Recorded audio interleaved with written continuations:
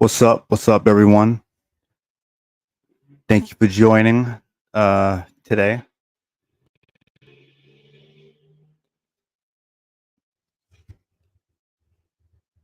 What's up, Spirit Paradox? Jim Pachi should be here, but he said if he's not here in time to start without him, and then so try to hold it down until he comes, until he makes it. So I mean, he should let me know. He should text me or something. Anyway, how's everyone doing? How you enjoying the weekend? How's your week been? What games you've been playing, what movies or shows you've been watching, what books or comics, shit like that, manga, you know.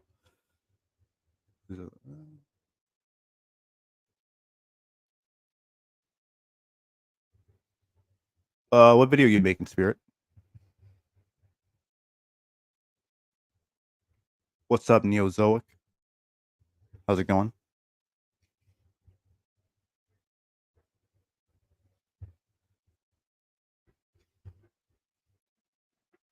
So, as you guys already know, we're going to talk about the topics regarding Assassin's Creed. Let's say Mirage for a second. Assassin's Creed Shadows. The backlash that's been going on with it. Uh, as far as my video on it that me and Japachi did, it's still up. For whatever reason, YouTube has not notified me whether or not it's still going to be. I mean, they said it was going to be taken down, but it's still there. It's been about a week now, so I guess it's not going to be taken down. But I would have liked for them to at least notify me that, hey, it's not going to be taken down, and it's the reason why, and whatever. Because they gave me the reason why allegedly they were going to take it down because of hate speech, because it violated their policy and whatever bullshit.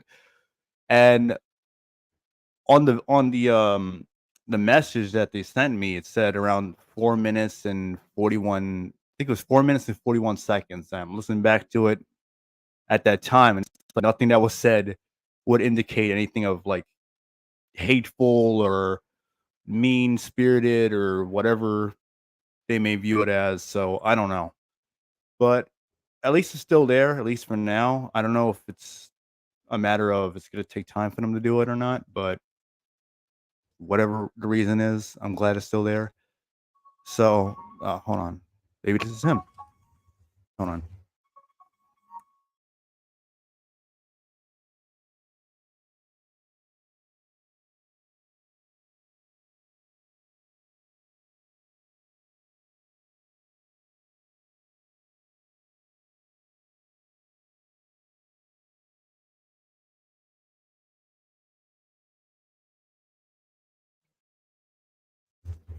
All right, that actually was him. So I'm gonna send him the link. So maybe he'll join while he's like outside or something.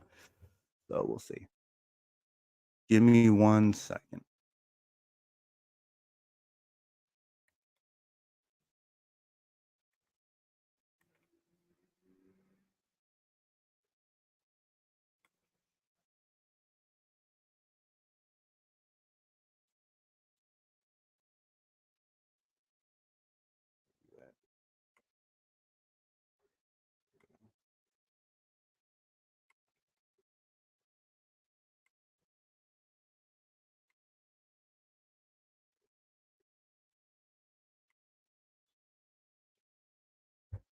All right, cool. Send him the link. So should be joining soon. Let me see the comments.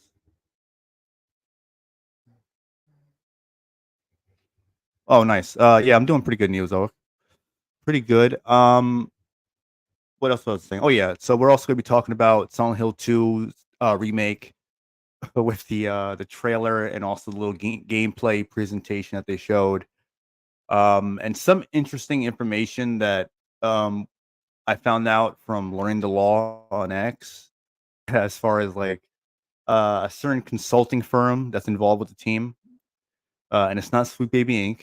But a lot of these consulting firms go hand in hand. So it's like, regardless of which one it is, it's still some shitty woke consulting firm gonna, put their tentacles where it doesn't belong. So but personally, I think the game would have been fucked anyway, even if they didn't have any consulting firms involved. So that's just my opinion on that. But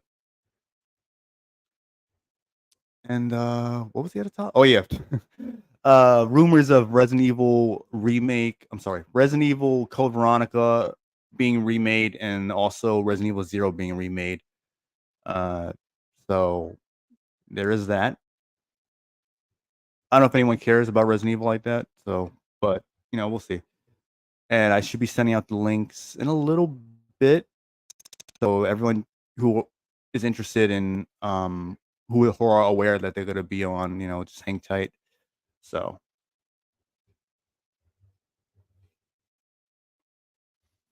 but as far as games, I've been playing Neo 2 because on PS5, with my PS4, it had completely broke down, so I couldn't even turn it on or anything. It eventually just started like breaking down where like I couldn't insert the disc in it. I broke it apart and actually ordered shit to clean the PS5. That didn't do anything. Or even like I seen like videos where you can actually you can like adjust the whatever the fucking thing where you put the where it inside where the disc going. So that didn't help. That did not fix it at all. So and eventually just it wouldn't turn on. So but in a way, it was actually good because I would be able to focus on older games on 360 or the PS or on PS2 or PS1 that I have. So that was actually really pretty beneficial, I would say. But I had gotten the PS5 weeks ago because I wanted to play Stellblade. Of course, other games that interest me, most of them being Eastern games and like double A games and whatnot. So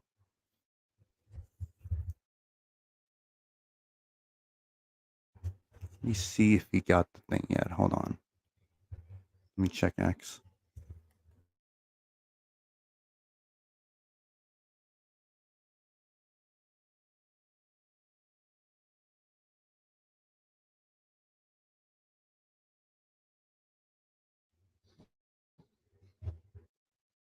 Yeah, he should. Yeah, I think he got it. Neozoic. Hold on. Let me actually put it on the screen. Let's see.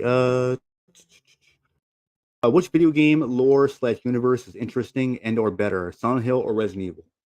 I guess by default it would be Resident Evil because it's been around longer. It's been more consistently releasing games, not just from the main series, but also like side games.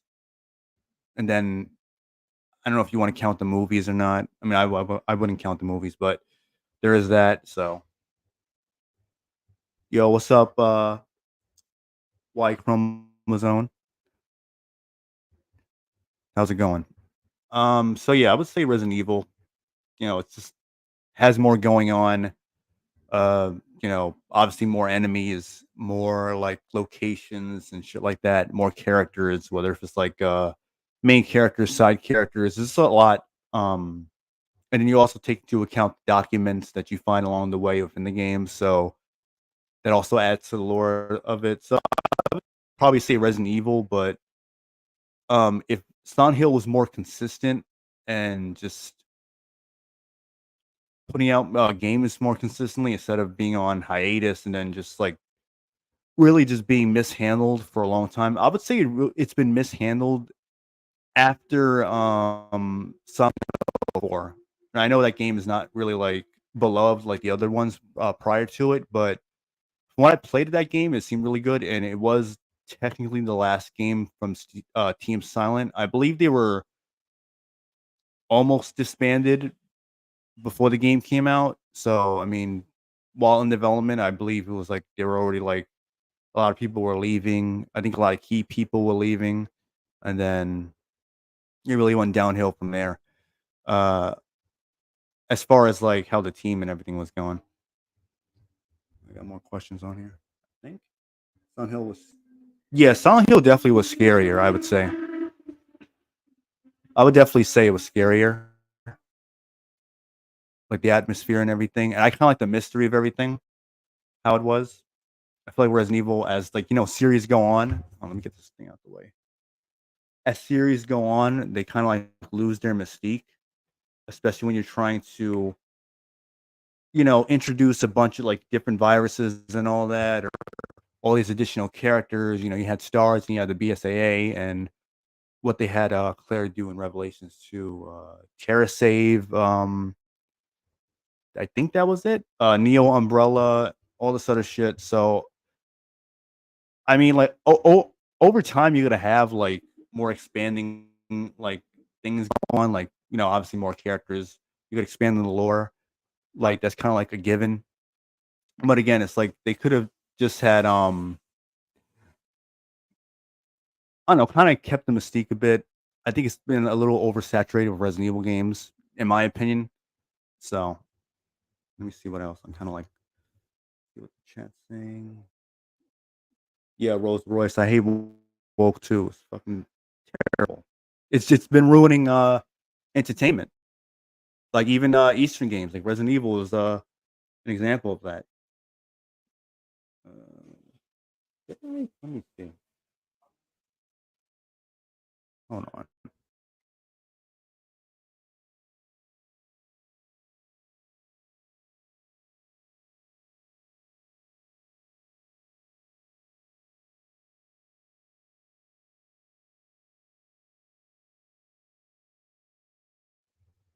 Yeah, I agree. The what the hell? Oh yeah, yeah. Yeah, the psychological horror is like it really is like top notch. Like no series in my opinion. I mean, I haven't played like every horror series there is. But in terms of the psychological horror that Silent Hill does, it's like yeah, it can't be matched in my opinion. That's what I'm kind of like worried about with Bloober Team because you know, I seen like videos of their games like how they approach horror, and because I knew they did the medium, but I didn't know they did layers of fear. Or, with that Blair Witch game.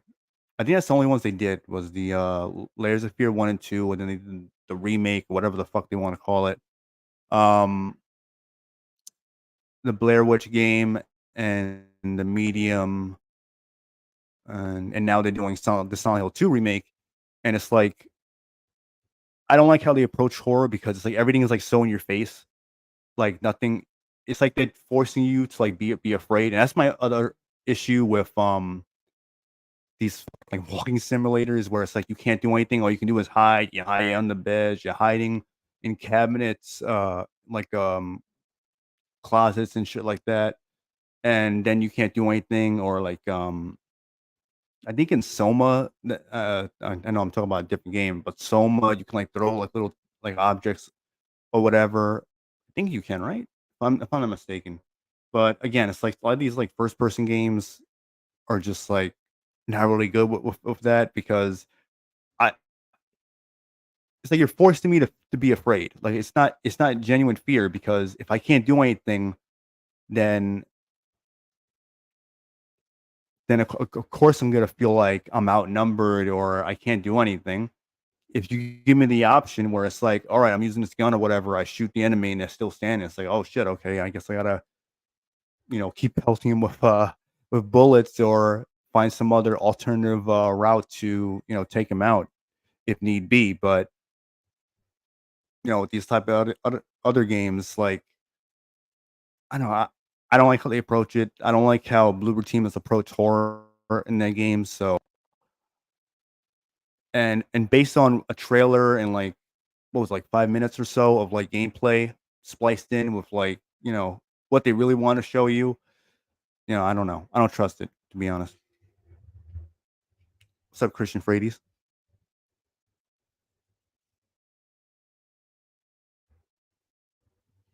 Yeah, I'm glad they didn't remake Silent Hill 1. Honestly, hope after 2 they just like don't bother remaking any other ones. Because when you think about it, it's like if you were gonna remake, I forgot who said it before, but was it Emerald Taurus? I don't remember, but it was someone. I don't know if it was someone in the comments or maybe I saw a video on something, but where someone had said that remakes are better for games that really need it, opposed to like, games that are like well received or well known. Like Silent Hill, it's like Silent Hill 2, all right, it's a classic, it's a great game, but maybe it would be better if they remade something like Homecoming or Downpour, where that actually would benefit from a remake, because then you can kind of like right the wrongs that original had done, and maybe you can do things that maybe you weren't able to do before, or maybe you the developers were like unsure of, and maybe didn't have enough time, like whatever the reason for it, like as far as like what they could or couldn't do, a remake can definitely like change what you really wanted to do. I guess like in a sense where like people were saying like Dragon's Dogma 2 is like a remake of the first one, where they just wanted to implement things that they couldn't do in the first one. I guess that's kind of a bad example, because that's actually was actually a good game, but I think you get what I'm saying. Oh yeah, yeah, like yeah, Outlast. That's another one. I tried some of those games, and it's like I can't really get into it. Like I don't know. Just to me, it's like I want to have more control and have be able to fight, at least attempt help, not help. What I'm saying, give me the option to fight back. Like that's what I want. I want to be able to fight back if need be. If I want to use stealth for something, or throw an object or something to distract them, so that way I can sneak my way into where I need to go. That's fine and all, but give me the option to at least like fight them. Like I don't want this thing where it's like I'm forced to either die in one hit or forced to hide, and that's all I can do, because it's boring. And on top of that, it's like it feels less of a game.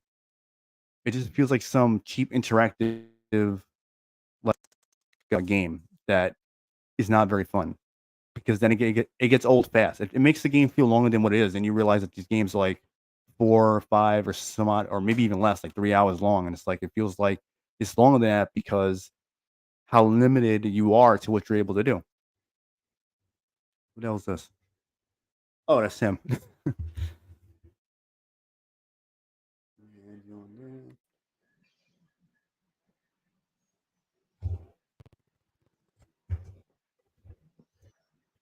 Nice of you to join us. Yeah, sorry about that. I was a bit late. I had to take care of A something bit. before the podcast. So, but I'm good now. I should be good now. Okay, cool. Yep, yep. So, Oh, Neil's always. Another fun question. Which video game that has underwater setting has a more interesting and or better lore and setting? Soma or BioShock? Uh, I would say BioShock. I actually played more yeah, BioShock. I actually like BioShock, and also had BioShock 2. I don't know if Soma had a second yeah. game or I not, mean, I don't but really like. I kind of. I'll raise you the best underwater setting right now. I don't even think it's Bioshock or what was it? What was the other game? Soma. Soma. I think I would raise you Sinking City because Sinking City had some crazy looking underwater areas. Like they looked bananas. Well, I think he's referring to like the entire setting being underwater, basically. Yeah. Well, I mean, if you're talking about the So entire setting underwater, obviously I would go with Bioshock. But yeah, like as far as like just underwater segments in general, I think Sinking City has probably some of the craziest looking underwater areas. They're very like existential. Like they really like amplify like that existential horror feel in that game. So and you see like the giant Lovecraftian like creatures swimming around and stuff. Like I thought that was really cool. I wish more games would do stuff like that. Actually, I wouldn't mind an yeah, they entire should. game underwater like that. Isn't it getting a sequel? It is, but I mean that entire game's not going to be underwater. I mean, like it's just No, I know, I know. an original Okay, but game that's what you mean. All right. where like the whole thing has that look and vibe. Like that would be incredible. And imagine like what that would be like to explore in and like the potential for horror and whatnot. So, What's up, Toby?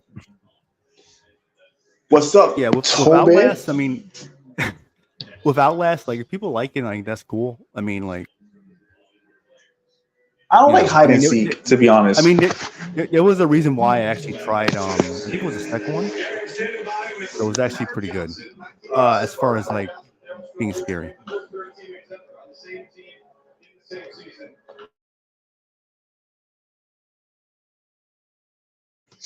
Yeah, for sure. I mean, like, we're talking about this game still. What was that game you just Outlast? Outlast? Yeah, yeah. Like, No, I was just saying, like I to don't me, it's like like hide and seek gameplay. yeah, yeah. I mean, that's basically what I was saying before you had joined. Where I said Yeah, I want the option to fight at least. I think there's a way You to know, do it though. I just want to do more. I want to be able to do more, and you know, because I feel like when you're so limited to really to anything, it's like kind of feels like kind of cheap. Like it's like I you're feel kind like of like it's like Resident Evil forcing you to 2. feel afraid. It's like the developer is like, hey, you should be afraid because you literally can't do anything. I think like a Resident Evil 2 remake, Not that I'm expecting like a Resident Evil 6 type of affair with every like horror game. but what I'm saying is I would take a Resident Evil 2 remake kind of game, but just have it that you can dodge. And I don't mean like in Resident Evil 3 remake where you have like more crazy like dodge ability. I just mean like being able to move out the way and stuff. Like the enemies could still be pretty crazy. Like Yeah, you can do just that. have it that you can like avoid and dodge like a little bit, like maybe like use the environment to fight back. I think you know what's funny? I think Resident Evil 7 had a very good balance of that actually. I think that I might be think like so the too. I the think best it gets a lot example of of like unfair criticism because I think it has a good balance of like horror and action, and yeah, like cuz it actually does a good job as far as like a first person horror game because it did it kind of should feel remind me like of Condemned in a way. it should feel like you can fight back, but also they want like you should be have that thought in your head is like maybe I should just run away. I think that's why like I think the older Resident Evils did really well because you could fight back, but like you were able to like there were times where you're like, all right, I'm just gonna run now. So like with Jack Baker when he's chasing you, basically the prototype Mr. X. Because people like to credit Dimitrescu with like Mr. X, but they forget that Jack Baker was doing that in Resident Evil 7. But that's beyond the point. The point is that the way he would chase you Wasn't down, it would feel. Didn't Resident Evil 2 remake come out before then? Before 8? It did not. No, I'm not talking about 8. I'm talking about 7. Yeah, it did. I'm talking about Oh, 7. okay, okay. I'm 7. sorry. I thought you were saying that like they give Lady D a lot of No, props no, no, no. when They give Mr. X. Mr. X a lot of props as if that was the first game to have that Oh, technology, okay, but it okay, was okay. Jack Baker in Yeah, Resident Evil 7. Yeah. yeah, you're right. Yeah, okay. I got that a little and confused. and in that game there were times where like I mean like you could theoretically kill him with the knife, which I've done before too, but a lot of times it feels like you should just run away from him. Mhm. So I think that and even Mr. X is a good example. I Yeah, think there's a balance between being able to run and fight, and I think like the difference between the combat feeling like action and horror is the way that they approach the animations and like the things that happen to you. Like if it's a frantic struggle, it'll still keep that horror vibe. Like for example, in the first Last of Us game, the only one that exists, the I agree. clickers you can fight back and you can do things, but the clickers are still overpowered. You know what I mean? It still feels frantic and like crazy. So when there's like 4 clickers on screen and you're not properly armed, you don't feel helpless, but at the same time, you don't feel like it's a wise move to just head on fight them. You get what I mean? So there should be like a balance Yeah, between the you feel two, a sense of tension, but it's actually organic. It doesn't feel like and it should feel like they're frantic. purposely being set It, up to. Yeah, it should be frantic. It should be like you can have like that kind of you can have action, but like your character just shouldn't behave like they're a superhero, right? Like what would a normal person do? They're getting attacked by a zombie. They might try to punch them or kick them or something, but that doesn't mean they have to be doing like Dragon Ball Z moves and like Tekken moves on them. Just yeah, make it like grounded, Dynasty like Warriors and shit. Like, I think a normal person would pick up a lamp and crack the fucking zombie in the head with it if they were like trying to escape or stuff like that. Like, keep it frantic. It doesn't have to be like an action game, Yeah. you know. Uh, So what I Toby think was that's saying about that's a good thing. Alien Isolation, it gives you like a good balance of like a little hide and seek, but you can also fight back. I actually like Alien Isolation, but I like Alien Isolation. I just, on one hand, there's the singular alien character. Like, you know what it is? All right, I'll put it this way. I agree. I just find the like synthetic enemies kind of boring. You know what I mean? Like, it Yeah. kind of reminds me of like they're just underwhelming. You know, it's like they just feel like placeholder enemies.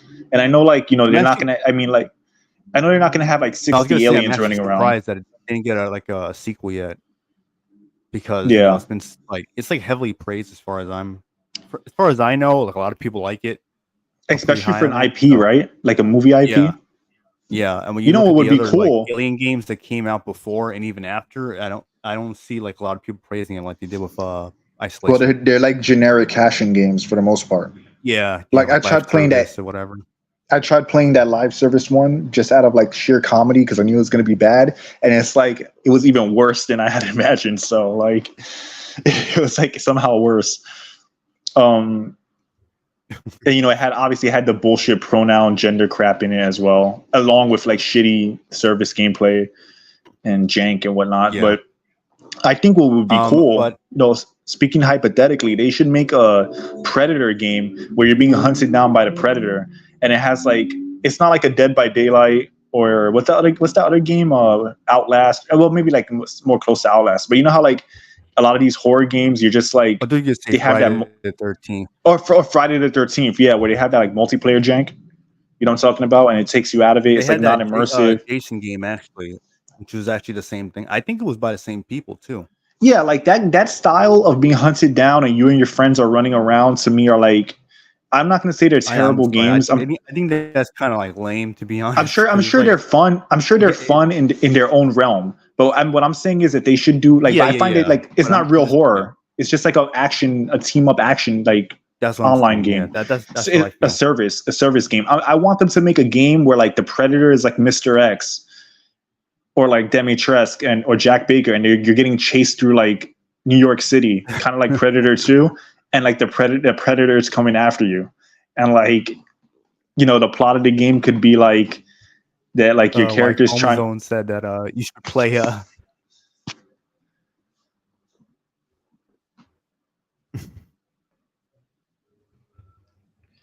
Bro, that would involve me buying the game, and I refuse to buy that. If someone gave it to me for free, I would still not want to play it. But from the brain. Yeah, like if someone bought the game for me and then they like wanted me to play, and then I'll laugh and make fun of it. But even then, like, it's hard for me to sit through that. You know what I mean? And I'm sure it'll be entertaining because I'll probably be raging throughout the entire stream. So maybe that is a good idea, but I'm not buying that game. They got to give that shit to me for free. A cute little donation, Yeah, but before we let people on, you want to give quick thoughts on Assassin's Creed? Because I know we're gonna let some people on, so then they'll give their opinion on it. Assassin's Creed. In case we forget anything we want to get into, or maybe you want to address some of the comments on the video we did. Well, I find them. Maybe some of them are watching, or will be watching. Well, I find it retarded since we're such racists. They could stay mad. I don't give a fuck because I'm sorry. Because like in the end of the day, me not liking Yasuke and me having legitimate gripes with like the DEI and stuff does not mean I hate minorities or that I hate black people or anything like that. Especially like considering that like there are many other games where no one raised an eyebrow or batted an eye at because they made sense. Like, for example, Assassin's Creed Origin, which is something that is funny that people were commenting saying that, and they completely ignored the fact that we had both said that Origins came out, nobody complained about it. Even though I don't care for the game, it was generally liked, and I didn't hear a single person cry about the main character being like a brown person or like a brown Egyptian or whatever. Because it's not that people hate minorities, they hate shit being forced down their throat. They hate the DEI nonsense. They hate they hate the fact that they took the one time there was an African in Japan and tried to censor the game around this guy, and like they're pretending that it just happened. They just happened. Like that's what I hate about these freaking. I'm saying hate a lot, but like it's more. The word is more annoyed. I don't really hate these people, but what annoys me is that these people talk as if like this is all happenstance. It's like when like, oh, well, like when they talk about a story, it's like, oh, well, it makes sense with the story because this happened, whatever. It's like you forget that writers curated the story to have the DEI in it. It's not natural history. It's not like you're looking at real world events play out. Like it's curated to fit that narrative. You know what I mean? So you look at like Yasuke, it's like, of course they're going to, why would you choose the one African? In the comments be like, oh, well, I guess Altair was a real person. I guess Ezio was a real person. I guess George Washington had really get what's being said or even how the series was handled. But like they don't care because the thing is disingenuous talking points that go nowhere. Exactly. And you know what I love? I love like the dumbass like comments. You could tell it's a dumbass because you could read like they use the same language as like bro is XXX in the third or bruh is whatever. You know what I mean? Like bruh is and then or bro is and then you put whatever bullshit like garbage they're trying to say because they have no brain cells. That's basically like how you know they're gonna say something really fucking stupid. Yo, King Turk, Y2, Spirit of Paradox, what's up, my guy? But you like the point I'm trying to make is that these people are disingenuous and Y2 viral. And they don't want to accept and acknowledge the reality of it because it hurts their feelings. Because a lot of these people, right? Not that there's anything wrong with loving anime or nothing like that, because I like anime a lot too. But a lot of these people are just excited that Japanese culture is being tied to a black person. So that a lot of those people defending it are just happy. It's like Miles Morales. Even though Miles Morales is a shitty character, people are just happy that he's Black Spider-Man, not really so much that he's a good character. You get what I'm getting at? So I think with Yasuke, a lot of these fan bases are just happy that they're having black representation in Japan, and then they were lied to by Ubisoft saying, "Oh, it's historically, this guy was a real guy, whatever." It's like, yeah, I can make a game about what's the artist Van Gogh. And I'll make it that he fucking fought vampires and shit. And then people will be like, oh, well, Van Gogh was a real fucking person. It's like, dude, you got to understand that this is all curated. The whole time. Yeah, whatever bullshit. It's like, bro, yes, he was a real person, but they mischaracterized him. And of all the legendary samurai in Japan. Just to suit people's narratives because they're they'll take anything. They'll take any scraps they can find to feel validated and to feel like they're being represented in a medium that they enjoy, when the representation has always been there. There's never been a lack of representation when it comes to women, when it comes to minorities, or whatever. And now here, well, take Resident Evil 5 game where I like Sheva for DEI purposes. Yeah, you know, it's like Sheva was a great character, very good character. She was. I like the character. Yeah, they should bring her back. You know, or even Josh, when Josh was implemented in the story, I wasn't like, oh, why is this guy here or whatever. It's like, no, Josh, I like Josh. You know, Josh was cool. He was a cool addition to Resident Evil 5 story. I mean, granted, he wasn't like a super fleshed out character or anything, but it's like, I don't look at these characters and be like, oh, he's black. Why is he here or whatever? But when you have a game in historical Japan, and I don't even want to say xenophobic because that's bullshit. That's even a bullshit terminology. I'm gonna use the word nationalist. Like they're like nationalistic and very prideful of and you know they want Japan to stay Japanese, especially back then. Like why would you censor a game in that era around the one African person that was there? And then you want to lie and you want to try to gaslight people into thinking that's not DEI, let alone ignoring all the generals and samurais that they could have had you play as within Japan's history. And why, you know what I mean? If they made an Assassin's Creed in Africa and all the characters were, and one of the characters was some German white guy, I wouldn't be like, oh, why are you playing as this German? I wouldn't be excited to play as this German white guy. I would also be like, yo, like, why can't they just have like this in Africa, have an African assassin? Right.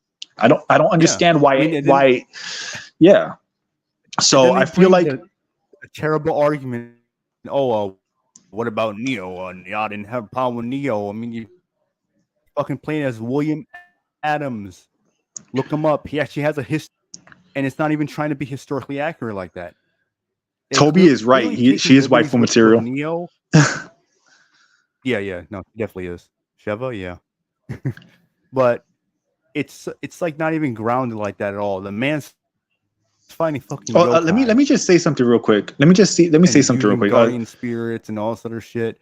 Where Creed, yeah, Spirit you gotta have Spirit like of Paradox said that so well, he said that he met a Miles fan who never read any of his comics in college, and that's because Miles is a dog shit character. Like he really sucks. He's a terrible character.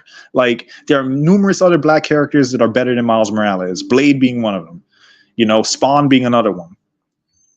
Even Black Panther was always a good character. So, I mean, at least the old days, because now the comics are full of DEI shit. But like back then, I like Black Panther was like one of. I always thought he looked cool back in like the older Avenger comics that I had. I never like. It's like nobody really cared about the ethnicities of characters like that until they started forcing DEI now. So they actually caused more division than they ended up. By forcing inclusivity, they actually made people more divisive. Yeah, and I agree with you, Revenue. I'm sorry, I didn't mean to cut you off. It's just I read that. I felt I had to respond. So, yeah, continue on. Sorry about that. No, it's cool. No, I actually agree with what Octo Command in Afghanistan grew beards to blend in. Yasuke can't do a damn thing to blend in ancient Japan. Yeah, he would have to wear a mask. He would have to wear a helmet the whole time. I mean, obviously he's gonna be more like the brute within the game, where Naoi is like gonna be using stealth and all that. But even so, it's like I'm sure he's gonna have some stealth like mechanics while you're playing as him, you know. But that's the issue. It's like you could have just had one character. They were already gonna have a character anyway who was gonna be like a monk, a male, and I forgot. Now that I think about it, someone in the comments in that video, or Assassin's Creed video, had mentioned that I forgot the guy's name, who allegedly is the not allegedly, but they said it's the daughter of Naoi is the daughter. I forgot his fucking name, but Nobunaga? in actual history, he had a son. Nobunaga never had a daughter. So Nobunaga, it was someone else. I can't remember. Oh, okay. They said his name in the trailer, but I forgot. But look, in actual real life and history, he had a son. He never had a daughter. No, I'm sure that's true. I mean, like, it's like the thing is, it's so funny about it is it's so obvious, and like the fact that you have to explain this shit to people shows you how much of a lost cause they are. Agree. They're brainlets. Assassin's Creed sucks enormous donkey. Gorilla dick, yeah. Look, and King Turk makes a good point. He said that Ubisoft has literally become the Abstergo company from the old AC games. Yeah, like they're like modern DEI philosophy lines up with Templar shit more so than like the Assassins. It's like, and when you're forcing DEI and promoting censorship and uglifying women and messing with like gender norms and shit, that's more of like Abstergo's like controlling the masses and controlling the way people think mentality than it is the Assassins who are about freedom, which is kind of ironic, And as far as Miles goes, somebody said Miles would be considered bad even if he was white. Yeah, he sucks because that character is useless. He's a worse version of Peter Parker. Like, it's the same thing with Spawn. They replaced Al Simmons with this white guy who was a cop. I forgot his name, and that went horribly. And then they retconned it back, and they brought back the original Spawn because, again, you can't force this stuff. You just have to make good characters and hope they get over. You know what I mean? And it's kind of funny because, like, you look at an old show like Static Shock. It's funny how much Static Shock, how popular that character was in the animated show, considering that. The show was pretty like pro-black. It shows that if the character is good, people don't care. So, it makes me realize that these people don't see legitimacy in like their own culture. They only see legitimacy if they can if it was an established hero or something from someone else's culture. Like, like a lot of these people that are throwing out the term racist, they're like they'd rather defend Japanese samurai Yasuke than be mad at Ubisoft for not just giving them a game that's tied to like African culture or more like you playing as an ethnic Caribbean or something like that. Yeah. Like I would be more mad they're not doing that. You get what I'm saying? It's like a Captain America when they made Falcon Captain America. It's basically telling the audience that the name Falcon doesn't mean shit because Captain America, like they don't care about him unless he's Captain America. Meanwhile, Falcon was his own superhero, his own guy with his own costume and whatever. You know what I mean? And think about how cheap it is to just say, "Oh, well, he's Captain America now." So him being his own man wasn't good enough. You get what I mean? Yeah. Yeah, I do. But that hip, I'm trying to understand what you're asking. I mean, are you referring to like if it was just a game set in Japan? I think it's Like it because had no, they didn't say like when it took place or anything like that, or there was going to be like all the characters involved would be like speaking generally. Because generally, I would say that they be soft. it depends on how things are presented, because how everything has gone,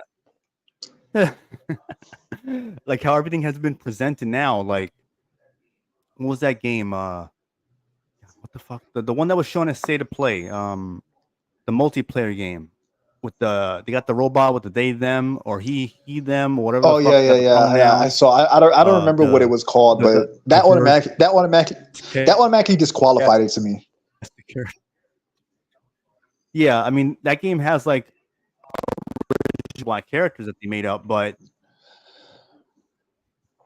here's my thing. This is look. I'm gonna be very direct about this. I am tired of this is what I'm saying. It's like it's not just the historical context that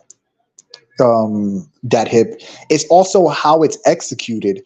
Like I don't want to play a game where whatever black character is complaining about fucking white people or slavery or social this, social that. Keep that the fuck out of it.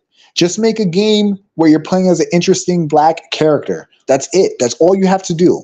That's gonna do more for your shit than any virtue signaling will do. That's the other end of it. It's like, all right, you know, when I'm talking about Spawn a lot because I really like that character. When you look at Spawn, most of his story was about him fighting demons in hell and his wife Wanda. He wasn't constantly complaining about social injustice toward blacks. Was there hints of that here and there? Yes, there was hints of it here and there along his comic run, but really generally it was about him versus hell, and that took the center stage. Yeah, the game is or called, even with Concord. Crisis, That's what it was. or even Crisis. When Crisis came out, you know, you were playing as Prophet. Prophet was a badass. He was a badass, tragic character, and that's it. He was a cool character. You don't need to constantly complain. When I hear complaining about like fucking social crap, it completely takes me out of the experience. And all of a sudden, I roll my eyes. I'm like, I don't give a fuck because we're in 2024. You know, you got Will Smith, a fucking multimillionaire celebrity, slapping fucking Chris Rock on stage. Another black man got no ramifications for it. His kids, who are both terrible actors, and I'm sorry, they're mediocre. They're fucking in the limelight as musicians and actors because of nepotism. This country has allows for black nepotism. How can you complain about social intolerance and social injustice when you have Hollywood black nepotism? You get what I'm saying? So I'm tired of hearing it. You know, just fucking make a good character, and that's it. That's all they have to do. Just make good characters. I mean, didn't they do that with what was it, Cleopatra? What do you mean? They race changed her or something, or like they like made it like about social stuff? Isn't that what happened? No, didn't they race change her? I think they made her like look more like traditionally. Yeah, instead of looking like more traditionally Egyptian and based on descriptions, they made her look more like African, from what I understand. My connection, or yeah. So they basically like made her like skin darker. Like they gave her like more traditionally African features than like more like the Egyptian, like Mediterranean slash like ethnic features. If you ever met Egyptians, there's like Egyptians don't necessarily all look like Right. straight African. And based on descriptions of her, like in text and shit, she's not really described as like, like how you would describe, let's say, like a modern African woman. But anyway, like you have all these like people, you have like mayors that are black, you have all this stuff. It's like how much, at what point does it feel fair to people where they feel like they don't Vice need to complain president. about this stuff? Yeah. So I'm like, again, Hold on, like, that hip followed up. I'm talking about if the game is supposed to be based on reality and the game is not based on reality, aka Battlefield 5.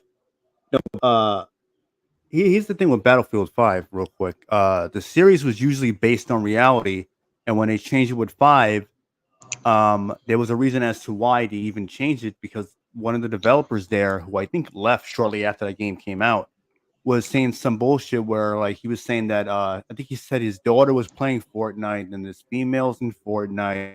So well, why aren't I, I want there to more respond to why females in Chrome games? I don't remember to if he said that she had even mentioned Battlefield or not. Like saying like uh, we really should be having more females in games because girls make up just as amount as this people that play games as men or whatever he exactly said. I don't remember word for word he well said. let's look This at a it couple of years ago. let's look at And it from a then different angle. Let's look at they it. had some hashtag thing, Battlefield, um, our Battlefield or Battlefields for everyone or something like that. Well, So let me what else specify he said? something real However, if the quick. game is original and not DEI based, it'll be woke. I mean, if it's Well, not DEI based, then it it probably won't be woke. But again, you have to also see like how characters are being portrayed. yeah. It's not always as simple as like, all right, if I don't cared or the development team isn't consistent of consist of a bunch of women or whatever, then again it could be it's more than that where you have to actually see any patterns of it possibly being woke trash. But here's the other You thing can about it. Like, look at the Saints Row reboot. Look how the characters were, the development team. Yeah. but here's the thing though. Here's the thing about it. Any story that's historical in like whatever under whatever concept of being historical, like if you make a game set in like whatever like timeline, like for example Neo, right? For example, Neo is not really historical, it is high fantasy, so it's not as egregious. But Assassin's Creed is using real characters and real points in history, and then everything is supposed to be more grounded except the fact that, yeah, but this black guy was a samurai. You get what I'm saying? Or like other examples like that, like Battlefield, where it's like, yeah, Battlefield 5, everything is just like how it happened, but except there's more women on the battlefield.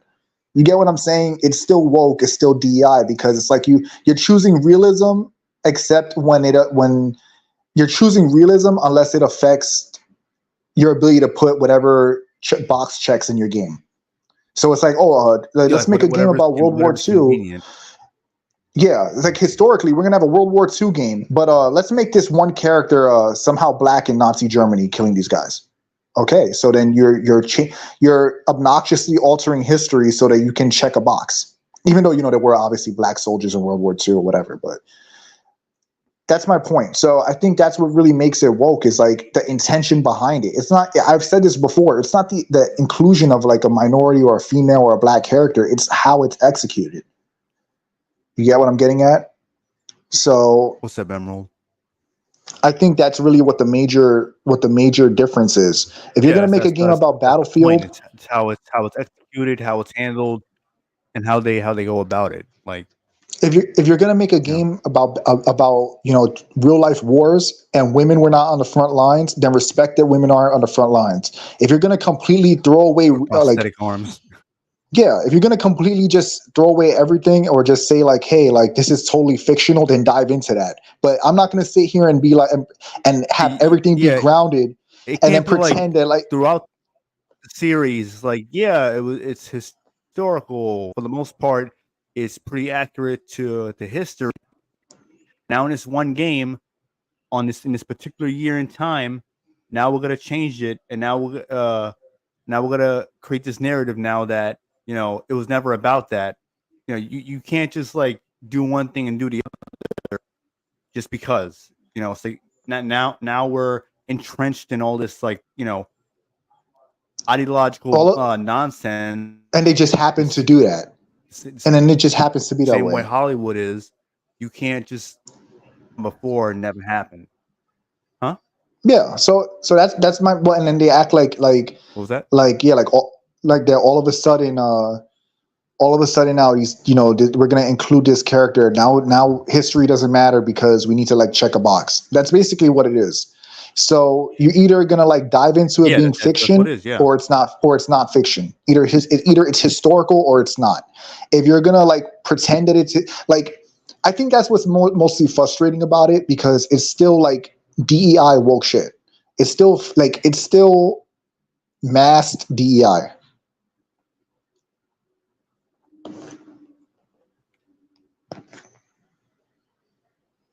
And yeah, that's what I'm saying to Chromosome, that Cleopatra is like, more on the light skin end.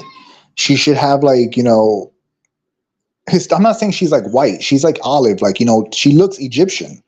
Like, like what you would see like from Egypt now.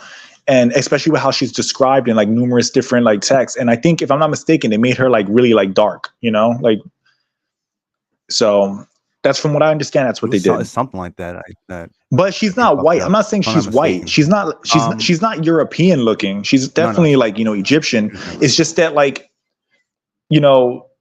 she should look more like Mediterranean, like, have that like more of Indian Asian, East Asian look. Or what's it? South Asian? Sorry, South Asian-ish look, kind of. She shouldn't look like a modern day African woman. At least it's from my understanding.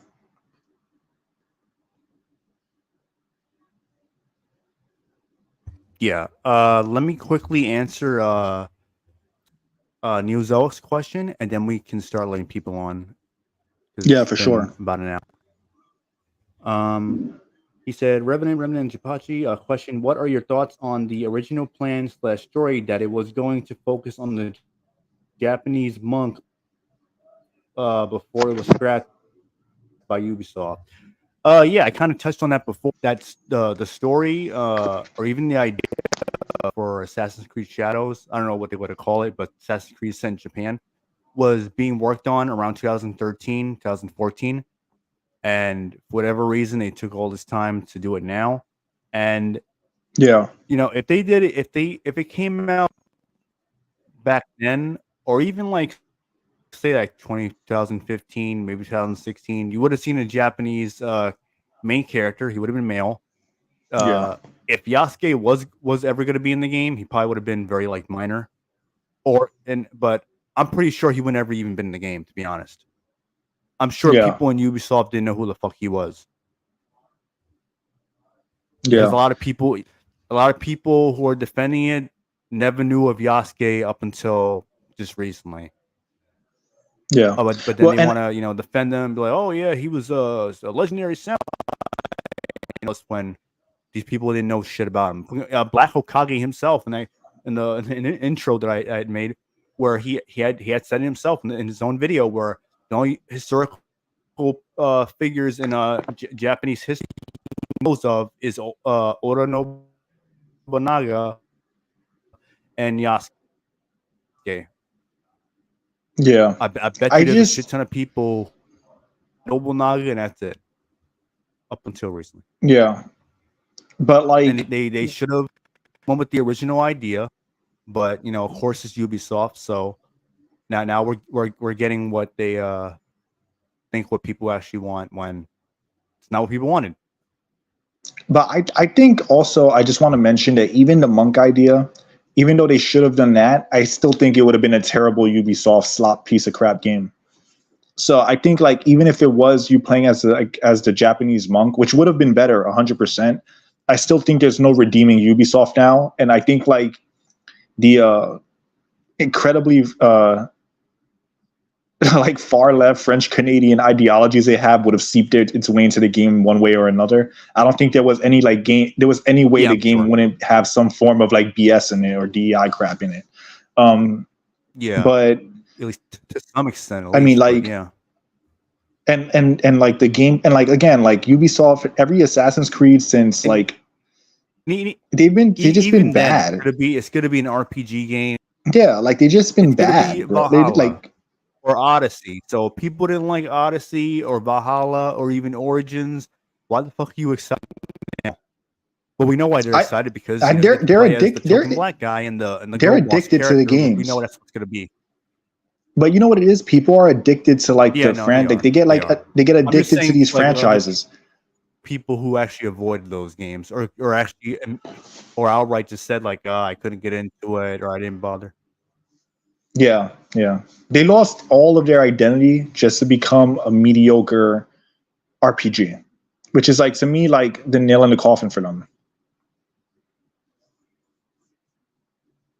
They wanted to be The Witcher 3.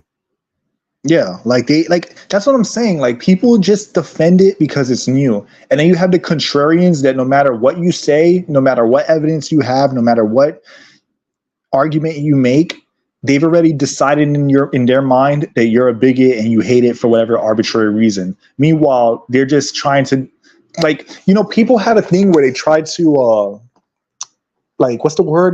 Defend their purchase or whatever. Like, there's another word for it. Like, I can't recall right now, but they're just defending their own inability to not spend money on a new thing. So it's like, yeah, like justify, but there's another word for it. But anyway, like I guess justify their purchase. It's like they know that the game is slop, but they can't miss out on a new thing. So when they see other people like attacking the game or complaining or giving whatever gripes they have with it, they can't handle it. It's not even just the woke shit. It's just like the reality of it. It's like no matter how bad or ass or that direction something goes in, they're gonna defend it.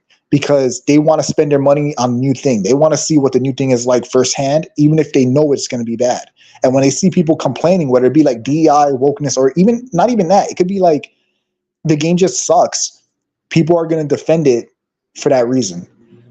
You get what I'm saying? Like, it's like an endless loop. Like, they never learn. They never learn that Ubisoft is not going to give you what you want. That game is not going to have any... I don't even need to play the game to know that anything that happens outside of the animus means nothing. For example, but like, that's just how it is. Yeah. That's how these people think, they're just that's what a corporate slave is. What's up, Melina Chan? I'll send the links out in about a minute. Yeah. Exactly. Before you invite coming back for more, no matter what. Before you invite people in, let me just leave and come back because I feel like there's a strong delay. So I'm gonna leave and come back. Don't invite anybody yet. Just let me join. There is. I didn't know if it was for me or what. Okay. Yeah. I don't know, but I'm just gonna rejoin. So. Yeah, Mirage is fucking ass.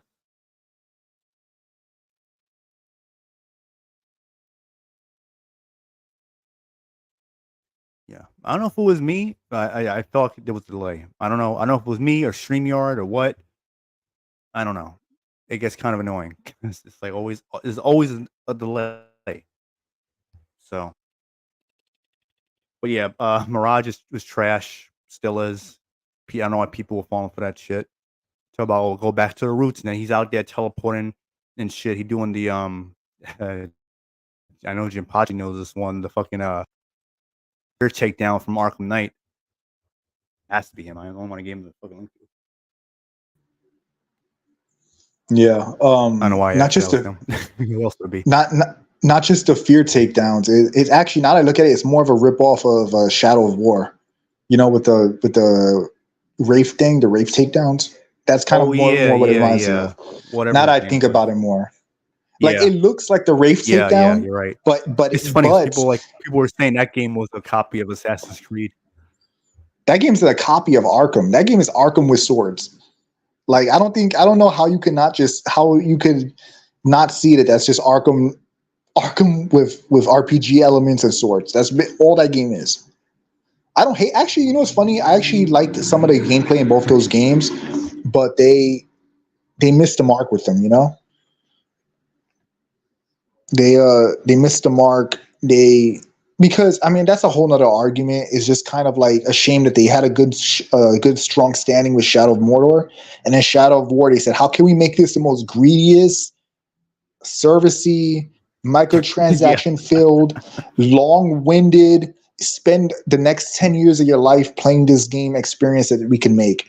And you know what? Like, and then to do all of that for that BS ending. I think they had paid DLC where a character had the likeness of one of the developers that actually passed away. And let's not forget Galadriel. Like that's like I don't know if you know about Middle Earth and like the lore and shit, but that's a whole nother like banana. But anyway, yeah, moving on. Yeah. I look, I'm gonna be honest, 3 fucking sucks, Emerald. That game is ass. I'm gonna be honest with you. Like I hate that game. Connor is. I mean, look, it's better than the later ones for sure. And Black Flag was okay, but Assassin's Creed 3 is horrible. Like Connor is the most boring character I've ever had a displeasure of playing as. Honestly, he made Altair seem like fucking like. You reminds me of a Shenmue character. They made freaking Altair look like Leonardo DiCaprio when it comes to charisma, or somebody like that, because like Altair, or Rio from Shenmue. That's what he reminded me of. Connor fucking sucks. He is a terrible character. I'm sorry. He's awful. I'll be real with you. Like I don't hate the game. It's not the worst game ever, but that game is like really. I rate it very low for me. Black Flag is much better. Black Flag is a much better game, you know, but damn, like I couldn't believe it. And then like there's also a bunch of DEI crap in Assassin's Creed 3. You gotta upgrade that ship. Yeah. I found like I didn't like the dragging RPG elements, which is what turned me off to it. Like the characters and gameplay were fine, but like I don't like having to fucking look around to craft shit, to upgrade the ship, to do better, to win the naval battles. I found that to be extremely boring and grindy. And I'm one of those people that feels like the wood, 50 iron, and shit like cloth.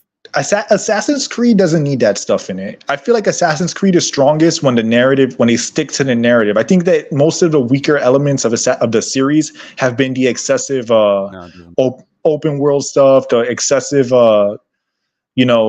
collectibles and crap like that, or like all the things you have to do to upgrade, like Ubisoft towers and shit like that. Like I feel like that's the weaker end of it. I think they lost sight of what made those games interesting was the story first and foremost. The story and the interconnecting plot. I think that's really what the strength of the series was. And the combat was improving, and then 3 happened, and then they kind of course corrected with 4. Unity had potential, but it came out buggy as hell. Like that series is like out of control. But again, if anyone likes Assassin's Creed 3, but anyone could like it. I'm not trying to say you don't like Assassin's Creed 3. I'm just saying that I personally think that game is ass. And also, I found Achilles to be like really bad DEI, aggressive DEI. And I think that most people didn't notice because of the era that game came out in. If that game came out now, I think it would be much more obvious. I agree. Should I send the links out now? Yeah, so you can start bringing people out now. Yep. Oh, Black Flag was pretty cool though. I'll give Ezio was the peak of the series, but Black Flag was pretty cool. It was way better. I personally just don't like the crafting bullshit, but overall it's a good game.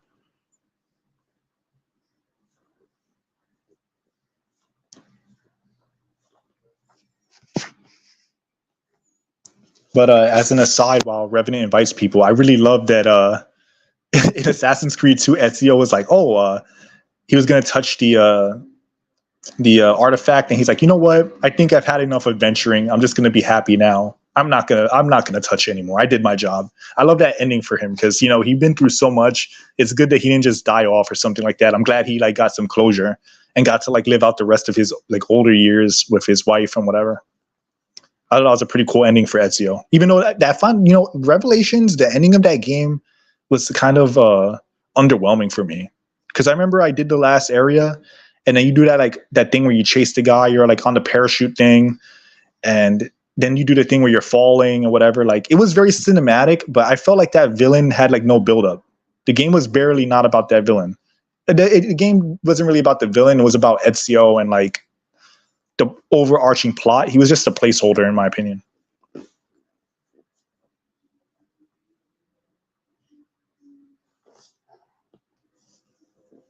And by the way, with Black Flag, when you siege another ship and like you board them and you start fighting, like I thought that was really cool. That was really freaking cool. So.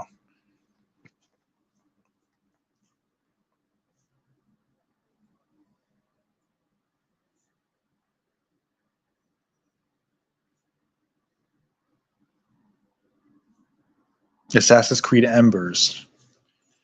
Yes. The Master Collection, the Ezio collection's got to be pretty cheap now. So I mean, like, if you have the money, it's worth playing again. Like I was playing it recently, and I'm like, wow, this is like, I'm actually having fun playing Assassin's Creed. Well, damn.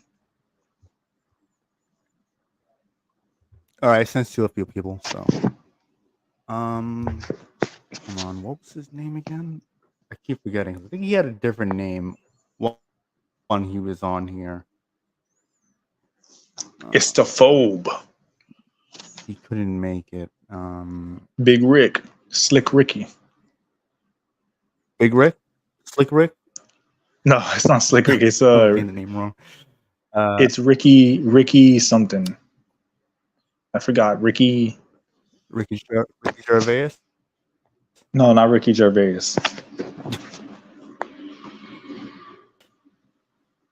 But Ricky Jones. Rick Jones. Yes, that's what it is. Rick Jones. Rick Jones, right? That's what he went off on there. Yeah. Yo, Fernando, thanks for tuning in, bro. He had to take care of a few things. So.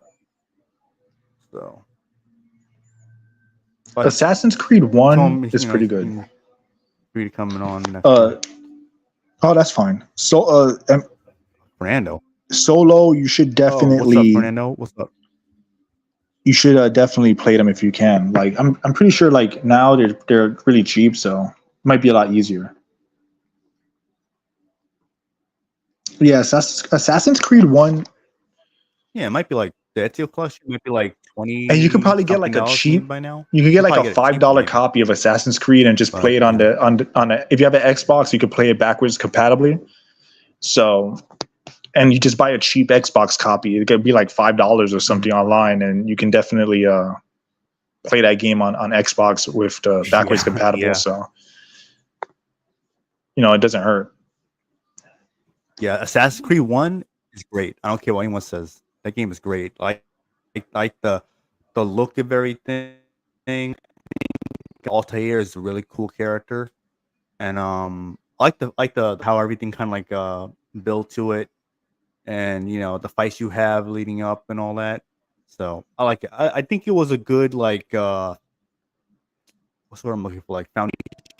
Yeah, it was a great foundation, and the combat. I love the music and with the combat, especially like later in the game where you have that like intense music. Like, it's good. People be saying like, "Oh, it's just a button masher and all that," and you can't even button mash in that game. That's cap. You can't even button mash. I'm saying cap. Fuck that word, but that's a lie. Because that game you cannot button mash. You button mash in that game, they start deflecting you, and then you get slapped from all sides. Like.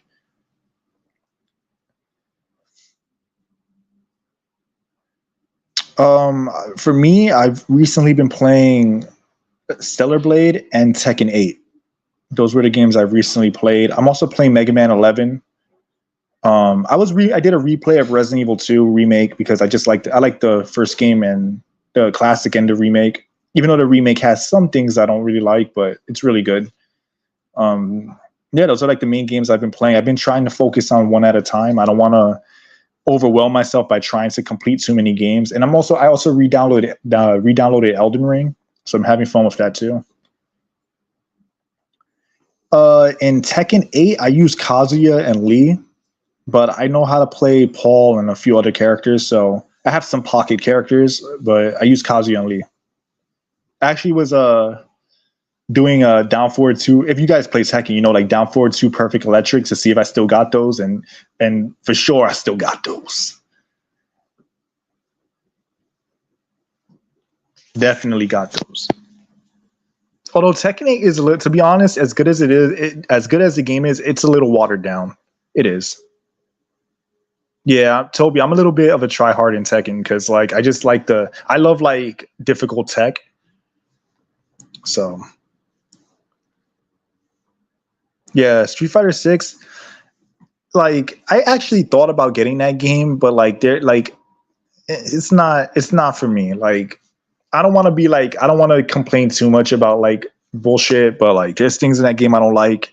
I know some people do like it, but for me it's like, nah. Yeah, I'll skip that one. But you know, Kuma is a beast. The last Street Fighter I played was 5. I didn't really care much for 6. Yeah, I hope it's not either, because like one like you and WWE 2K24. Because you guys know about, like, I'll give you For now, I'll give you an example playing of. them after I finish Hellblade.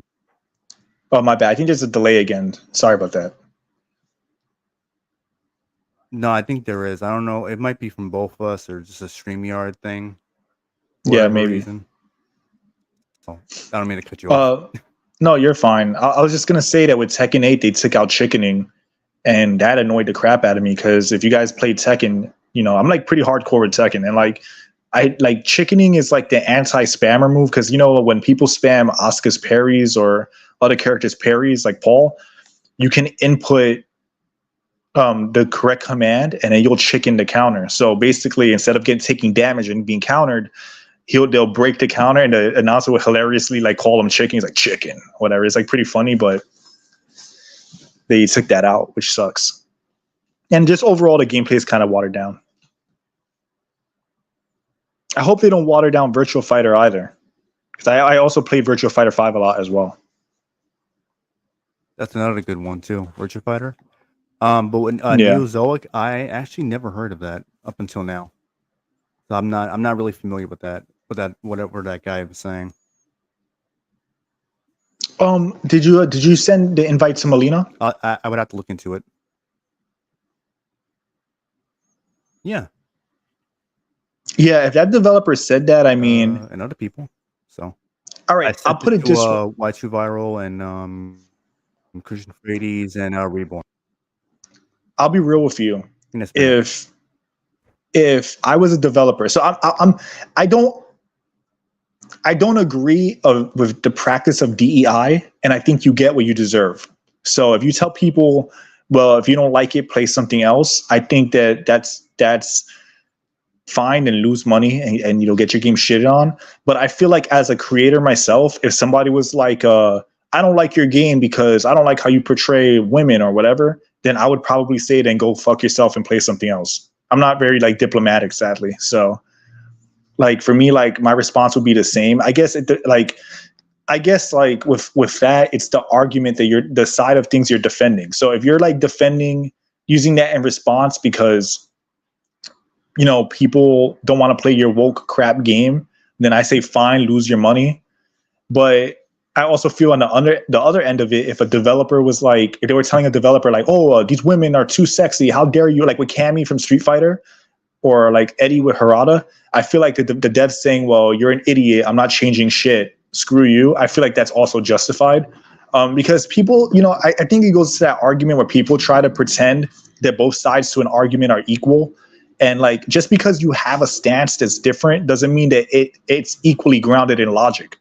So if most of your fan base are adult men and you're saying, well, we're going to do this woke, uglification of women shit, and then you tell them we'll play something else, then you're going to be punished for it and they're going to play something else. But I think like if my fan base is a bunch of younger men and they're saying, oh, add some trans character or something, and you tell them to fuck off, then I think that's also valid. You get me? So I'm going in circles, but I hope that answers your question, Neil Zoic.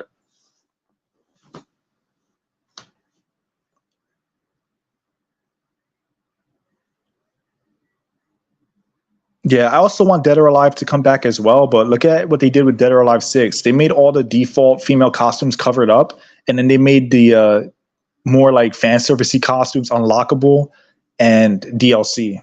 So they they played a goofy game and got a goofy prize.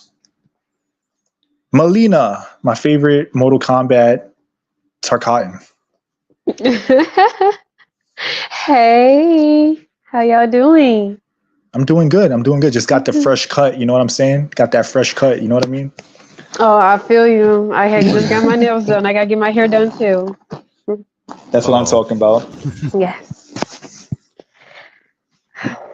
You still doing that? You still doing that Stellar Blade cosplay? I honestly I haven't begun yet. I was waiting for school to be over with, but best believe I'm gonna get to it. That's cool. So, what are your thoughts on Assassin's Creed Shadows?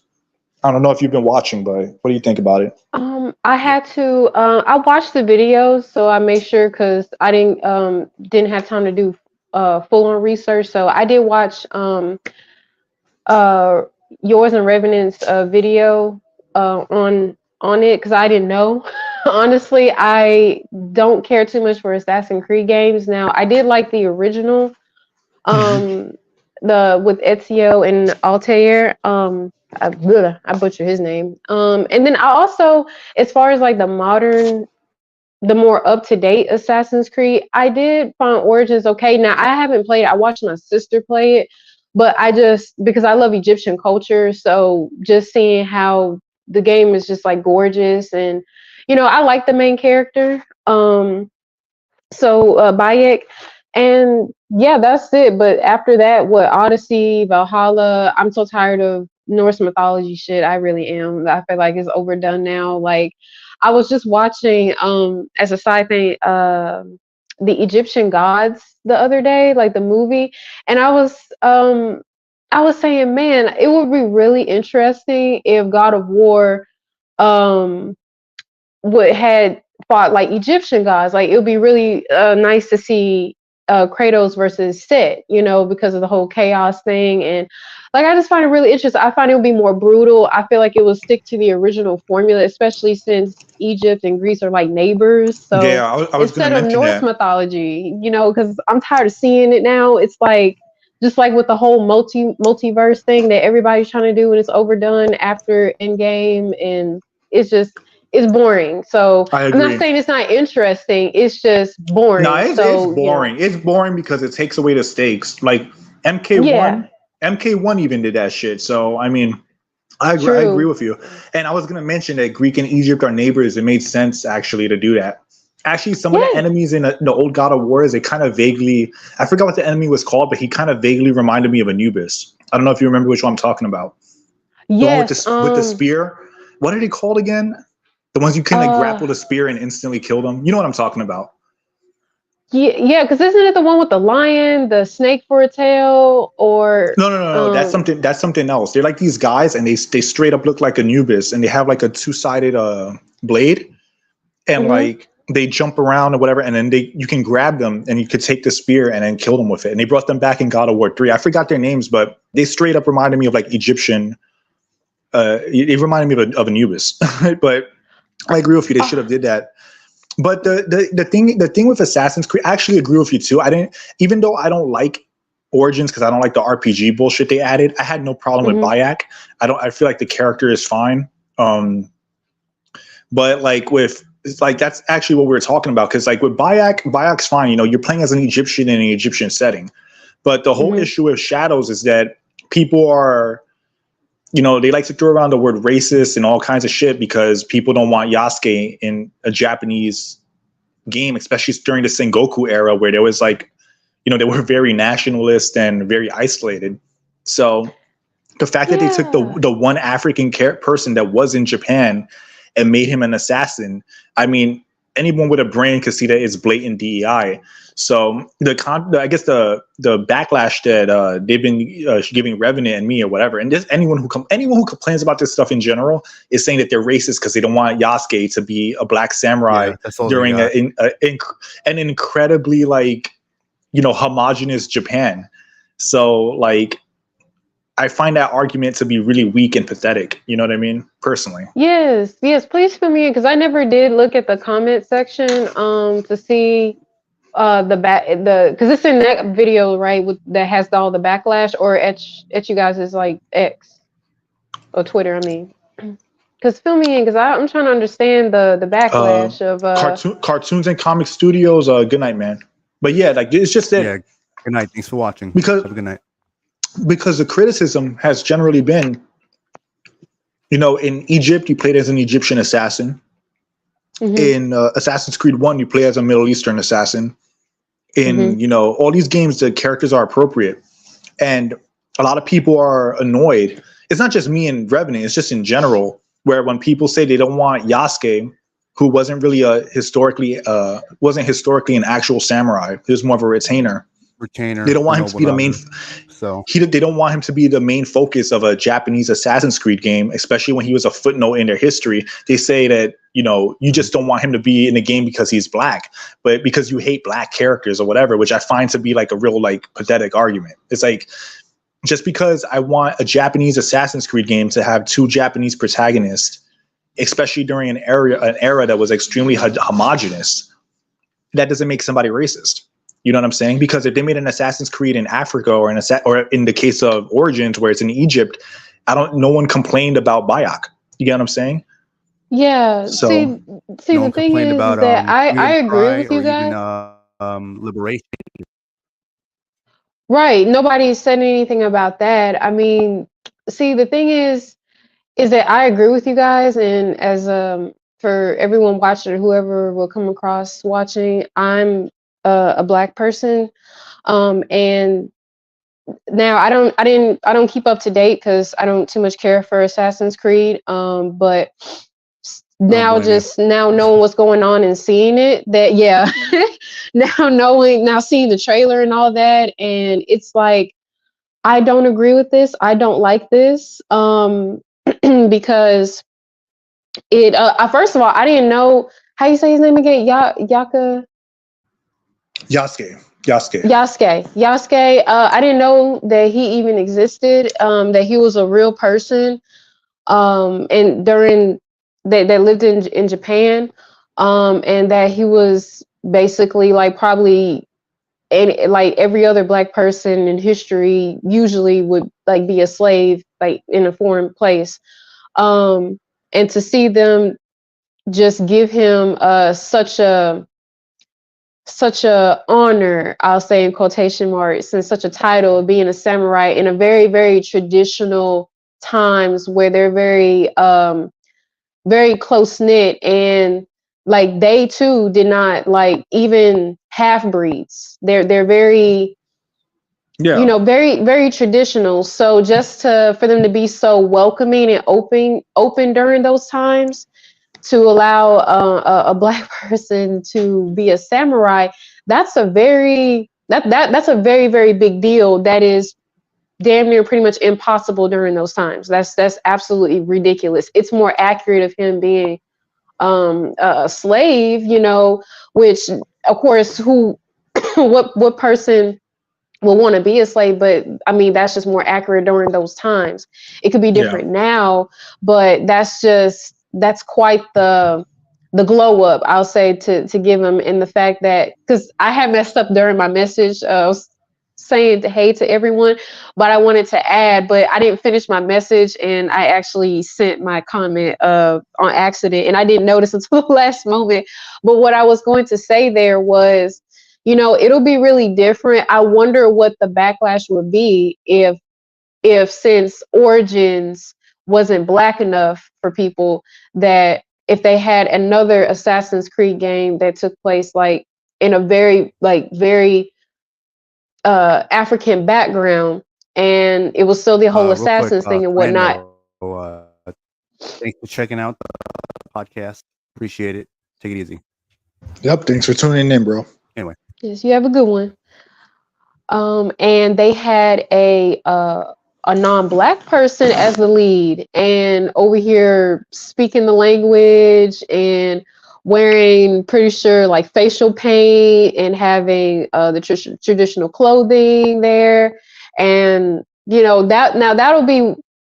I wonder what those same people that are saying about people that are against Assassin's Creed Shadows. I wonder what they would say if they had an Assassin's Creed game like that. There would be there would be hell to pay if that were the case, or they'll find that a black appropriation. But you don't mind when a black person is infiltrating another part of the world and country's culture and given such a high-ranking position, title, or role.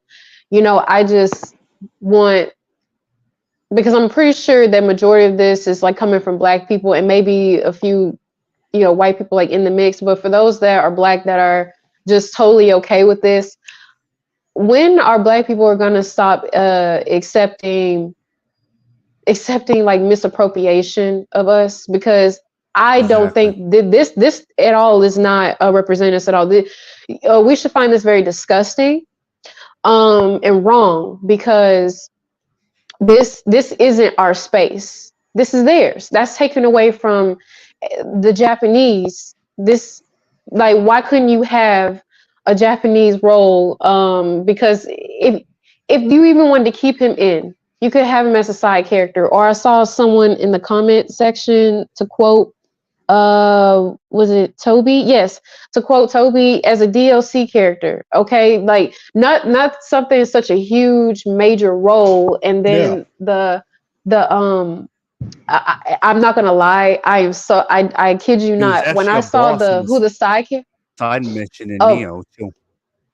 You said what? Say that again. No, I said Yasuke was actually in a side mission in Neo 2. He was about space. But again, really? It's like so optional. It's optional really just to get like additional like weapons or gear or just like level up. It's not even like integral to the story.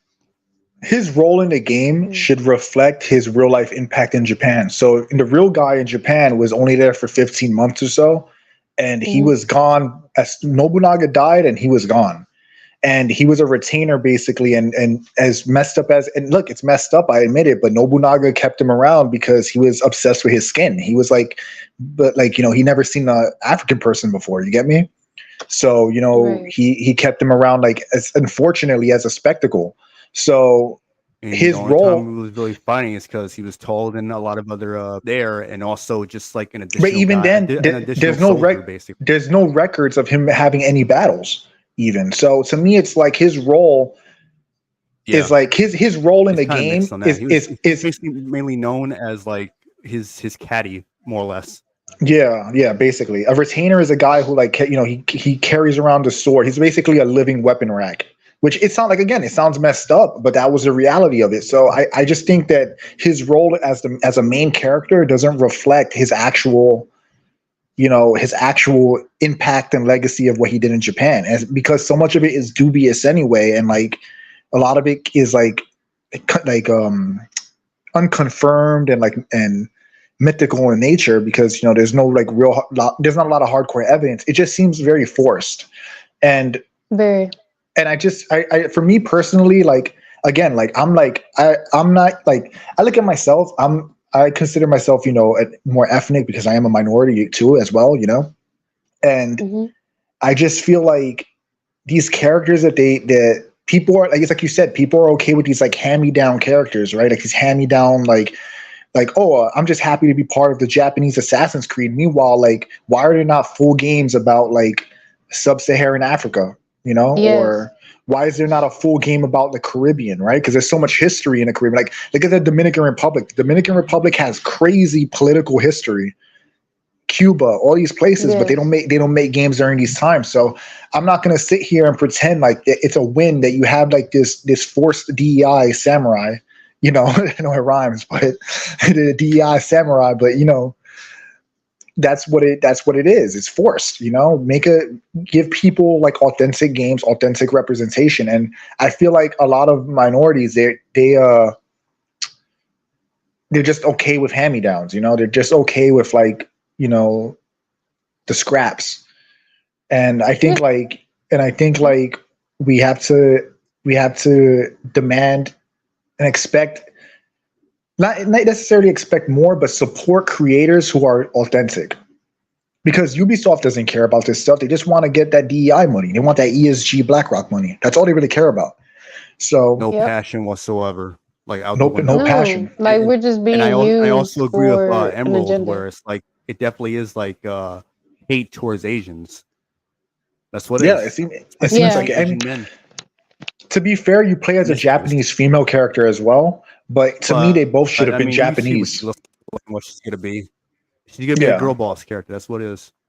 So. Yeah, I was just about to go into her because she, I'm not gonna lie. When I first saw her, I thought that was a boy. I thought that was a boy. I did not know that was a girl. She barely looks Japanese either. So yes, now and it's funny because in game her father is actual historical figure. I forgot his name, but in real history he had a son. He never had a daughter. So what the hell was the switch up for?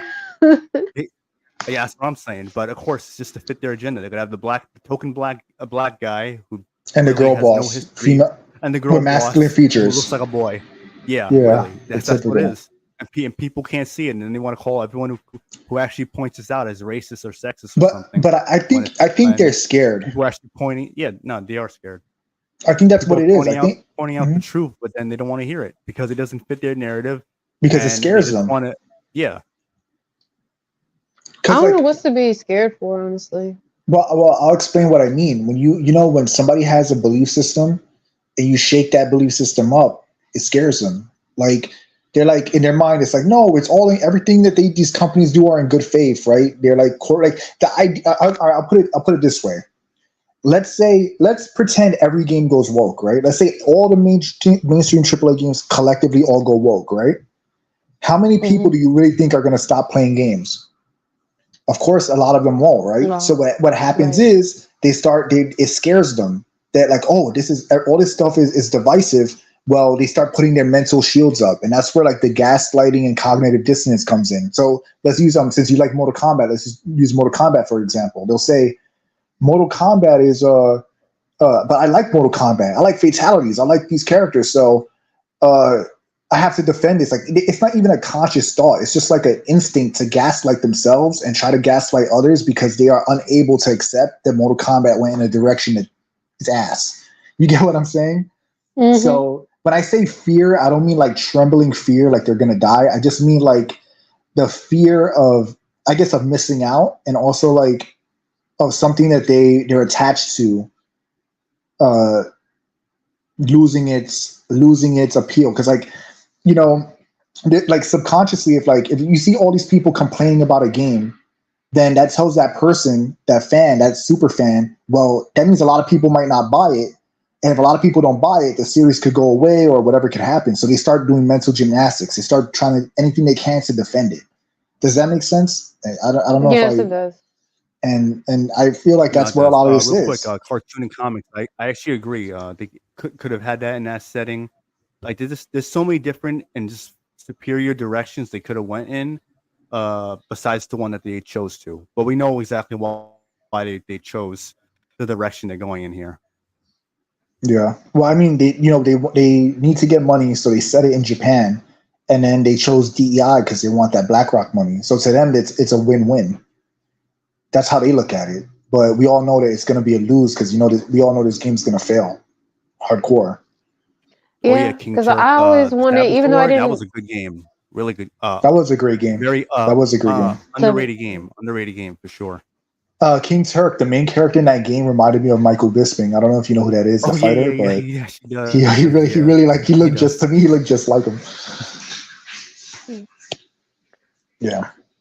So I just think it's fun. I just think like it's kind of like almost like a parody. Sometimes like when these kind of like backlashes happen, or when you have like this kind of discourse over gaming, which should be, you know, universally loved. Like I remember being a kid and we would like talk about games, and like the only thing you could say that people would say is that a game sucked. Like either it sucked or it was good, you know? And that was the major factor in deciding whether you were going to play it or not. And I just think that it's like we're in a parody world now where you have to worry about microtransactions, you have to worry about DEI, you have to worry about subliminal messages, you have to worry about games being like overpriced. Will it even work when it comes out? Like it's kind of crazy. Like it just feels like a parallel universe, you know? Like somehow things went wrong and then we ended up like on the wrong timeline. See, and that's why they keep doing what they're doing, because they're just willing to settle for less, just to settle for, so they can say that, oh look, we finally got a representation from how, you know, Black people were usually were represented at one point at a very long time ago. But I just think that if you're going so far as to sell your soul basically in a way to infiltrate another already established culture in such a way that clearly doesn't make any sense, because it would make much better sense that if you want to take away the whole, oh, he was a slave, you could have made him a blacksmith. You know, that would have been a more better role, but not a whole, oh, he's a samurai and the main character, like main lead role, that should go to someone else. And even though I don't care too much for Assassin's Creed, but I waited for the day, like the time that they would have an Assassin's Creed that would take place in Japan. That's the most obvious thing. It'll be ninjas instead, but because it would make so much sense. But I never wanted it to get to this point where there'll be a Black lead character as it, because it just doesn't sit right. It doesn't make any sense. And I know likely with my 2 thoughts on it, I'll likely get called like a colorist or Kuno, or I'm not for Black people. No, I am.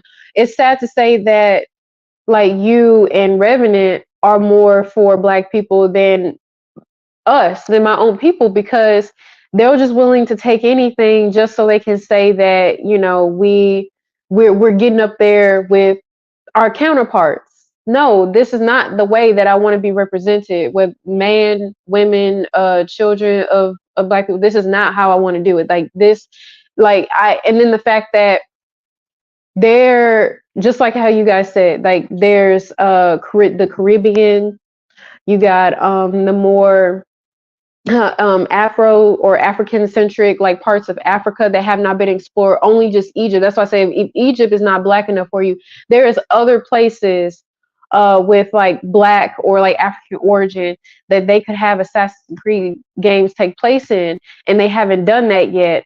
That hasn't been explored yet for people that may not even know about those parts of those countries or those cultures.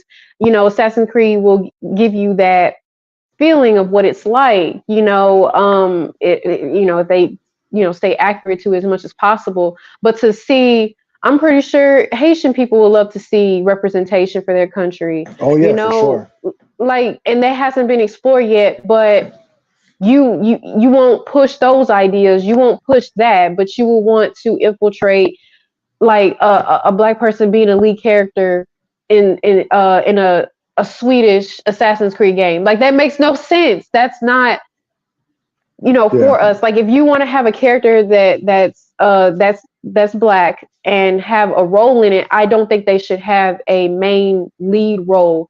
They should be like Black Flag. Didn't Edward had like I forgot his name, but he was a cool ass character. Why don't you have that? No.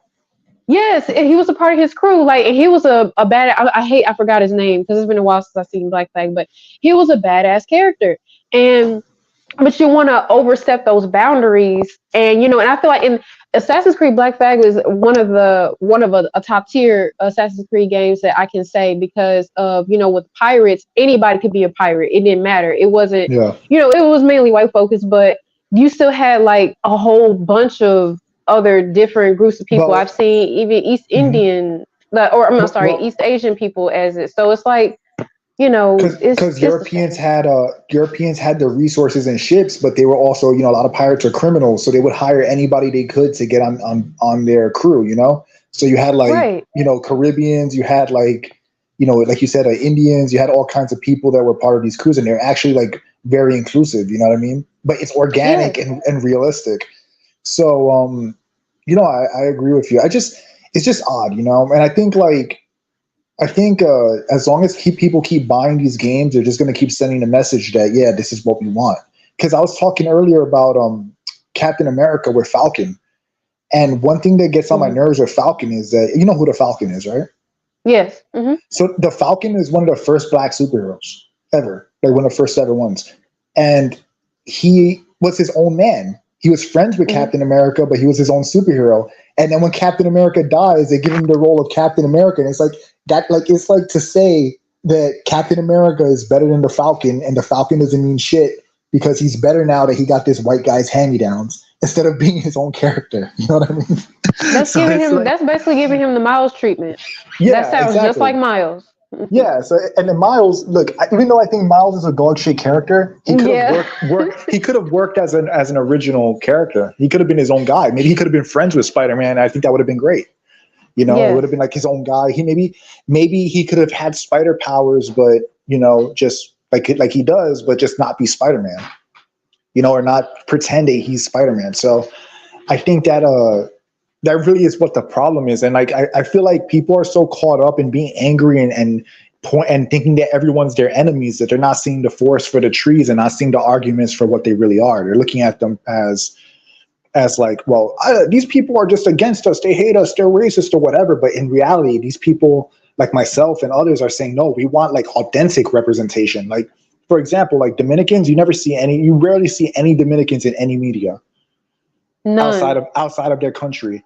And like, I'm not saying that they should force it, but why It would be nice. But it would be nice if creators would reflect that culture and make original content with those characters, but they don't, because it's not, because again, these companies, they say all this stuff, they virtue signal, but they don't see profit, they don't see potential in authentic stories. So because of that, they feel like, all right, well, we have no faith in making a Dominican-centric whatever series, but hey, why don't we make a X-Men game and have you play as a Dominican main character, for example, right? Or something like that. Or like, why don't we take Iceman? I'm using this as an example. Let's make Iceman Dominican now. It's a different guy named Iceman and he's Dominican. It's like, why not just make an original character? So that's kind of how I look at it. It's all about infiltrating spaces. Because I hate to get really really deep, but it sounds like just like what back during those day and ages when they, went to other countries and, colonized. We're doing the same thing is happening today. It's just happening in different ways digitally, because just hearing all of this, like during the slavery days when the Europeans came over here to America and took from the Native Indians and had black people on the Africans on the ships and whatnot, and had them as slaves and da da da da. The same thing is happening right now in freaking video games. It's a contest. It's like, especially the minorities, they're trying to get their cake. They're trying to get in and do the same thing. So how are we any better? How have we progressed from back in those day and ages if in the modern day we're doing the same thing, instead of just having our own spaces and places and just giving that some love and appreciation, instead of trying to go over into somebody else's territory, into somebody else's culture, and take over and be the lead? Because again, like, it would be dead wrong. It would be more controversy if there were a white person, a person from London, or someone that was talking that has a British accent, was in Jamaica in an Assassin's Creed game and was a lead character. I really do believe nobody would like that. They would find that it's this is just like the same talking points that they have for Resident Evil 5, the same talking points, for well, I'm not sure if they have like for Origins, because I guess you could say that's more accurate, but you know, just those same talking points. But yet we're in a way doing the same thing, and we're selling Mhm. our souls. So how are we any different? And then that they claim, these companies claim that they're being diverse, that they're being inclusive, when really, yes, we all know it's for a cash grab, but it's actually diversing us even more, because now, like, and this is just like with me, there's going to be two types of black people, that are okay with this, and then likely a small group that aren't okay with this, that have to defend and fight against, and actually, for some strange effing reason, have to speak life and to, like, explain that this is not okay, when you Yeah. should already look at it and know that it's not okay. But you just care about that, you know, oh, it's our time to shine. But is this how you really want to shine? Yeah. We're no different. You And know, like, and you there's can't, you're also not even exploring your own culture, and you want to go and take over somebody else's. and It's and ridiculous, and it and pisses me off. there's also like another aspect to it that I think is often overlooked, is that like culturally, like we're Americans. You get what I'm saying? I mean, I'm Hmm. assuming everyone, all three of us are Americans. So like, you know, comparing, like I know African people that, like, you know, pretty cool African people that like I work out with and train with or whatever, right? You Hmm. know, that whatever. And like the difference culturally between like someone who's a native African and like an American is like night and day. And I think that Right. there's like a mental negation of like, you know, minorities where they don't want to accept that they're culturally American. You know what I mean? Like, Hmm. I don't know how to explain it. Like, you know, it's like they're so fixated on the African part of like they're, you know, biologically being African American, that they forget that they're also American. Because like you know, if you ever talk to African people or like Jamaican people or like you know what I mean, whatever country that's not Hmm. American, it's like a lot of times their upbringing, their mentality, their like culture is totally different. So to me, it's Yeah. like you have this thing where like, all right, you'll have a black character and they're so fixated on like the African part, and like it's like, why can't you have a African character that's American and be like, you know, be an American heroic character? You know what I mean? I don't know how to explain it. Like it's kind of tough to word. Like Are you trying to say, like, because, like, for instance, I guess to help, like, for instance, for me, I don't identify as African American. I just identified as a Black American, because I don't know fully my roots. Like, I was born and raised here in America. Um, and if you were to see my face, it would be hard to tell, because at times I've been mistaken for being Hispanic. I've been mistaken for being Arabic. You know, so, and I haven't really taken the time to do like ancestry.com to see. I yeah, try to ask my grandparents, and on my dad's side, he said that we have like Native Indian in us, which that too I also got from mistaken as. So, and then don't too know much on my mom's side, but I'm pretty sure there may be some African in there, or it could be yeah, down in the islands. I don't know exactly. So I don't want to say that I'm African, and it turns out I'm not actually. My roots yeah, yeah, aren't from Africa. So I yeah. just like to stick with Black, because I am a person of color. That's Is that exact. what you're That's it. trying to say? That's basically what I'm saying. It's like they're so Okay. focused on like the African aspect. It's like but like you're culturally American. Like I'll give you an example of a good example. You know, Jax Briggs, right? Yes. Jax Yes. Briggs is one of my favorite Mortal Kombat characters, right? Badass Hmm. dude with the metal arms. I always thought he was fucking sick. And yes, Yeah. he's a black. He's culturally he's American and black, but like to me he's more like just a badass hero. You know what I mean? There's no emphasis on like, you know, what his ethnic background is. Background Like is, yeah. it doesn't matter. He's an American. He's a badass American character. You know what I mean? And that to me is a better example of like the race not mattering, but in a positive, but being a positive representation. You get what I mean? So Yes, because it's yeah, like, because when they did that to him in 11 with his ladder ending, I was like, "What the is this?" Like, his because no, it was never that a ending was focus. actually racist. That was an actual racist It ending. was, and they had the I nerve was to put like, woke in there. Are you kidding me? Like, this, it was never a focus. He was a patriot, that he served his country and served it well, with all the BS that he went through, getting his arms ripped off, and a whole bunch of thousand timelines. And and with the whole, I like what they did in X with him retiring because he had major PTSD. But when it came to 11, and now the focus is his blackness, and it's like, oh my God. But then I don't see nobody doing this to Jade, because I always say Jade is like, you wouldn't consider her African. She's just a black representation for Edenians, because she's still technically an alien, She's an but Edenian, she's a woman of color. Yeah, she's black, so, or I don't know how they would say it in Edenian, but she's just a woman of color.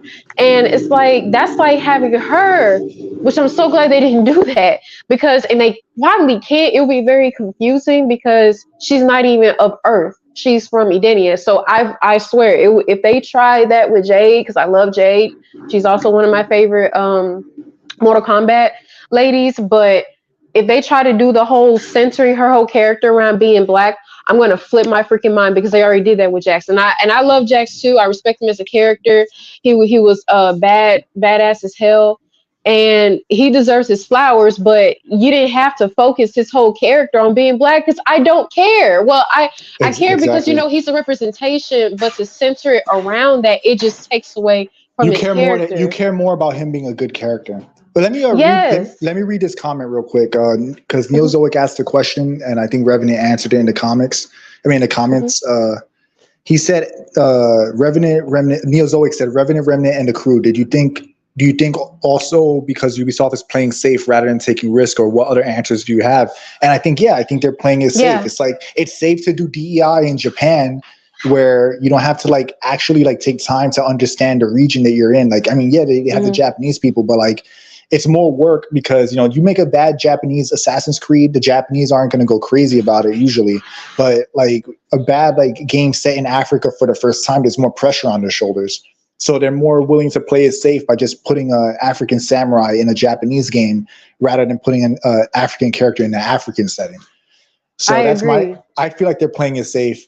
The short answer is, I feel like, yes, they're playing it safe, and they're doing what they think is going to generate them the most money.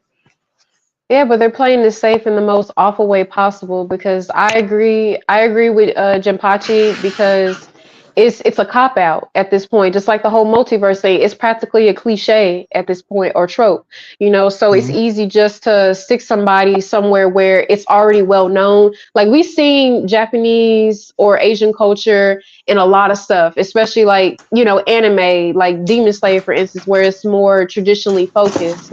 It's easy just to do that. It's easy. That's why I'm tired of Norse mythology, because you see it everywhere. It's easy to do that now, instead of actually taking on an actual challenge, to where you got to put forth some effort, some creativity, and because that would make more sense. Of course, it would make more sense to have a game in a more country that the world doesn't really know about, and wouldn't mind actually taking the time to know about, like, Jamaica or Haiti or the Dominican Republic, somewhere like that, and during in older times. Because even though I don't care too much for Assassin's Creed, I did admire that, because I also love world geography. I do love other cultures and languages, and understanding the people and whatnot. I do find interest in that as one of a subject. So I do appreciate Assassin's Creed doing that, but the way they've taken it, because I'm just taking away the gameplay, just focusing on the aesthetic, or what is centered focus around. I do like Assassin's Creed for that, because not too many games or media that focus around that. So I do give them their flowers for that, but just, of course, how they're doing it today, no, I can take those goddamn flowers back. But it would just make more sense. I would love to see a game, I would love to see one in a Latin culture. I don't really see too many games take place, or there'll be some Latin characters, but to have a Latin focused game, I know Far Cry. Was it Far Cry? For one of the Far Cries. Yeah, one of the Far Cries. I would love to see that, or another Islander game that doesn't have to have pirates in it. Ghost Recon, yes. I think. Yeah. One of them took place in what was it? Bolivia.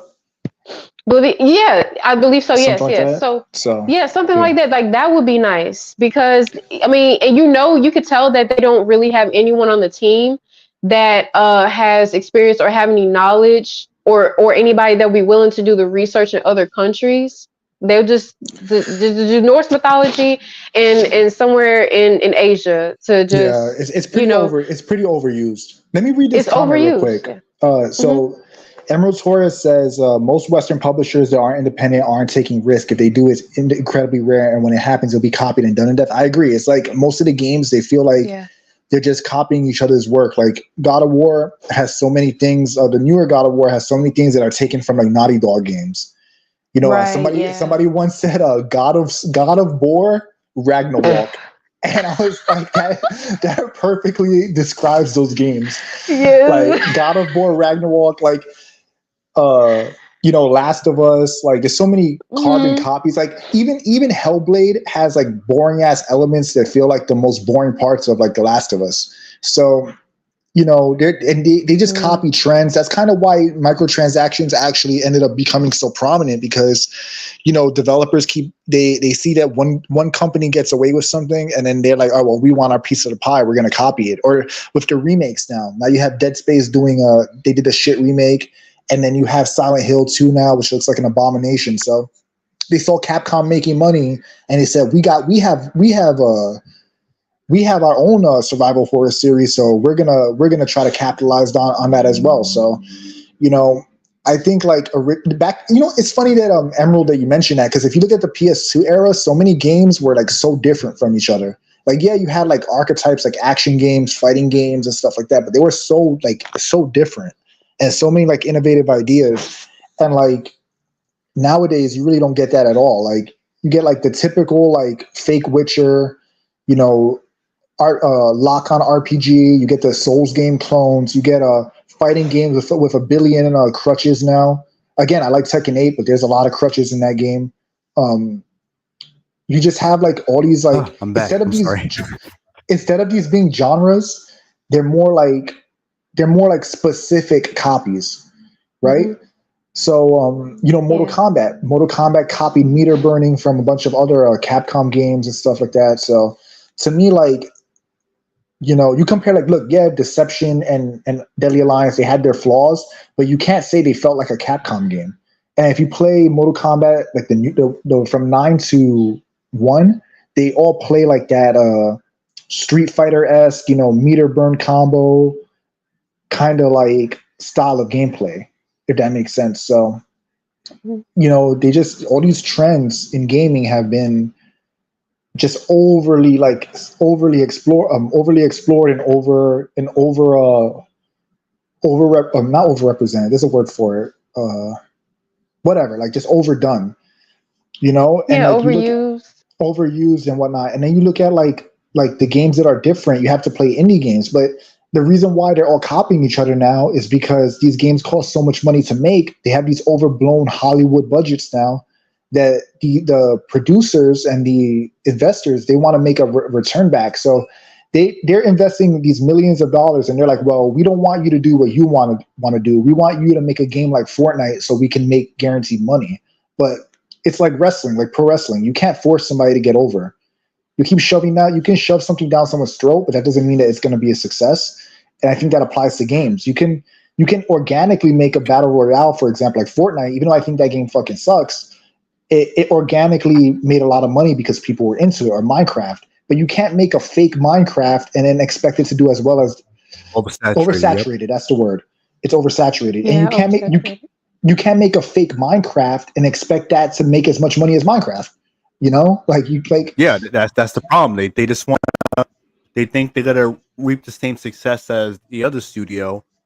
Yes, because all right, we'll copy what you're doing, but that's not a surefire way that you're gonna get return in your investment. But on top of that, uh, like Minecraft, if that game was made with passion and love, and they had the right intentions on what they were making, it's a completely different story when another studio is doing it for the wrong intentions, just to see, like, all right, well, they did it like this, so how can we make the exact same thing but give it a different name or something to kind of aka Dead Space remake, aka Silent Hill 2 remake. It's like they made Resident Evil remake because Capcom genuinely wanted to do it, and yeah, obviously it's for money because they're a company, but they Capcom felt like, hey, we had these series, And just bear with me because I'm gonna explain how and why I can prove this is the case.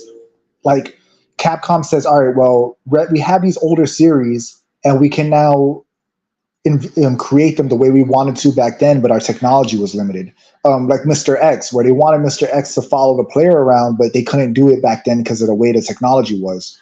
And then they did it with Nemesis, but it still wasn't entirely what they wanted to do.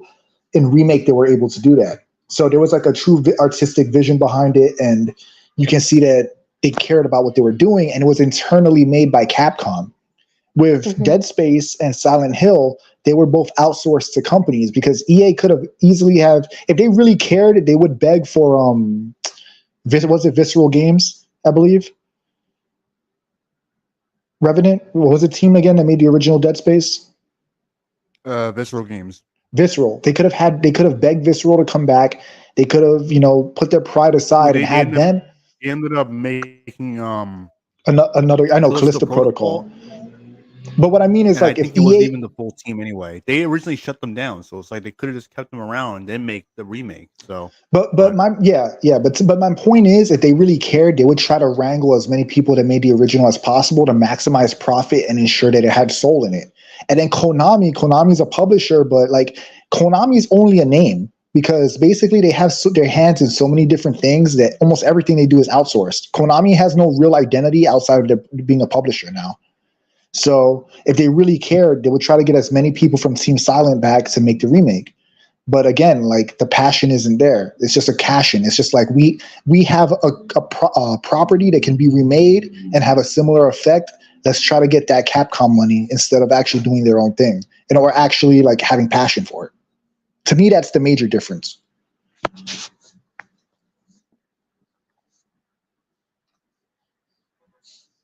And also, furthermore, Resident Evil 3 Remake was outsourced, I believe, by like a B team at Capcom. And funnily enough, that was the worst of the remakes. It was given like the so disappointed for that. yeah, and it makes sense because the team that did Resident Evil 2 didn't make that. And why did Capcom do it? Because they were greedy. They were like, well, we're gonna try to make both remakes at the same time, basically, more or less, to maximize profits and capitalize when they should have took their time with each one. So again, like, obviously I don't know for sure, but based on like the actions of the company, that's how I look at it. That's how I look at that's how it kind of like reveals to me that that's their intentions. Well, since you guys are already talking about like Silent Hill 2 a bit. Okay. I guess we should segue to the remake. Yes. Before you guys talk, I'll say there's one thing that I liked, and it's kind of just like from an artistic perspective. Of a remake? Of Resident Evil 3. Resident Evil 3 remake is a bad remake. I think we all know that. The only thing I liked about it, that I'll admit that I liked, is that I liked that Nemesis's face looked like a jacked up Mr. X because he's a T103 with a Nemesis parasite. And even though in the original Resident Evil 3, he didn't look shit like that. He had like a totally different design. While I feel like in the remake, it kind of reflects that more, like with the cracked nose and like the stretched out face. And it kind of makes like certain things like the jaw being exposed make sense or whatever. Like from a design perspective, I actually like that. But overall, like it's a bad remake. So I agree with you. Yeah. I like Nemesis' new design. I just didn't like how he was portrayed in the game, in the gameplay, because I love Nemesis. He's actually my favorite. But it's very scripted and not much of a fight either. And then they cut so much. Many of his encounters and transformations. What happened to his rocket launcher? He just throws away the rocket launcher. It's like, and you know what's funny is that the funny thing is that the original Nemesis was smaller than Mr. X, the original Mr. X, and the new Nemesis is way bigger than the new Mr. X. I think that's just like a fun little like trivia. I mean, it's just interesting that they did that. It went that way. But yeah, like they totally abandoned. They really botched Nemesis. They really did. They just botched it. They botched it. Because the way they were marketing him, like you felt like, all right, this is gonna be really cool, great. Mr. X on steroids. Like, yeah, exactly. And then when you play the game, it's like, nah, not even close. I'm like, fuck, why? And there were so many unnecessary. So iconic, so cool. Then shit that happened in the original, and it's like gone. there were so many unnecessary plot devices with him too. Like they didn't even have to do. Like he would be carrying Jill by the neck, but instead of just instantly killing her, he'll throw her. Like when he throws her like through the fire, I'm like, he could just kill her right now. Like, and it's from a suspending my disbelief standpoint, it's like he has so many chances to kill her and he just tosses her around. And then people will say, well, then the game would end early. I've heard that argument, but I'm thinking like, well, just don't have the scene play out like that. How about you just don't make that scene? You know what I mean? Yeah, I was just about to say, like, if you actually want real us quick, to believe like thanks for Jill stopping gets by, away. Oh, I'm sorry. Neozoic. Thanks for Bye, stopping by, Neo. man. Sorry, I just want to, appreciate you coming by and leaving your questions and all that. So I really appreciate it. So Yes. have a good night, have a good weekend, and I'll see you next time. Yeah, for sure. Anyway. Yes. Damn, I So forgot what I said. Silent Hill 2? Or you were talking about Sorry, Nemesis? I didn't mean. Oh no, you're fine. You're fine. Yeah, It's I funny, Jim forgot. Potts did that to me last time, and then I lost my train of thought. Now I did it to you. Oh no, it's okay. It's okay. It's okay. Well, you guys go ahead and you can start if you want to on Silent Well, Hill yeah. 2. So Revenant, you can. I'll Okay. let you lead here If it with comes to mind, Silent Hill. feel free to say it. If it comes back to mind. Okay, thank you. I appreciate it. Mm-hmm. What were we saying, Jim Pachi? No, about Silent Hill 2. Oh yeah. So they showed the trailer and the state of play, and then after that, the Silent Hill YouTube channel had the transmission stream, and it was really just about the Silent Hill 2 remake and the new movie that's based on Silent Hill 2. I Yeah. don't really get into the movie because they didn't really get into much, and that's not really like the main focus really. But they showed more of the game finally because when they first announced the game, they had it was like a year, at least it felt like a year of them not showing nothing, and then they finally showed a trailer a number of months ago, and it was like really short. But from what was shown, it's like the atmosphere, like the fog and everything didn't look very good. And his walking animation looked terrible. Like he got to stick up his ass or something. I don't know. The walking animations didn't look good. Yeah, he had that SmackDown just bring it walking animation. Oh yeah. Or he had like a Raw 2. Yeah, Raw 2. They got to stick up his ass. Yeah, but um, I had something out to Reborn. I know he wanted to talk about it. Because he actually had made a video a while ago when he finally showed another trailer months ago. He had pointed out the sound for the gunshots, how they basically how they ended up getting that wrong. I think that was a good thing he picked up on. And here they showed what the fuck they showed. They showed Marie and they showed Angela, and they basically did a Dead Space remake here where they fucked up one of the females' faces, which is Angela. Hideous. So she has more like a fat face, wider jaw, like a wide jaw. From what I heard, I didn't like her voice acting. I don't know if it's the voice direction or whatever. I understand how people are within Silent Hill, like they don't really seem like they're all there, and there's obviously usually a reason as to why. So, but even there, it's not even so much like what she's saying; it's more so her voice. Like it just sounds like kind of like too deep or something. I don't know how to explain it, but I didn't like it too much. I didn't like James' voice. I don't think he didn't sound the way I envisioned him, especially compared to the original game.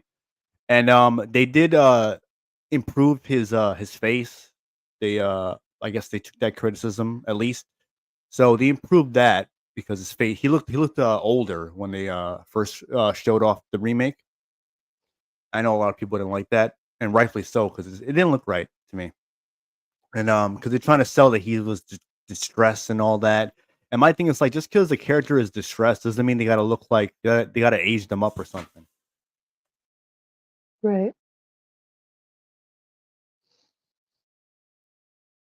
when I first saw him, I thought he looked like a wuss. I'm not gonna lie. Like I feel like he was gonna be crying the entire time, like at every little thing. That's what he was Uh, showing too, because he was like there, like on his knees, like screaming. He and all looked like that. he looked like a baddie boy. yeah. Like just No, constantly everywhere. Maria, Laura. Like wait, oh my, like I just based off of how he looked in the mirror, I was I don't like, know where people are getting this shit from though. Like where they say like, oh, because a character is stressed, they look like they gained 30 years of age. That's people that have been through some horrific shit, and then yeah, they look stressed, but they don't look like they've aged 30 years. Like that's kind of like a bit of a right. stretch too. Like it's a stretch of the imagination. That's what he was saying That's with quite the Nicole with stretch. this remake, where it's like, oh, she has gone through all this trauma, mental issues, and all this shit. It's like your face doesn't automatically just change like that, and then you have the No, it original to doesn't. go by. So it's like it's just Well, a coping mechanism. That's all Look, it is. a person who's Unless you did stressed. drugs.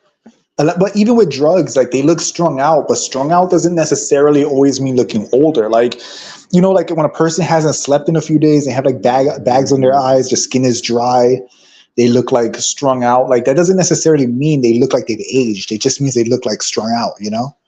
So like Well, it's at one least thing exposure to it over time. Like I've seen pictures of people that like a before and after a long exposure or usage of drugs. They yeah, they yeah. they do typically age at least a bit. But yeah, I know what you mean. Like at least for James's case, he should not be aged like that. Let's say if he was a drug user, I'm pretty sure he wasn't exposed to it for that long for him to, or he hasn't been distraught or depressed for that long to be looking like he's Yeah, that's what I'm hitting his saying. 50s.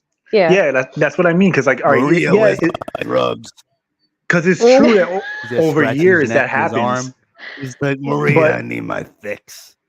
there's a difference between That's There's why a he difference went there. between He went to Silent Hill. He's looking for his drugs, looking for the hookup. yeah, looking for his dealer, but in the then fog. then he saw Angela, and he's like, "Whoa, what happened to you?" She was doing them drugs too. That's what happened. No, It's like like Larry Burns from The Simpsons. Whoa, put her back in. She's not done yet. yeah. Well, look, there's a difference between somebody being on drugs for 20 years and living on the street, and then somebody being stressed within like a couple months on a ship. That's all I'm saying. It's like you're not going to aid it. The aging is like overblown. You know what I mean? And like with James, James again, they I feel like when they say that, it's just an excuse because they really don't want to admit that they just didn't want them to look as pretty. They just wanted them to look more like what's the word, like quote unquote, like I don't want to say realistic because it's not even realism. It's like they wanted them to look more like ugly. But they wanted them to just look more ugly. Like Nicole, is clear that they just didn't want her to be beautiful. That's all it really was. Because like again, you could go through a ton of psychological shit, but you're not in a year. You're not going to look like you went from 30 to 50. And the same thing with James. James was stressed, but I'm not gonna pretend that James looked like he hadn't slept in like 2 years just because, you know, he's dealing with some psychological issues. Like he just got there too. It's like that's what I'm saying. They just got there. Yeah, he just got there. He's like, he just got there. Like what? He got stressed out on the car drive there or something? Like what's going on? Look, in Resident Evil 2 remake, they did a good job. They did a great job conveying emotion without making them look old, because Claire in that game she looked stressed out. And granted, I'm not a big fan of her design, but she never looked like a 50-year-old. True. That's true. But they didn't make her look like Claire either. The Claire No. I mean, that's a whole nother argument. I'm not saying. Granted, I'm not saying she's pretty. I'm just saying that she didn't look like she was 50. She did not look stressed. She did not. I mean, she didn't look like she'd been through World War III. Like she had the right amount of expression considering the situation. But yeah, what they did to Claire is pretty bad, because Claire was always like traditionally like portrayed as very beautiful. And no offense to the face model, but that face was like. She looked like I'm sure the face actress is a great person or whatever. I hope so, but she looked like a fish in that game. She looked like she looked like a fish, bro. She was about a glub in the fish tank. You know what I mean? Like she like a guppy. Yeah, she did have more of a round face. Claire had more of a slender, sharp, like bone Face, structure, yeah. like in her cheek, very feminine, yes. And what Mhm. happened? What is it with these game developers when it comes to the redheads? They just dialed down the red completely, just made her a brunette, just like with Mary Strongbone Jaw Jane. Like, what happened? Where's Yeah, the right. luscious, Manjal Watson. beautiful, It, yeah, man, it's John Watson. What happened to the beautiful, luscious red meaty hair? jowls. You know? You know what it is, because, and you know that's They're bullshit trying to too, raise because redheads. I used to, when I used to It's work like at, Hollywood.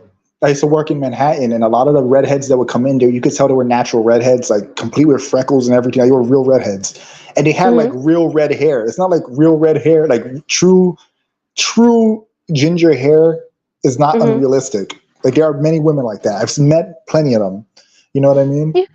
Yeah, I've seen it. It's just, just used to how Mary Jane's portrayed in the comic books, how she looked, and and Claire in the original, because her hair was more, reddish than More, Chris. I guess it they was got more it like from one of their parents. a reddish brown. Yeah. No, I Yeah, agree reddish with brown like you.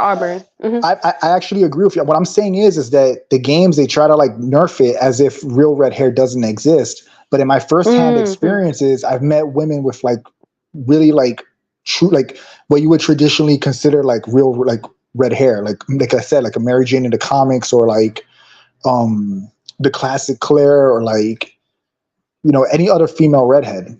But like, it's like the same thing with beautiful women. According to video game developers, beautiful women don't exist. Real redheads Mm-hmm. don't exist. Yeah. Um, like, tits don't exist. Like, because you know what's funny? I actually want to mention this because it's related to Silent Hill 2. You know, the nurses, Yes. they removed their like bustiness. They removed a lot of their curves. They took away like their breast or I whatever. saw. But I was heartbroken. they missed the point. The point was, is not that you like think they're high. It's supposed to be disturbing that you look at the body. The body Yeah. is like highly sexually appealing, but then when you really look at it, it's like the clothes are made of skin. They have no like a rotting flesh. Their faces are like warped. So it's supposed to play with your psychology. Your base psychology at a glance looks at a distance, and you're like, oh, like busty woman. But then when you look at them, they're fucked up. You know what I mean? That's the point. That's the psychological aspect of it. So by nerfing her body, they removed that element of the nurses. Yes, especially with James's psychological, because that was his whole thing, a part of why he was so effed up, because he had Lust. like the double meaning behind it. Yeah, his thing was lust, so it made a whole lot of sense. That's a perfect prime example of a busty woman, or like female character or enemy, that makes sense artistically, but it's just no, put it away. This, Yeah, there's an artistic intention behind it. And remember, they're called yes. nurses. And like women with big breasts in the olden times, they used to refer to them as nurses. That's why you ever watch that old cartoon Animaniacs? Yes. Remember they used to say, "Oh, hello, nurse." That's Hello, nurse. Yeah. that's old slang for like women with like giant tits or whatever. So it's like, it's kind of like they missed the point. They like don't they like it's like they're so worried about the optics and like the DEI shit that they forget about like why choices were made. You get what I'm saying? It's like Claire Redfield. Mm-hmm. Like Claire Redfield, they try to the way they portrayed her in the remake was more like girl bossish. Granted, it wasn't that bad compared to like a lot of other games, but she was Jill. definitely. I mean, let's not even talk about that. That was horrible. Yeah. I mean, that's a whole video in itself. But, Yeah. But remember, Claire, she was the way they portrayed her was like a girl boss, but they missed the point. She was supposed to be like a wild like biker chick. That's why she was dressed like that. Like she wasn't like an innocent little angel. Like she was like an edgy like, biker girl. You get what I'm saying? And Yes. by changing her appearance, they ended up altering her character. And I'm pretty sure that they don't even realize that. I'm pretty sure that those developers don't even acknowledge, right? Like that they actually removed that element from her character. That's why she was a badass. That's why she was able to handle that situation, because she was like a wild girl. You know what I mean? It's right. like Chris. And that just.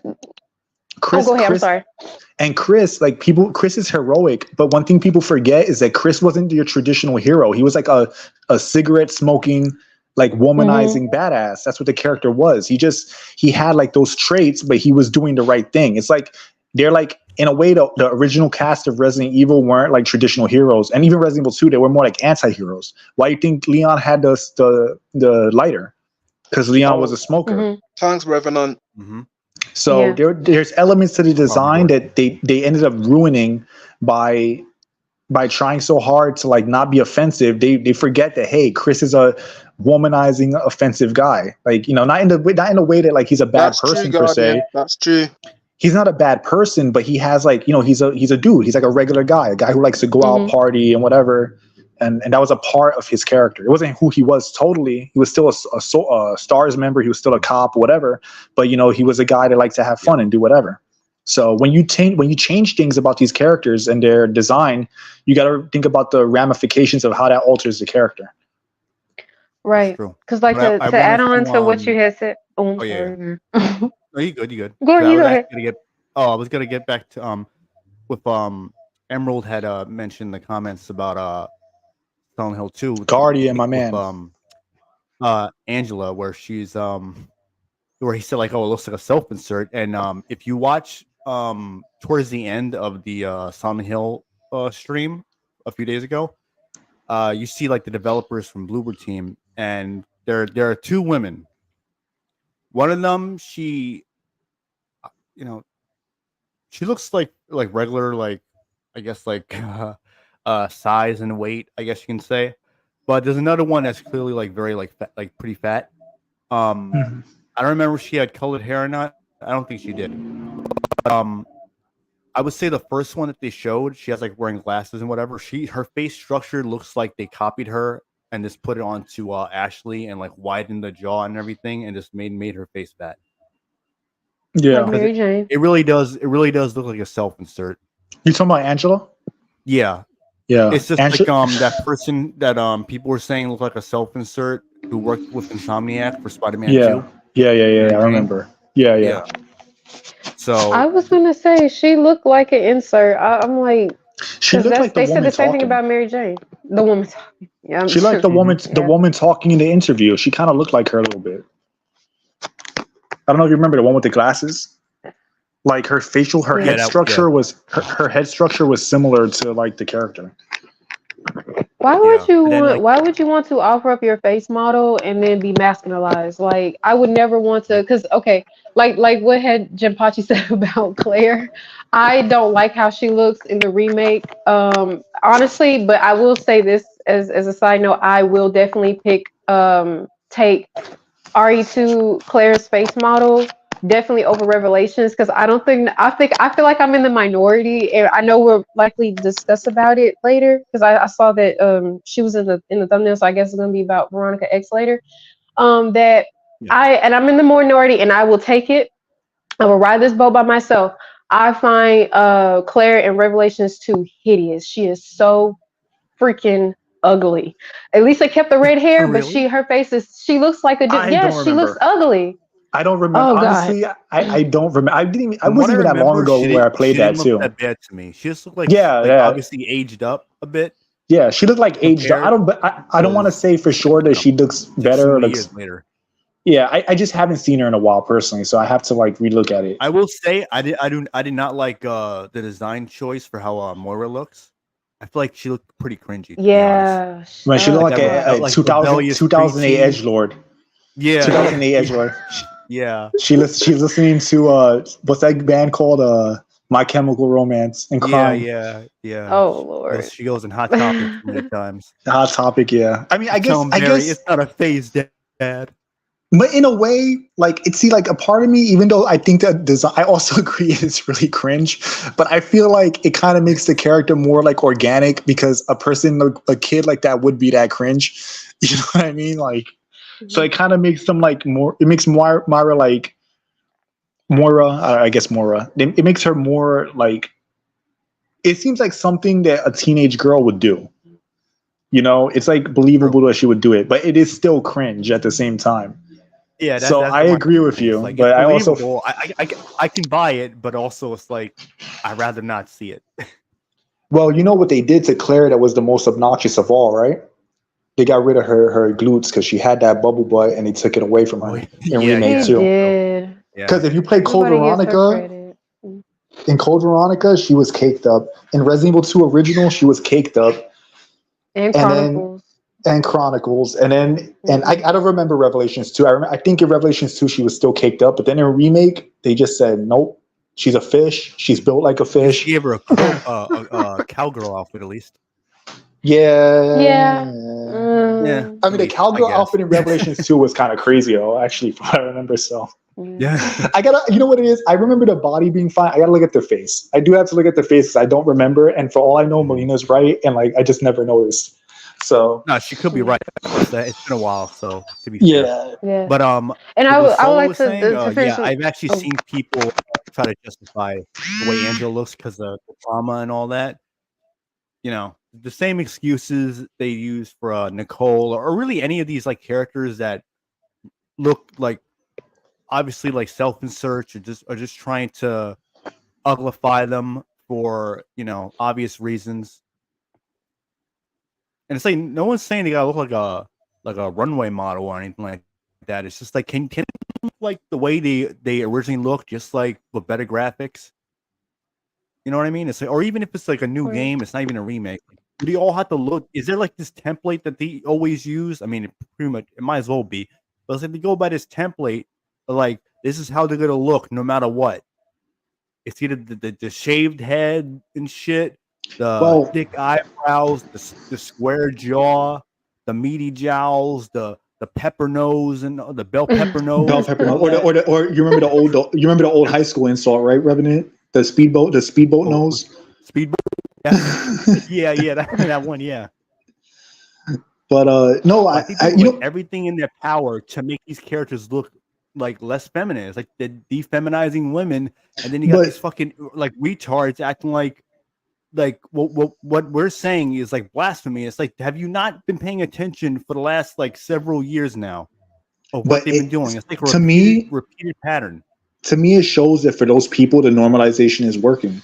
That's what it is. It's like it means that it's working on dickheads. I use the word dickheads. I'm sorry because like they might not be entirely bad people, but if you turn your brain off for plastic, you're a dickhead. But anyway, yeah. I'm sorry. It's fucked up, but it is what it is. I can hear you me right now.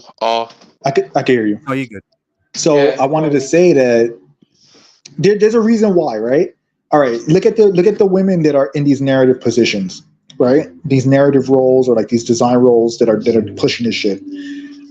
If they're pro-feminist and they fucking hate men, because to me, you can only create this stuff if you hate men, right? You hate men or you're pro-feminist or whatever. You got to think that they're gonna make the characters as unappealing to men as possible because they don't want the male gaze and all that whatever other bullshit they try to perpetuate.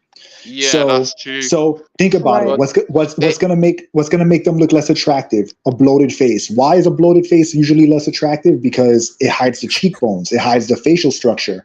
Give them thick ass eyebrows, right? Even though that doesn't always look bad, it looks bad when you also accompany it with a bloated face. What's feminine? Long hair. Give them a shaved head or a short haircut. What's beautiful? A curvy body. What do? Make them look like boxes. So everything that is done is the antithesis of what men would like, which is what they want to do. They want to confirm the narrative that we're gonna make these characters unappealing to the audience, our main audience, and they're gonna buy the game anyway, and they're gonna like it anyway. And that's what they're trying to do, and that's why all these female characters end up looking like that. And it's one of those things where they don't need to say it out loud because, it's social engineering. But it's also to like be a fuck you. It's to prove a point. It's like, all right, with the terrible Justice League game, we're gonna remove Harley Quinn's cake. We're gonna give her a breast reduction. We're gonna cover her up. We're gonna show no respect to the lore. We're gonna give her the shaved head. We're gonna have her inexplicably overpowered. So they do all these steps just to prove that even though it keeps failing, reject her past as well. Yeah, and reject her past, and they keep doing this and they're failing, but they're trying to prove that a female character doesn't need any of those things to appeal to that to be appealing. But the audiences that they're choosing to do this with are not their main audience. So in the end of the day, it's always gonna fail. They keep trying to prove a point that failed. You know the SpongeBob memes? How many times we gotta tell you this shit, old man, or whatever? Like, oh yeah. It's exactly that. That's literally what they're doing. Yeah, So but hey, can I have a point too, Jimpachi? sure. Speak your Like, mind, bro. even though what is it?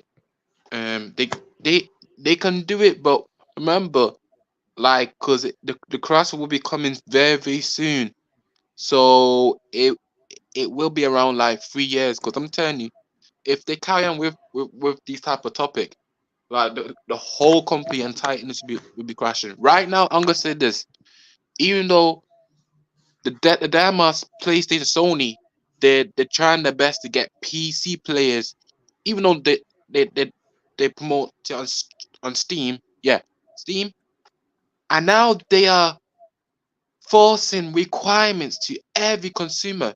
Oh, you got to like, you know, require online to PSN. You got to sign in PSN. You got required to be signed in the PSN. Are we all damn know when it comes to Steam? It's on full on customers. It's majority people public opinion. Why do we need to do this type of shit ass going to PSN account and play a damn game? Let the people freedom of speech at least go in and log themselves in PC and enjoy the God of War game. Not just locking them into like, PSN account. You don't need a damn ass PSN account to log on to the damn ass God of War Ragnarok. So PC player can't have to like, accept to like creating a lot of accounts for Sony and then log in Well, or join. Sony, Whatever. Sony, It's just stupid. This Sony type of wants nonsense people. doing is getting ridiculous. Sony wants people to. They want to have the numbers of. They want the PC players to contribute to PlayStation's numbers, despite being on PC, because it looks better That for their yeah, optics. way to So, go. Smart so, thinking. Respect for so, you, Jimpachi, for that one. so the optics are if we have on record that people are playing this game because they're using PlayStation accounts or whatever, or they're logged into Sony, then they're still getting the user data that they want. So to them, that's the compromise for being on PC. Like PC, I'm not saying it's good because I think it's bullshit as well, but Yeah, it's more it's more so it's like bullshit, Mhm. but it's more so like to an honest point, bro. it's more so Very like honest point.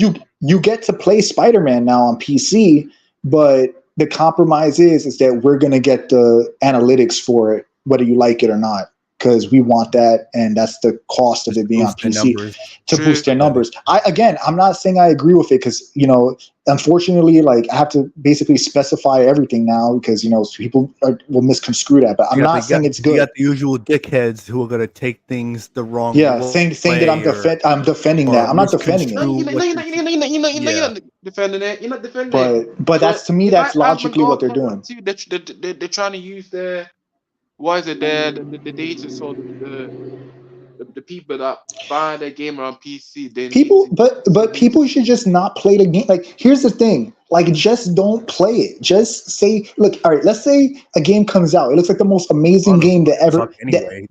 that ever exists. Let's say it's like let's pretend it's an actual good game, but it's full of pronouns, full of whatever. If your mindset is, well, the game is still good, so it doesn't bother me, then you're letting them win. You're gonna not prevent it from happening. You have to say no. Like, of course, you can't tell people what to do. People for sure have the right to make their own choices, but unless people outright don't buy these games, they're still gonna do it. It's not going to end. They're going to Yeah. keep on putting it in the games. So if all the People resources gotta and money understand that they have power as well over Yeah, they how do a you lot of have have this shit power, goes. yeah, power, bro. you They do have have you power. have power as a Like, They think, consumer. oh, the because like, nation oh, don't well, talk about, I'm just a what was regular that? nobody. I'm just a average Joe, whatever. No, because they need us in order to survive. Without us, they're gone. Yeah, Yeah, you got exactly. ESG and other shit, but that's not gonna save them forever. So yeah, and then think about the ESG long is losing term. money anyway.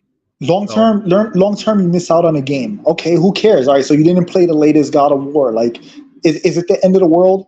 Don't you? Aren't you?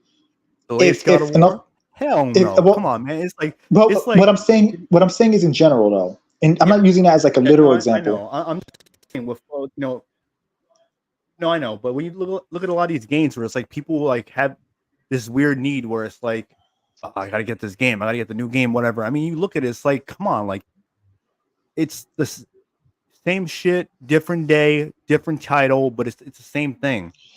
I'll Well, put it's it even this worse way, when it's like people who like claim they're tired of like certain games but they being still made a buy certain them. way, or well, they still buy it. It's like like why even complain then? Because it's like you're gonna buy it anyway. You're gonna support it Hey, anyway. So what chill, does it matter bro. then? Hey, chill. That's Look at called Spider-Man corporate 2. slave.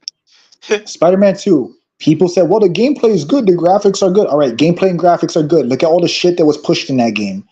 Thank you. If that game did super well, you think they're gonna stop doing it? They're gonna do it more. They're gonna ruin it more. You think that the Wolverine game is gonna have a That's bunch true. of? That's true. They That's saw true. that they got away with it with Spider-Man. You think the Wolverine game isn't gonna have that shit in it?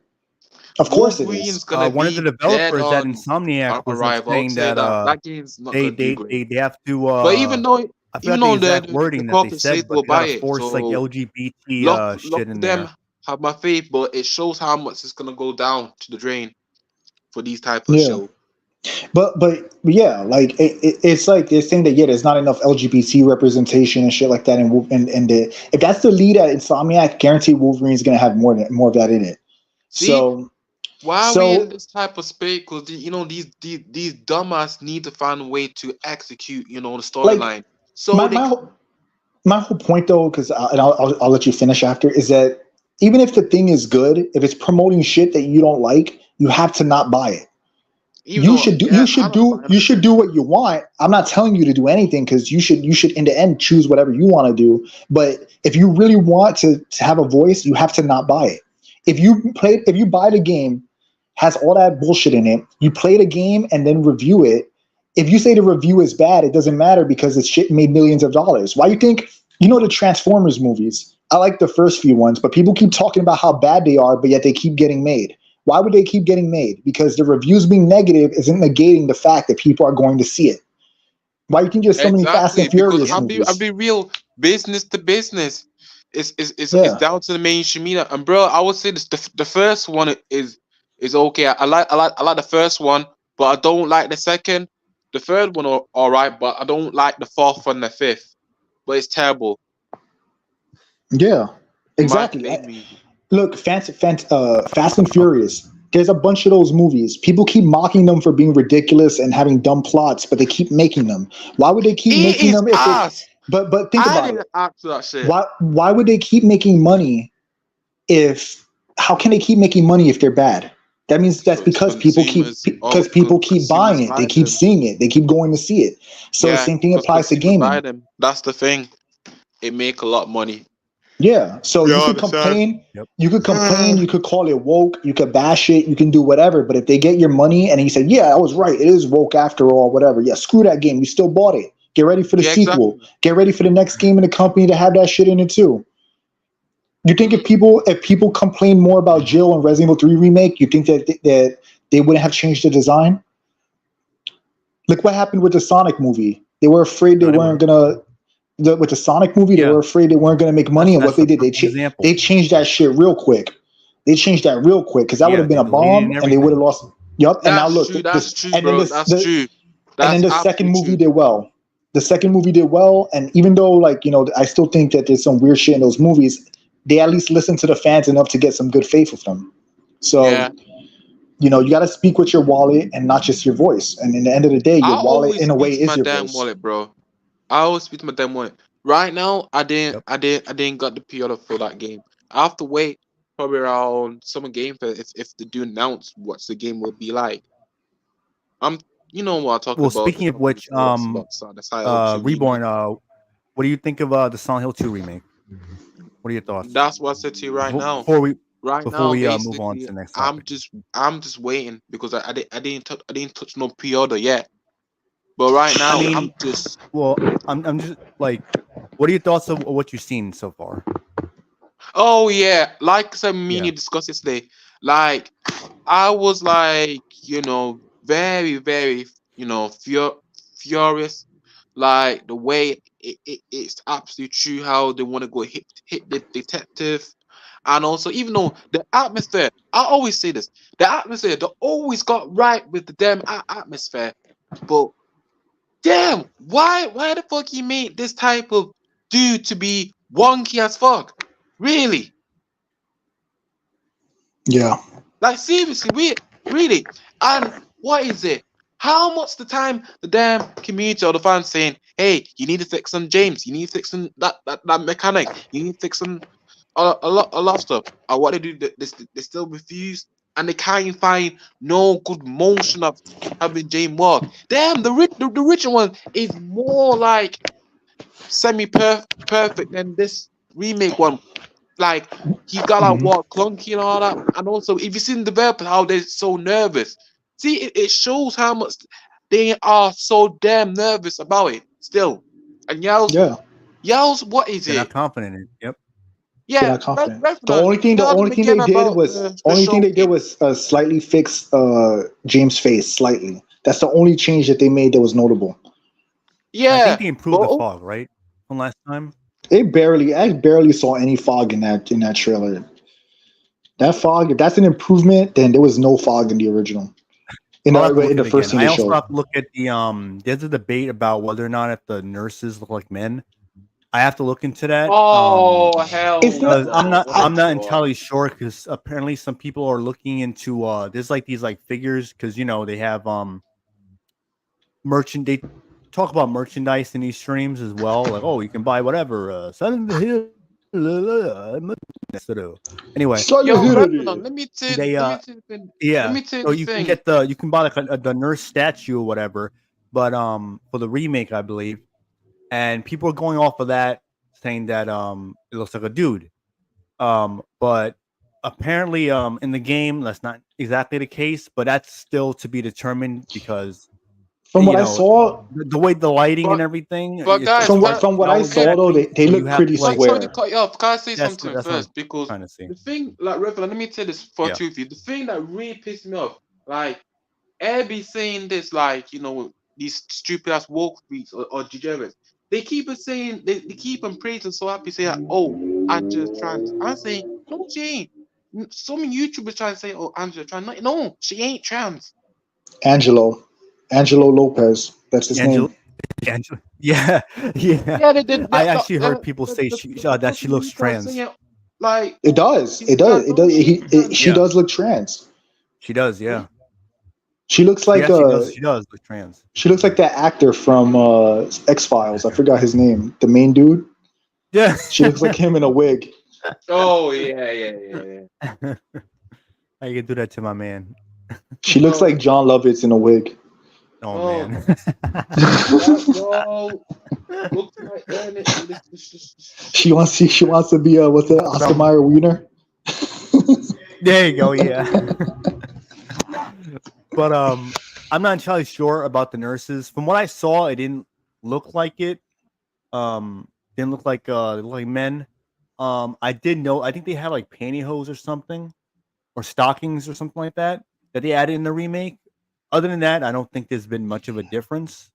I just don't get the yeah. I don't point. know. But I I don't know would if the say, breast size has been reduced or not. I It's still have to look gone, into it bro. again. They're no, flat like I chested said, now. the shit Oh, is they are. gone, and Okay. also the Yeah. vibrating of that type shit is damn gone, bro. Okay. So Damn yeah. Look gone. at the old when you get a I have to chance, look at it Revenant. again. Look at the To be fair. original nurses, and then The look at the ones original in nurse is Homecoming or the damn man original, great, and then bro. look at the ones Yeah. in the remake. Because she, in addition to being Yeah. I'm about to look flatter, like side by side. That's my thing. I'm it gonna have looks to like do. the hips are narrowed and the shoulders are like spaced out more. That's what it looks like to me. I, I'm sure it is because like you see what they did with the face. Even Marie, like her face is kind of Mar- like it like does. She doesn't look Maria, as feminine. Maria, I'm sorry. She doesn't look Well, they as reduced her feminine. bust size. Yeah, that too, and so she doesn't look as feminine as but they the give original they give her a Silent Hill long 2. black shirt. Her face looks just different. That's the thing, a long Oh They black did yeah, that too. black and Yeah, shirt. they gave her had the a black she had long to make black her dress. Yeah, Yeah, yeah, that's they the did, thing. yeah, because she had it was like a red like blouse shit But whatever. respect for the fans calling it out though. They Respect should, for the yeah, proper they science should. fans. Because But I would it's say this, like you said, it's the piss poor company been quality. dead. Everything looks But inconsistent. this is, I'm saying this for personally, because I'm saying that if this goes down under, then it's done. Like I said, it is fully done. So for Silent Townfall, another game, yeah, I was gonna like Yeah, it's done. It really is. It's sneak into done. that one, so you can do this type of sending social political messages around that type of views, and including myself to take a look and see. which you just Yeah. taking away the emerging of psychological horror All, games all, and make it about, you know, what is it? Something around real life, but not into like escapism. well, it's because like here's the thing, right? They pretend that flat-chested women with no ass, they look like men are realism, which is not true. Yeah, It's Right. like it's exactly. Yeah. just not true. I see more women that are built like nurses than are totally flat like that.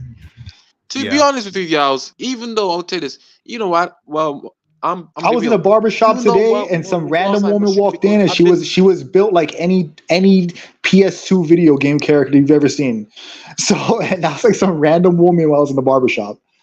Like, come on, man. yeah. Even though I'm gonna Like, be real, Right. I'm They gonna be act real like with it's y'all. a rarity to see Even like though women like I've been in the with street, a and decent shape also what and is it? a good looking I've face. been walking around the place. See, you don't see on a lot of these, these training weirdos, bro. You don't see a lot of them. Yeah. And the only thing that do talk a lot of these smack, it's just so many online weirdos you see just running or defending it, yeah. Well, I Yeah. mean, like, That's and look, true. they don't see a lot of it. all the women that they in showed in Silent Hill 2 remake are like basically flat chested, including the nurses. So it's Yeah. weird. It's weird. Look, again, And just to be here's the just thing. to be Here's the clear, I'm thing. not defending the game. I'm just saying that, you know, In I'm a just way saying that that I look have to look at the trailer again to know for to sure. the I mean, I believe you guys because like, to the flat chested women in real I'm life pretty too. sure that all what's That, being said is true because it's Bloober team, and of yeah, course seeing what they did with Angela and Maria, and even what they were doing with James and all that originally before with his face, like I'm not none of this is surprising to me. So, but again, I'm gonna look at it again to see exactly what they're doing with that. in real life. Guys, and let me Hold say on, this. Can I I just say want to I say something this to I you though. am gonna make a before I cut you Give out? me a all right. second. Give me a second. Hold on, Hold hold on, on. rewind. In real life, there are flat chested women. I met a lot of beautiful women that aren't exactly blessed, upstairs, and that's fine too. It's nothing wrong with, the differences between people. It's just bizarre that every woman in every game now fits this exact mold that we're discussing. So I'm not saying that, a woman's value is solely tied to like her, how bussy she is. I just think it's strange that every female in all these games are flat chested, look like men, have no hips, broad Hmm. shoulders, and a man jaw. That's what Yeah. I'm saying. So don't think, Yeah, that's because true. people will try to twist it and say like, oh well, if they don't have tits or whatever, then it's like whatever. In the end of the day, They're already doing that. They're already doing that. No, because it's real life basically women, sometimes they don't, they don't like they're not attractive built like that. characters or attractive people. Yeah, that's my thing. It's like Yeah, real life carry on, women Jim aren't built Patrick, like because that. You're not gonna come he's across got women a looking like very that constantly. great points. Sorry, Reverend, I'm saying because No, Jim he's Patrick right. got very great points, but I think I did cut him off there. Yeah, it's like I'm just saying that like, it's okay that not every woman in real life is tank double D's and has like some crazy ass and hips and anything like that.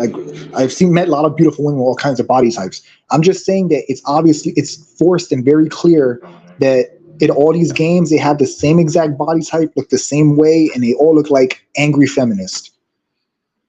Yeah, You and know? it's getting Yeah. point. Like Self-inserted angry it's feminist. draining entertainment way, kicking down And entertainment way. Like it's just I agree them with them Toby. with the, The game is gonna fail with because the, people are not gonna tolerate it. People pointing it out. Fans wanted this game for so yeah. many years, and this is what they're getting. This is like Yeah, the Yeah, game's gonna I flop. wait so many bottom of the years. I barrel, want a low good effort Silent shit. Hill game. I just really want these developers at least go to Eastern Studios and make a brilliant Silent game. Mhm. Very brilliant Silent game. But what we have, I just Western. think it's never gonna happen Ah, again. Yeah, that's my I thing. think the reality is it's not going to happen anymore. Like I think Yeah. like yeah, it's people need not to gonna like happen because they're gonna let bring go it of to Silent Western Hill. because they got no point. Because the thing, I'm gonna be real. Everybody, listen up. Konami thinks like Eastern the developers don't know how to make sign games because, for example, I'll tell you in my personal opinion, because they think like if they give it to Eastern, they think majority of Western thing is based around Japanese, and we got to play in Japanese. No, they can at least try to translate it and give it to a whole worldwide sell and marketing and make a very, very great, perfect psychological horror game, and it make majority of people at least enjoy escapism, just like the damn Resident Evil 2 remake and also Resident Evil 4 remake. Even though those are not my game, I'm just generally a Silent Hill fan. I really want a good Silent Hill game and enjoy playing, but not just standing with having to hear about I what is just it don't think you're gonna get that with mainstream Konami in media charge. messages around the game. Yeah, You're I was just gonna not say you're just not gonna positives, get that right? with Konami in charge. You're just not, Yeah, you're bro. It's not just like the unless reality they is sell it to a competent publisher. But then again, it's like who's Yeah, gonna find that? they have to Who sell you they like gonna have y'all to said sell the before on find the that's gonna rights. podcast, they got with Kojima, yeah. for example, because But he tried to make a good Silent Hill I don't game, think but Kojima was gonna do it any justice either, to be honest. But no, that PT demo was kind of hot though. I'm not gonna lie. Like if the full game was like that, it would have been to me it would have been a big hit. yeah, it was gonna be a Because big hit, bro. That shit Kojima will be a big hit. for all Kojima's flaws, he's good at like cinematics and atmosphere and shit like that. Like he might not Yeah, he like look, don't get me perfectly wrong, got like it. Sinking City, not Sinking Y'all City, throw that sorry, Death Stranding. away. Death Stranding might have had really boring as fuck gameplay, but like from an Yeah, atmosphere very boring, bro. perspective, Very boring. from like And guys, let me tell you the thing that genuinely hurt me, how what they do to Kojima. They it's all good take away starting. his own IP for Mega. He the one create Mega because he likes Mega so much. That's on his own IP, but they strip his own IP of Kojima. yeah. But here's the thing though. This is what I want to mention. What I'm trying to say. Kojima specializes in like cinematics and that kind of storytelling, which works very well for Silent Hill. So to Yeah, me, what was happening with PT, to me was like the right direction to go in because I'm sure like since it's not thank like you, bro. since he Thank had you. Konami to pull in the reins, the gameplay probably would have been like acceptable too. So to me, the issue is that when they got rid of him and they abandoned PT, they didn't know what to do with Silent Hill. Like I said, for all you want to say about Kojima, he usually has a clear director's vision, you know. And Like Death I'm Stranding. look, I'm a person. It had a clear vision. It's just a bad game. Yeah, The gameplay exactly. sucked. I'm not going to pretend it's a fun game or anything like that. I don't think it is. I found the gameplay extremely boring. But like when I it's mean, like my little thing is things of like he like had creative freedom with Death Yeah, Stranding. but What we was got to his reason for understand that? because Like, AB, because even though because sometimes what's his name creatives be, need somebody to they've been pull to in the my reins. podcast around yesterday that's and they true. gave That's good true. honest points about Blibby Team, and the truth is gonna be truth. Basically, for my opinion, Blibby Team make an indie game of Silent Hill 2 remake. It's not like a proper PS5 exclusive. It's just mostly like an indie game, which majority So, fan base knew. That's true. Yeah. some people they're so creative that they need somebody to rein them in to help them focus. So again, I'm not saying that I'm not like one of those people that worships Kojima or anything, but Metal Gear 1 through I know. 5 I found good. 5 being the weakest between 1 through 5.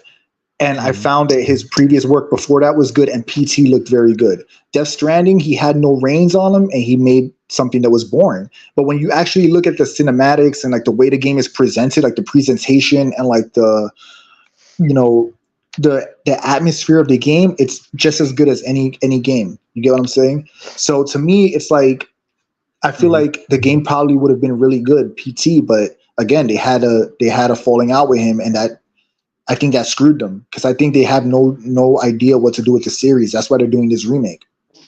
Yeah, I'm sure like PT was like something they were hoping would do well. But PT other was than that, scary.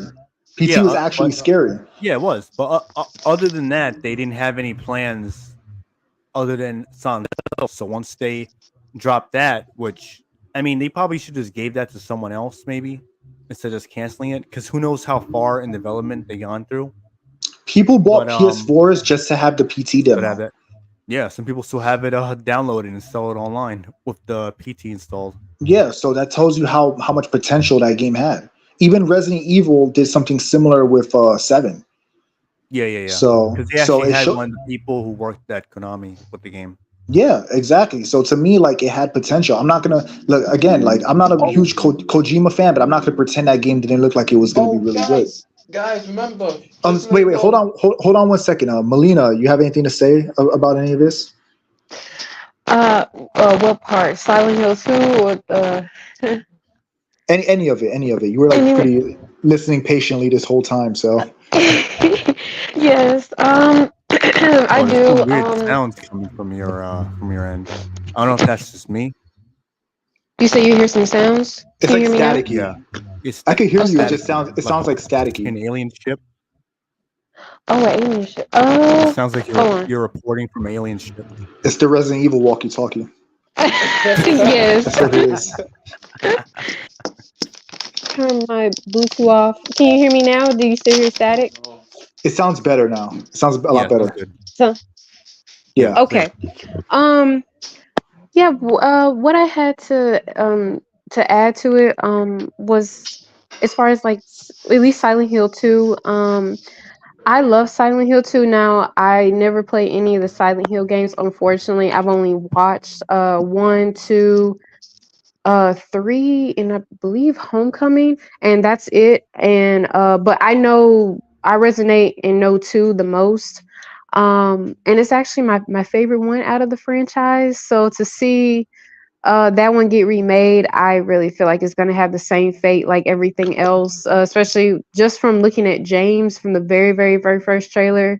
Like I said, I felt like he looked like a wimp, and he was going to be the excuse my French, the bitch boy crying out all the time, every 2 seconds. Oh, Maria, and this and that, and I was So like, oh Peter god. Parker. Yes, Yeah, yes, yeah. yes. Basically, yes. I really felt like I Another thought that man he was getting going to have the cuffed same out. fate. Yeah, yes, basically. And I don't know. And then seeing self insert and then Maria and then Laura, I'm like, God damn, just terrible. And then seeing the nurses downsize, I'm like, yeah, this it's gonna be trash yet again. And it's unfortunate, but I'm not surprised because at this point I have low expectations for video games, and I'm sick of Same. the Hey, remake Mhm. but trend. That way Melina, I Yeah. won't get my hopes up. yeah, Melina, can I Huh? say something to you there? I got something to say too because what is it? These guys said on this point too. But let me tell you the one thing on clock too. We all know this. Basically, if you go on Konami stock right on Google, we can tell like their stock being draining damn low. It's just like Disney stock. Their stock is very low down at cost right now. Very low. Mhm.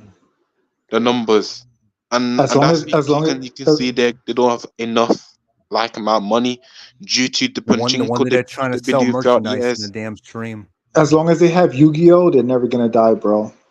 I'm sorry. I Of hate to People course, say keep it. that's saying they have that's that. my main I issue hate to say it, with bro. that They got community. Sorry, they got but I the hate the gambling People shit. community. keep thinking it's Namco. They got the gambling stuff Oh, as the well, pachinko and machines, right? they're Yeah, never gonna lose money. Like they might lose a lot of money, but they're never gonna go away because they're gonna have that revenue. yeah, You that's know. true. So that's Yeah, what I'm saying. Konami doesn't care about gaming like that. If they did, they they would have don't never give they a would shit they would have about kept gaming, bro. a Silent They Hill care about team. Yu-Gi-Oh. They would still have a Silent Hill team specifically for Silent Hill if they really Yeah. cared. Yeah, Yeah, I mean, look at last game they really put out, which was Metal Gear Solid 5. And then what happened after that? Then they put Metal Gear Survive. That was Abomination. a flop. Then yeah. really They from kicked there they've just Kojima been doing out. like remasters, like HD ports and shit like that. Hakami, good seeing you here, bro. Like um Castlevania ports and Zone of the Ender and Contra. I think they still got Contra, right? Yeah, and you saw what the But last Contra game looked like, many right? yeah. What was it, Rogue or Contra Rogue or something or whatever the Whatever. fuck? Contra, fat white woman edition. Yeah, it was good. Did she have pink hair or something? Or am I thinking of the that Ninja Theory game on Maybe Xbox? that's what I'm thinking of. I feel like No, but Contra that had some Contra fat game lady did in it. have a fat lady in it. Yeah, like some fat white lady, right? I remember it having that. Yeah, it was. Yeah, But yeah. anyway, um, so really, other than that, they just been pumping out a bunch of like remasters, like shovelware shit, really. Shovelware, know, yeah, because Konami doesn't it's care. not like They're- what it was like on 360 or PS3 or PS2 and Xbox, or before then as well. Like it's not the same. It's like they're barely putting anything out or anything out that's really like new or high budget or anything that people are really going to enjoy. I think the best situation is when the publisher and the is also like a mixture between a game dev and a publisher. So maybe they don't fully develop the games, but they have like a strong hand in it. Kind of like Capcom, where they're like a publisher, but they're very like tight knit with the companies that are making the games. You know what I'm saying? Like the actual individuals. Or like Rockstar, where like they're under Take Two, but they themselves are like a a publisher and developer. You get me? Like when you have like a hybrid, there's more investment in the games as opposed to like where Konami or EA, where it's just like a thing under their umbrella. You get me? Yeah. Just right now, just like Well, up, EA is a Konami? bad example, just but like we seen they're pushing the same stuff. Like these people who are not gamers, but Rumble Rose is another one. I forgot about that too. they're in like yeah, tuxedo stuff. They're into like this. Rumble Roses. Yeah, tuxedo bullshit. I don't understand the logic of making games for nobody, like, and then thinking it's gonna make money. Like, gaming is not Hollywood. Exactly, It's not. bro. It's not damn ass It's Hollywood. not. No matter how much they want it to be, it's not. But That's Gaming why Neil is not Druckmann and Hollywood. people like Hell, that. it's just Jeremy for coffee. Kojima, I like, would say this. all right, current I'm trying to Kojima, talk like about they the gotta current go. support. Just go to Hollywood, stay there, and just yeah. like no. Look again. Or even back that to guy what I who said made about Kojima. the Beyond Two Souls and all that. Yeah. Beyond Two Souls and What we said? what's the other one? Beyond Two Souls and what's the other one? Heavy Rain. Heavy Rain, and Detroit Become Human. Like, look, Heavy Rain's actually the best of the three in my opinion. Even though I don't really hate Beyond It Two is, Souls yeah. like that, but at the same time, I don't really hate don't it either, dislike but- it too much. But the point is that gaming and Hollywood aren't the same. And like when it Yeah. comes to Kojima, Metal Gear 1 through 5 were decent. And like I'll only give him credit. I'll give him credit for what he made that I think was good, but I'm not going to give him credit for his sheer existence. Just like Shinji Mikami, as much as I like Yeah. some of the games he was involved with, I'm not going to give him credit just because he's Shinji Mikami. You get me? Yeah. So it's And just one of that's those how it should things. be. Is because like it's one thing to be excited about something coming out because it's made by a team that you like, but you got to still have a bit of skepticism because just because it's made by Shinji Mikami doesn't mean it's going to be amazing. Because like one thing, like Evil Yeah. Within 2, Evil Within 1 and 2, even though I like both those games, they really they did not meet my expectations. Especially the second game with how they handled like the open world like crafting structure of like the game, where it's kind of like not really open world, but like more like a hub area that you're running through. It just felt like I just didn't like how it was executed. But Yeah. that's a whole nother deal. Yeah. But yeah, like like in the end of the day, like Silent Hill, people have to accept that it's never going to be what it once was until Konami loses the rights. There you go, David Cage. That's what it was. That's his name. Konami has to lose those rights because it's clear since Yeah. Konami doesn't even Until directly then, have it's it. gonna be more the same. Because Konami doesn't even have a real direct hand in making the games; they're just outsourcing. So that kind of tells you that any team can make a Silent Hill game. They just need to have the right people involved. Well, from my understanding, the new the mainline entry in the series, Silent Hill F, I think is being made by Eastern Studio at Konami. Okay, So all right. They just didn't show it in the last stream because they were mainly focused on Silent Hill 2. Yeah, I mean, it makes sense because that's coming out in a few months. So yeah. you don't want to That give does that does not look good for a game a few months away. No, It is not. It is not boding no, well. it does not. It does not. No, and keep in mind, It's foreboding. what, It's not they announced- boding well. It's also Yeah. foreboding. yeah, I think they announced Silent Hill 2 remake with the CGI trailer in 2022, didn't they? Yeah. So I mean, it's like they had all this time. They I can and they showed what they got.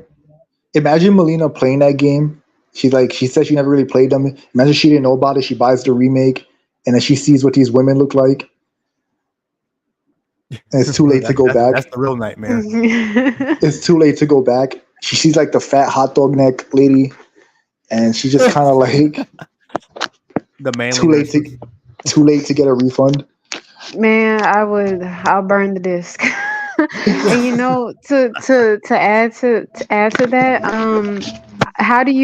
what do you guys think? Because I'm very curious how they're gonna do the grape scene with Pyramid Head and a couple of nurses, or the two-legged enemy, well, four-legged. They had there, it was like the arms were legs, and then they walked on legs. I wonder how they're gonna do that scene. You Was know what that I'm the talking thing? about? Was that the thing that was like looked like a table, kind of? A Or am tape? I talking about? I'm thinking about Silent Hill 3. I don't remember. No, I I'm don't not think so. sure. It was supposed to be like a manifestation of like sexual abuse. You know, it was supposed to be Yes, like something like that. I think that Maybe might have it been probably Silent was Hill 3. 3. It might have been 3. I don't where remember. Pyramid Head grapes like, or had like a threesome basically with two Yeah, yeah, other. yeah. Well, No, that's that's probably Silent gonna Hill be too. that. No, that is Silent Hill Oh, 2. was I'm it? thinking. I was thinking about something else entirely. I'm thinking about Silent Oh, Hill 3. But in Silent Hill 2, like with that scene, I'm pretty sure they're gonna remove it entirely. why? I mean, That scene was I so mean, disturbing. I like that scene. I mean, they changed how he originally got the, what was it, 2x4? How he encounters the enemy for the Yeah, first yeah. time. Well, they didn't. They They couldn't even completely changed that. So think about it. The nurses were too much for them. Imagine that scene. not only the Yeah, I nurses, was just fucking wondering. humans, fucking Maria and Angela. It's like that's too much for them as well. Yeah. So it's like, when they say like, oh shit, when they when they say they're gonna take some creative liberties or do whatever with it, it's gonna be a bad sign.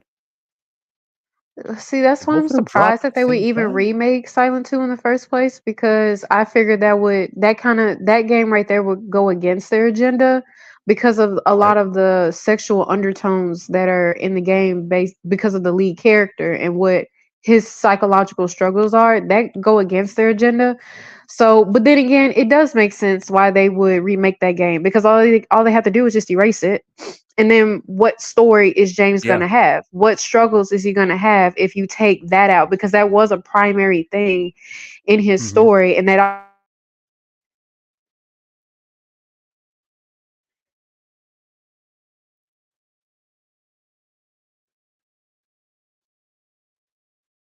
Oh, you hear me? I don't know if you cut out. Oh, she went out. What the hell? There's two of her? I don't know what's going on.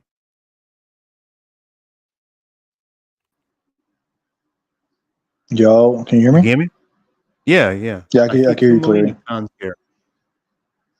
She might have got desynced when I joined back on, probably. Oh, okay. Because I would she cut assume. out in the middle.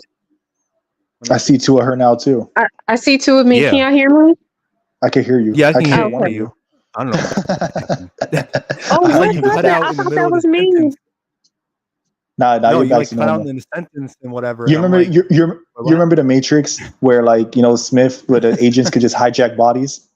Yeah, that's what. Yeah, that's basically what happened. Yes, I was afraid I did something. I cut out mid sentence. I was like, oh shit. It's like the Spider-Man meme where they're pointing at each other. Yeah, yes. I'm seeing two of me. Oh my goodness. I forgot. I'm like, Oh, what's yeah, going okay. on? Now for this time, I remember what I was saying. Um, Okay.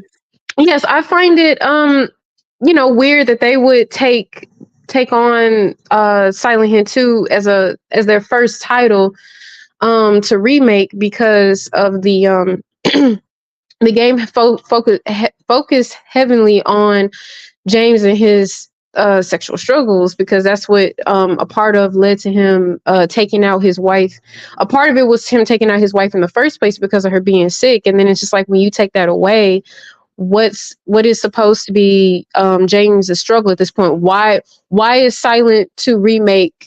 What is it supposed to be if that's the case? It's like you're just remaking it because, of course, the hype train that is for some reason still going, and you're taking one of the more popular games out of the franchises as to add on it being a cash grab. Because, and that's another thing, like, along with the when it comes to the women, how they're being portrayed, like how they look design wise, because I forgot to say this, or I didn't get to say this earlier. It's nothing against, I want to say nothing against the face models besides the self inserts. That because for them it's just a job. Like it's nothing against them. Like how Jinpachi was saying, it's nothing against like small chested women. I want to say, because I know you gentlemen would agree with me too that it's nothing against like the face models. It's just they take because they're just providing the service. Like they're literally just being used for their face. I just find it very disrespectful to the people that you call up and be like, "Hey, can we use your face?"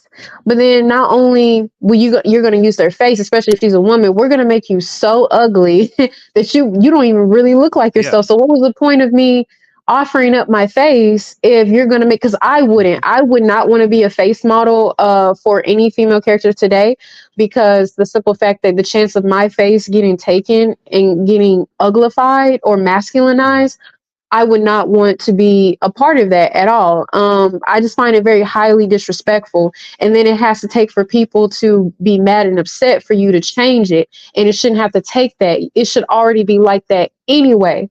And that's why I don't understand the self-inserts, that work for these companies and trying to put their face in these well-known characters. Why would you want to be, if you're a feminist, quote unquote, and you're trying to prove a point, why would you want to offer up your face to put yourself in there and then masculinize your face even more if you feel like you don't meet the female or like the beauty standards that are for women these days? Why do that to yourself even more? You just make yourself look worse. I just find that very weird, and but hey, to each his own. If that's what they want to do, I don't want to do that. But it's nothing against the face models themselves. It's just they're just doing a job. They're just doing a job. It's just the developers that alter their faces. That's doing a huge disservice and disrespect towards them. Because, like, as a quick note, like with Tanya, honestly, that's the problem we have. Yes, that's the main problem we have. Her face model in real life is very, very beautiful. Yeah, the real woman's attractive. She's very attractive. She's very attractive. Yes, and they changed up her face. She looked a little funny in the trailer. I didn't think she was that bad, but I see that they did touch her up in the final product, and she looked gorgeous. It's just like, why not have that from the get-go? Is that not why you had her face model to begin with? Because I don't get it. Like, and when it comes to the trend of like remakes and all that, I find that they want to go for the games that are popular that don't really need to be touched. Like, I still to this day find Resident Evil 4 should never had a remake. It was fine enough on its own. It set its own milestones in history for the generation that it came out in, was fine on its own. It did not need a remake. A game like Veronica X deserves a remake because that too is technically a solid game. It just did not have enough time. That needs one. Why don't you remake the games that clearly need that that you can provide the next gen graphics, fully flesh it out, finish the gameplay, the story, the errors, because even Veronica X has some grammatical errors in it. Actually, it's actually pretty funny. It does, and it has like this Code Veronica X has this like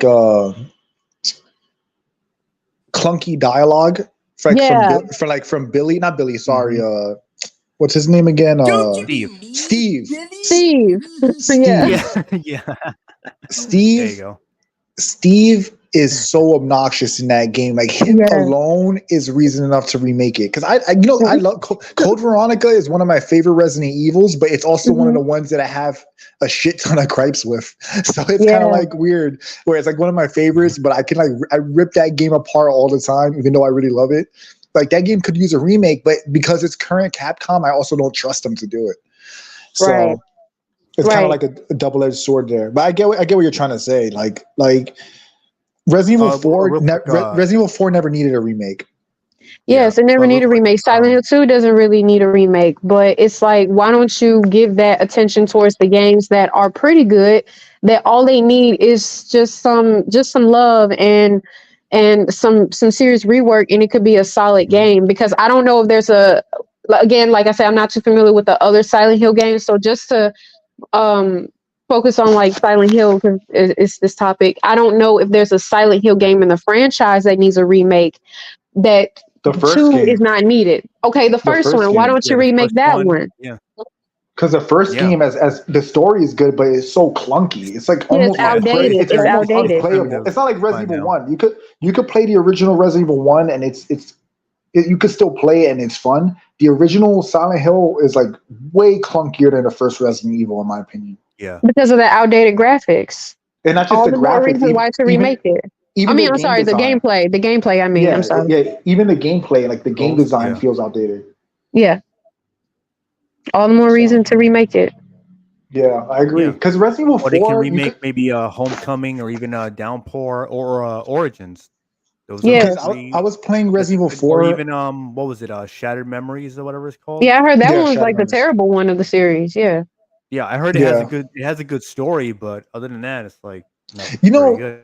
I actually like Homecoming. People don't like that game, but I actually like it a lot, to be honest. Because I like that character. What's his name?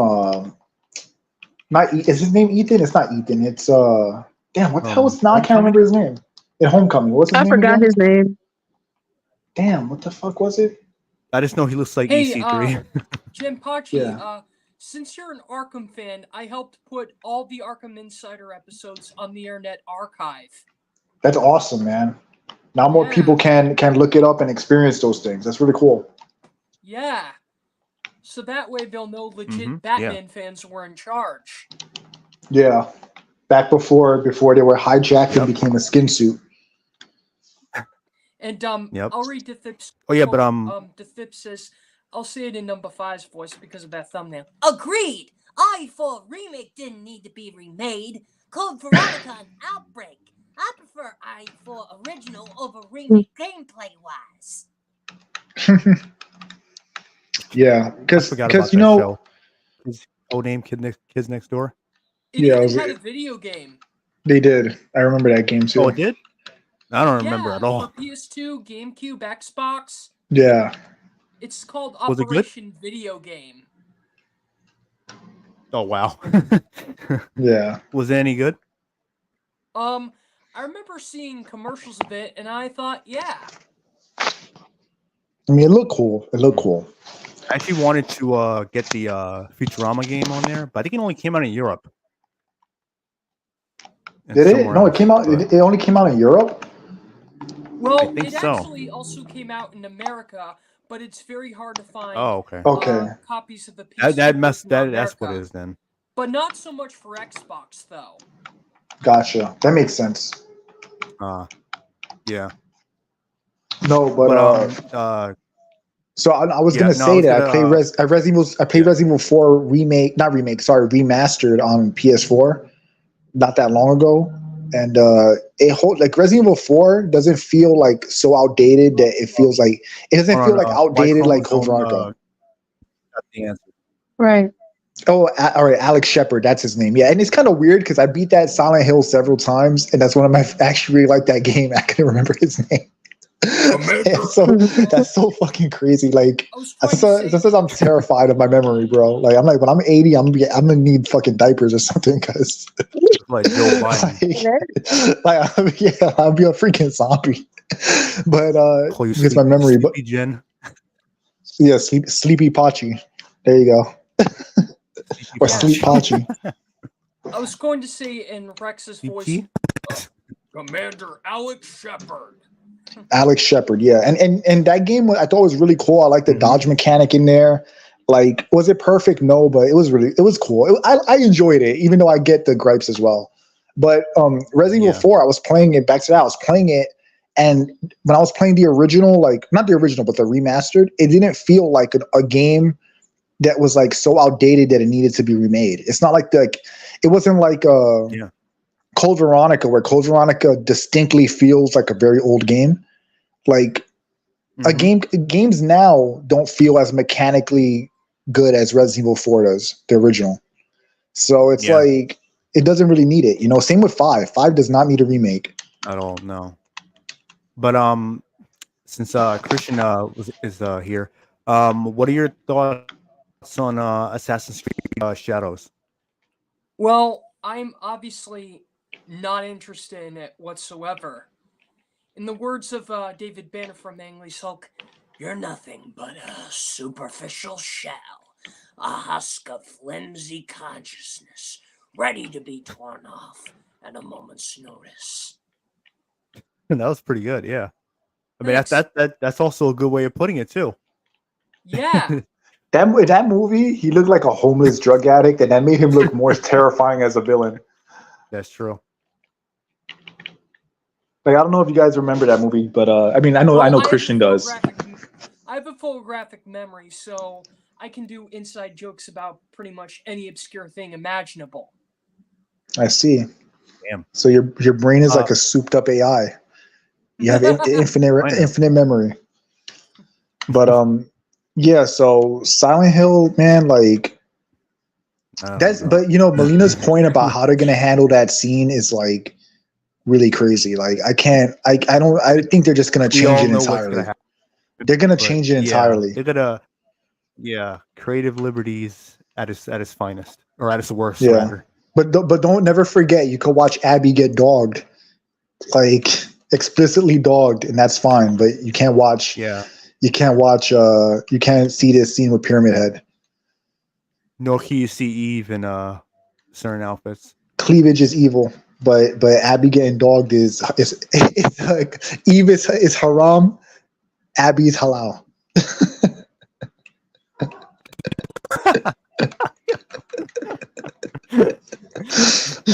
Yo.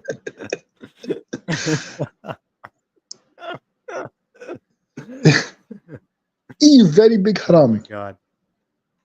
Yeah. God. But No, I was gonna ask him about Silent Hill. He'll be back, I'm sure. It's just the internet being retarded, and StreamYards as well. Chromosome. But we do have one last. Yeah, what you guys? Well, I was gonna say to Chromosome's post, he talked about how he likes Downpour. Downpour was the one in prison, right? Yeah. Wasn't he gonna get raped or something? Or was like the person a rapist or something? I forgot. Damn, you went crazy. I think depending on the ending, if the ending you get, he killed his own wife. If you like get the bad ending, and if not, he like didn't never killed her. So it depends on you as the player or something like that. That's what I recall about it. Before we get to the last topic, Christian, what do you think about Silent Hill 2 remake so far? As the cheat would say, meh. Well, good thing I had the Xbox 360 version of my Xbox Series X. Did they patch it? Well, I'm not sure, but on the positive side, you still had the original English voice actors. Wait, yeah, that's true. Yeah. So you could still play the 360 version now. Yeah, backwards compatibly. The HD collection, yeah. Oh yeah, the HD collection. Okay, yeah. Yeah. I know they patched it after release, but I don't know like what it fixed or if it even improved a lot of the issues. But Christian is right. It does have the original voice cast, which I believe who was it? Konami and Troy Baker were even giving the original voice actor for James shit online because Konami wanted the original voice actors to sign I forgot what it's called, but basically to sign the rights to have their voices in the game, but they're not going to get paid. And he took issue with that, not so much because for himself, because the other people involved in the game, because he felt like it's unfair if they're not going to be compensated for lending their voices again or allowing them to be in the game again, and they're not going to be compensated. But Troy Baker and Konami went public. I don't know where, probably like an interview with IGN or some shit. Or I think maybe Twitter was around at the time. I'm pretty sure it was. So whatever social media they were on, they were like saying like, "Oh, we would have wanted to give it to the fans, but so and so guy didn't want that to happen or something like that. So he decided, screw it, we'll sign it. Here you go, and yeah, and they still fucked the game up anyway. But I think they did improve a few things. But regardless, I honestly feel like that HD remaster is going to be superior to the remake in terms of obviously being faithful and just being overall a better game. I would say for the most part. Yeah. But I mean, yeah, yeah. What you say? no, like no, I agree with you. I was just say I agree.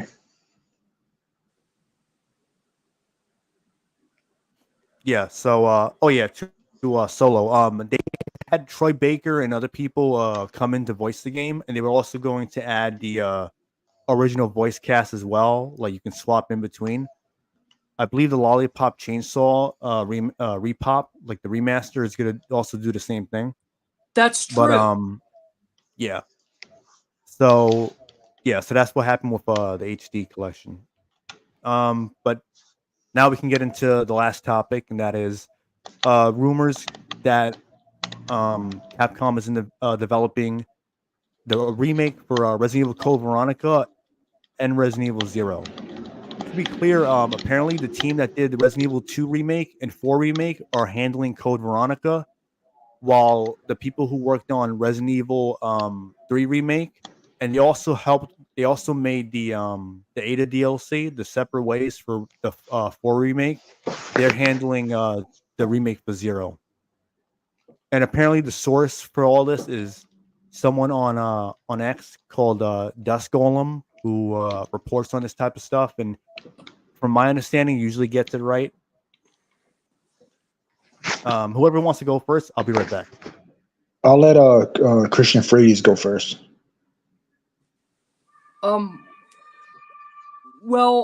About Silent Hill 2 is that I'm glad to be a backwards compatibility advocate as of right now.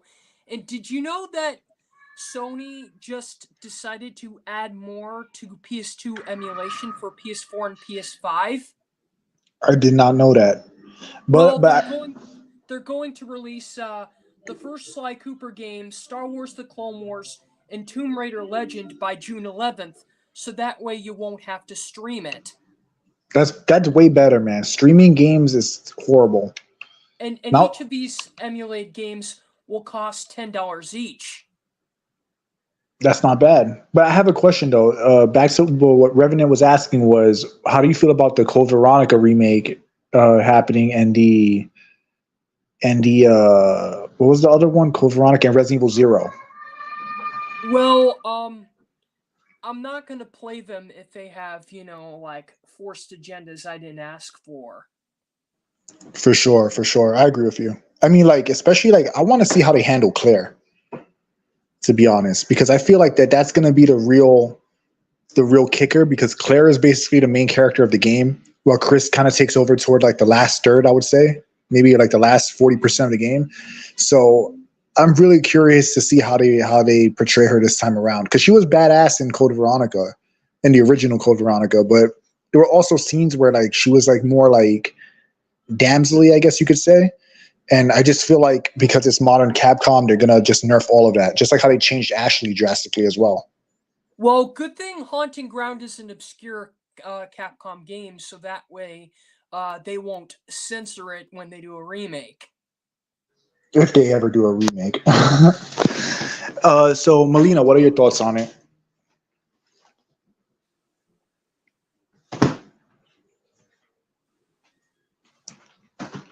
Melina.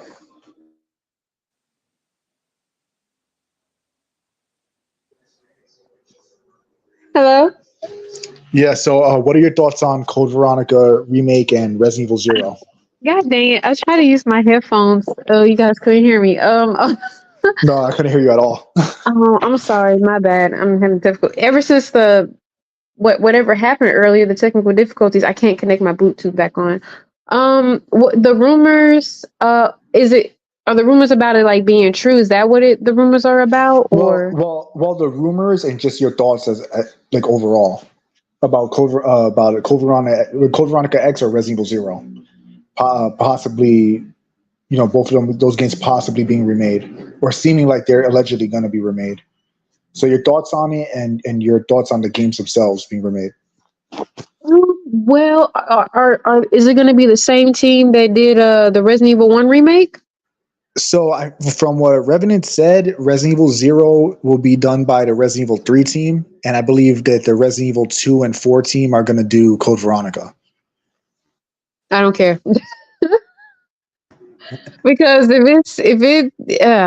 my God. Okay, why are there two separate teams? That's for faster development. That's what they've been doing lately. So, okay, because if RE2 team is gonna do, you said Veronica or Zero? He said both. Both. Oh, both. Okay, I mean, if the RE2 team is taking care of like both of them, then that'll give me a little shred of hope because of how successful and decent the RE2 remake. It wasn't, of course, top tier perfect like to the original, but it is the best or the second best remake out of the series of Resident Evil of games that they remake. That's quite the title, but because I would have preferred if they had Resident Evil 1 remake team, because I don't know if they still exist or they're still out there.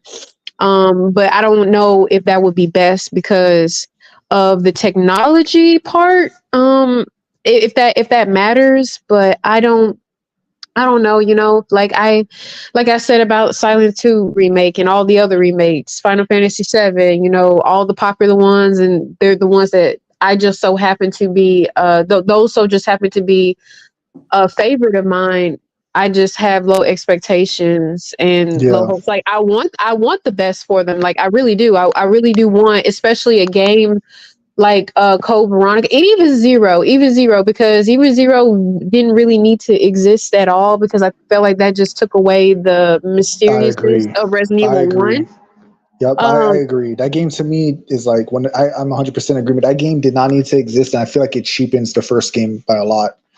And it also makes Rebecca seem kind of incompetent because it's like you go through all this shit and decide not to mention it at all in Resident Evil 1. I'm back.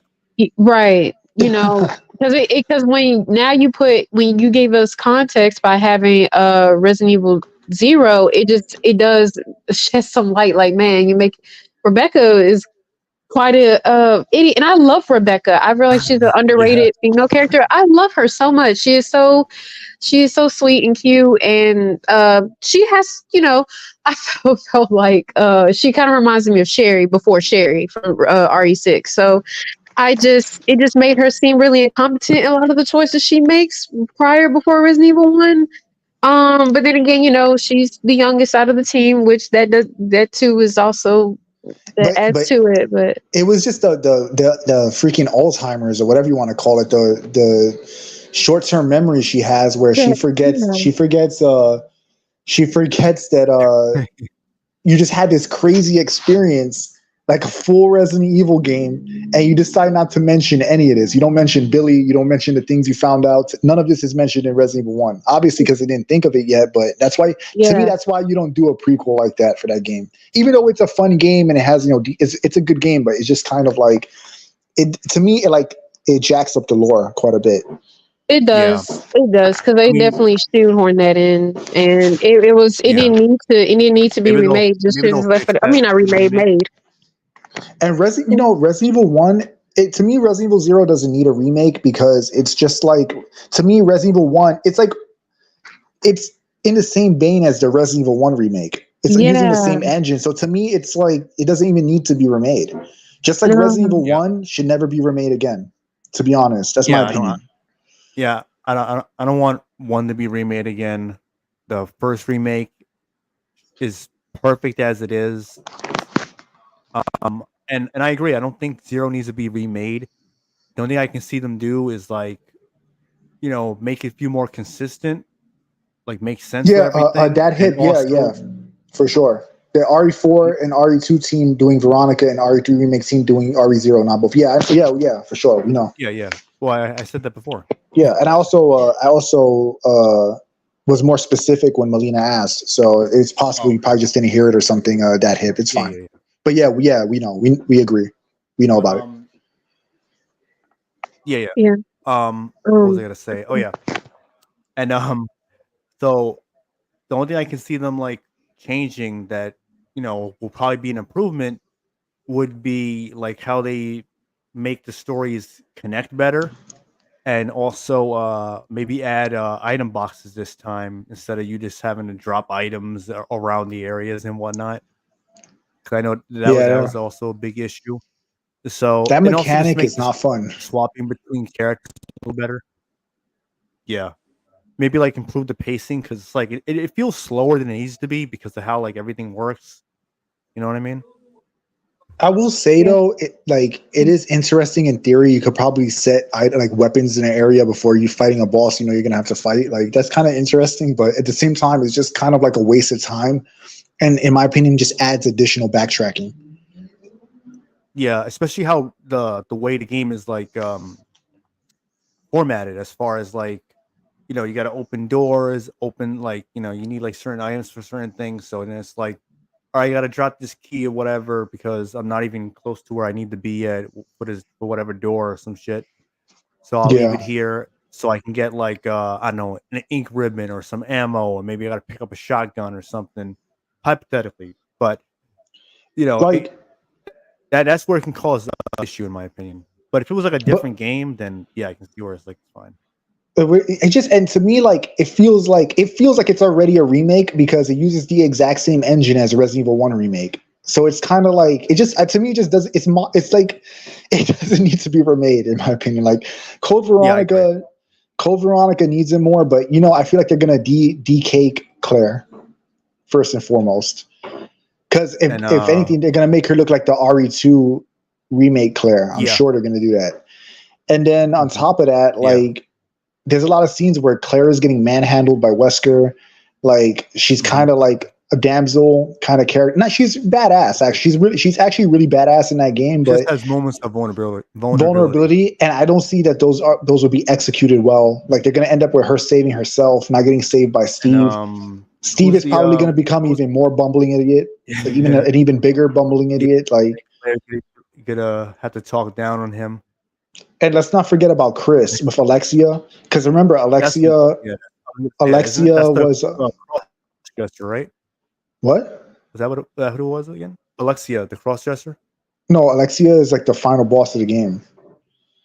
Oh, okay, that's The what it was. actual, the You're actual talking about sister. Alfred, her You're, brother. talk, you're talking That's about what it was. Alfred, Okay, okay, I got them mixed up. Yeah, but also they're Alfred. gonna But change really, that. but Alexia is like basically a strong female character because she's like the main villainess. So they're gonna double down on that, which I'm fine with because she was like that in the original. But then like I feel like they're gonna bitch out Chris this time around.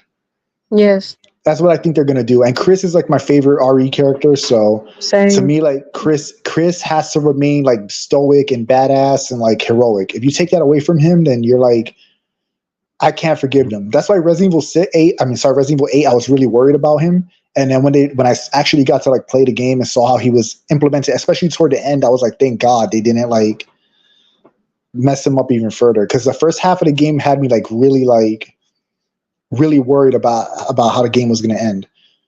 And then like they actually like That's a good idea, Daddy. Yep. You know what they're gonna do? They're gonna make Billy Chris and Chris Billy. I hate to say it. Yeah, what the hell? yeah.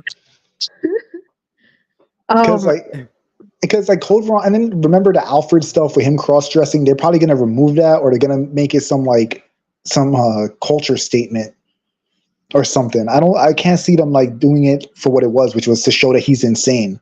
Because to me, Mhm. that makes it like the transgender already looks bad, but to me, like in their eyes, they're gonna be like, well, why does he have to be insane and maniacal when clearly in the original he's doing that because he's an unhinged maniac, not because he like Alfred doesn't see himself as like born in the wrong body. He's just a freak. And I don't think that the Western divisions of Capcom are gonna let them portray a cross dresser as a sick freak. So they might omit that altogether or do something weird with it. yeah, because that'll be offensive. Oops, I made a mistake. Not Billy. I meant Steve. They're gonna make Chris Steve and Steve Chris. My bad. But yes, they're gonna take that away because that's gonna be offensive, especially when Claire called him a cross-dressing freak. So they're definitely going to take that line out. And They couldn't even handle the ballistics line from Louis. Imagine that line. man, yeah, you're right. You're right. Or if they do the Resident Evil 5 remake, which dear God, I hope not, they're gonna take away the scene where the security the security check, the very first cutscene of the game where the fellow comrade had felt on Sheva, they're gonna take that out. You know, Oh like yeah. And remember, if you think about Excella with Resident Evil 5, oh my they're gonna God. ruin, because Excella was basically like a bimbo, like A she sim for was Wesker. sim bimbo woman. They're gonna change the shit out of that. Yeah. Like I don't trust Not modern Capcom. And that's with not Code fucked up or Veronica, anything, but yeah, do you think Sphere Hunter is gonna voice the character in Code Veronica? no. The only character he's qualified to voice is Alfred. That's what I'm saying. Didn't Code voice Alfred? He should. Because like honestly, man, like you gotta respect history. But That's yeah, why like I could, definitely feel look, like they're gonna make changes with that character. they're gonna change a lot. They couldn't even Yeah. bro, Resident Evil 4 is It's a gonna fairly be very modern game. politically And- correct, and that anime like vibe that it had, it's gonna be gone. Yeah. I mean, I don't mind if they streamline the story a little bit and making it like a little bit like the dialogue be a little more organic, because you know what's the right word for it? Code Veronica Yeah, that's had a very Code Veronica had a very Campy, deep, like campy, but it's like theater, you know, like like a play. That's how the dialogue is written, like a play, like a very theatrical. And I feel like, you know, the gritty remake, the way the remakes look visually isn't gonna mesh with that story, like the way the dialogue is. So I can imagine they're gonna change a lot to make the dialogue feel more like a gritty, like horror movie rather than like theater, like the Just the whole original. vibe, like man. Yeah. Like if you but watch that's it, like Shakespearean, is it almost Shakespearean? I don't know, But that's just the like thing. It was always a thing for like Resident Evil. I don't. Well, I know it's different now, but at least like in the earlier days, it's a part of Resident Evil's charm, that campy one liner, you know, humor. I'm not saying that, you know, it, because to each his own. Some may like it, some may don't. Because I'm not gonna lie, Alfred really stole the show, and he made me laugh. Besides Steve, yeah, he laughed with a the couple of goofy times, ass you laugh, know, Yeah, that goofy and ass that laugh he had. freaking laugh, yeah. yeah, that is true. Like who could make dang, I have to look at the voice cast, but I've never heard a laugh like that before. That's a one of a kind right there. Yeah, it was he really is, laughed yeah. like a sick freak. That's what he Yes. sounded like, unhinged Yeah. freak. Yeah, I feel Damn, like that's pretty funny. they're not gonna do that again. I just feel like No, No. it's gonna be because it makes replicated the same way. because it makes trans look bad. Because he's not really, because even though he's not really trans, he's just a sicko cosplaying as his sister because he's insane. They're gonna look at it as They're gonna trans take it that optics, way Yeah, anyway. yeah, and they're they're gonna take try to that change way, it. Yeah. Mhm. You know, but I think But that's one thing Emerald, they'll definitely I'm not change. sure if 4 remake had a trigger warning. I played a demo of it, but I never played the actual game. I don't remember if it did. And But what they did at to least in Louis the was demo. criminal. What they did to Yeah. Louis was criminal. They probably Yeah. did put a trigger warning in the main game, or they probably even had it in the demo for all I remember. But What they did to Ada was equally as bad. Ashley God. had, Yeah. despite Ashley needing to be saved, they still made her have like some bullshit girl boss lines in there. Mhm. Like yeah, they have to accept what they just should, like, you know, it's one of those things where they should just accept what is instead of trying to change history. Louis is one of his defining characteristics is that he's a Spanish charmer womanizer. A Spanish version of Leon. Kind of, but Leon, I don't even consider Leon a womanizer up until Resident Evil 4, where he started flirting with everybody, and I was like, all right, I mean, whatever. But like, Yeah. I don't hate it. But Luis that's part of his character. That's part of his charm. That's like that Latin like spice that he has. Like Yeah. he's like real. You know what's funny? A lot of Hispanic men, especially older guys, if you listen to them talk, that's the kind of cheeky shit they would say. Mhm. You know? Yes, it What was would. that line though- that Leon said where he called the guy bro? Yeah. Yeah. No thanks, Yeah. bro. What did he say? I Like, forgot. That's what it was. Yeah, I'm like, what? it didn't Like- make no sense because he said brethren, Salazar. Yeah. Yeah. And that's the charm. And they just took that out. It's bland, it's boring, it's lifeless, And Yeah. like it's Luis. He was very handsome. I consider him, in the original, they just made him look ugly. I'm like, who is They made this? him look more weird, right? Like he looked more Yeah, like like it's he's just a like some. creep. Yeah. Yeah. Like he's a Because curse. you know Yeah. what's funny? Like some He looked women, kind of creepy. Like, yeah, some he looked like he'd women be like won't peeking admit out it. the window. Some Mhm. women won't admit it, but guys like Lewis in the original Resident Evil 4, there's women that go for that shit. There's Oh women yeah. that those lines would work on because he's a handsome guy and he has like charm. Because remember, it's Mhm. not always what I mean, Melina, you know this. It's not what you say always. Sometimes it's the way you say it, like the way Right. so like that was part of Lewis's charm. And then like it was kind of cheeky when Ashley said like, oh, basically like called him out for it. It kind of gave them all like interesting dynamics. But when you Mhm. have like when you have each character is like a male feminist now and no offensive lines happen, it reduces the tension between the cast, which added to the story. Yes. So Yeah, I agree with you. I noticed that it's like the characters are in a way, trying to be walk on eggshells with each other. So there's not really much great banter going on between the characters. Everybody's trying to like stay in their own lane and it's just Yep. stale. It's like no good chemistry going on between characters. It's just I don't yeah, I don't see that. yeah. Because Ashley in the original Resident Evil 4, Ashley's responses to Lewis, All them trying to play it safe. Yeah, play her it safe. Yeah. they're playing it safe because her responses to Lewis and to a lesser extent Jill in Resident Evil 3 to Carlos, it's like they don't they like it's like They're they're like a son resist today. Like they they're yeah trying to play yeah too hard to get. Like, ugh, I don't like you. But low key, they're yeah blushing. yeah Yeah. exactly, like she's Hmm. resistant, like she Yeah. pretends like the line that Lewis said is offensive, but like low key like deep down she's kind of like, oh, like all right, like she kind of likes the attention, like that's Right. normal. You know what I Yeah. mean? So like it's just one of those things where like I feel like people think like they take into account like that they expect characters to think like they do, and they have to understand the best characters are the ones that are not extensions of yourself, but like are different and think differently and make different choices. So even though you as a player might not like what Louis says, even though I think you're kind of like a punk if you really have a problem with it like that, but if you don't like it, that's the good thing. You're not the one saying it. The character is. You're not the character. So let the character. It's like villains. Let the villains be villains. Like Real quick, you know. Silver Fang. Yeah, that was me who actually said that. So apparently he's been wrong multiple times.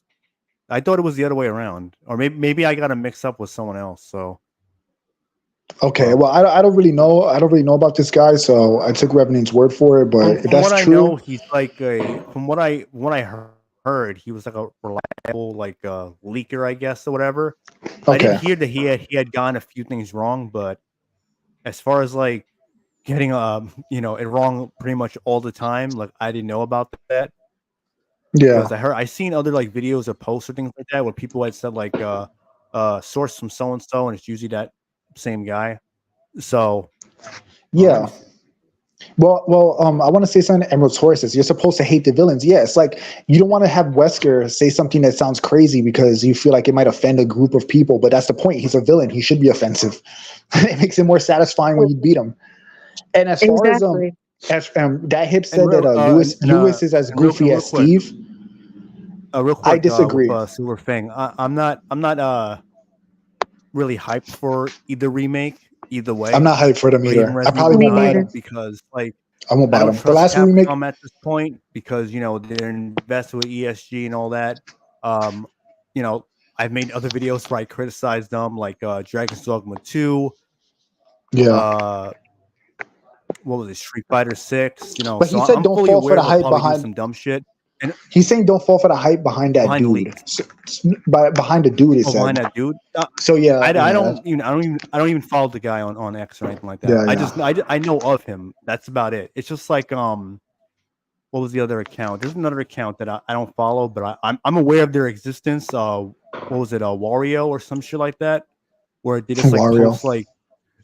post like news or whatever that's going on. Not really like leaks or anything like that, but that's an example of someone where like I know of them, but I don't follow them or really like hang on their or anything like that. So just to be clear, In because response, other well, people have well, made like videos and posts in regards to like this rumor. So I'm just like talking about it, seeing like what yeah. Well, I everyone's mean, thoughts like, look, on it, because it could be true since they're doing like it's an doing a interesting, bunch of remakes. subject, regardless. Yeah, So kind of like the rumors of a Resident Evil 5 remake that was going yeah, on. they really So they that's, if they're gonna that's all. remake one, they should do Code Veronica, but they should just stop doing remakes in general, just because I want the lore to be protected.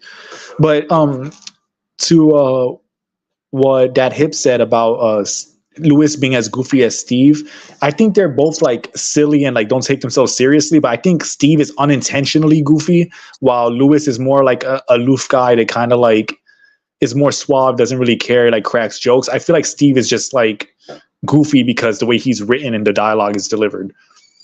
So there's a distinction between the two, in my opinion. Steve wishes he could be Lewis. No, you're right. Yeah, Steve He does. He really does. He's like clunky and goofy and like kind of dumb. He does a lot of dumb shit in the game. He's like Steve Urkel, where Yeah. Luis Yeah. He's like a foil. Is Will Smith?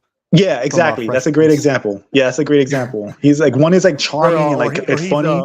He's Stefan.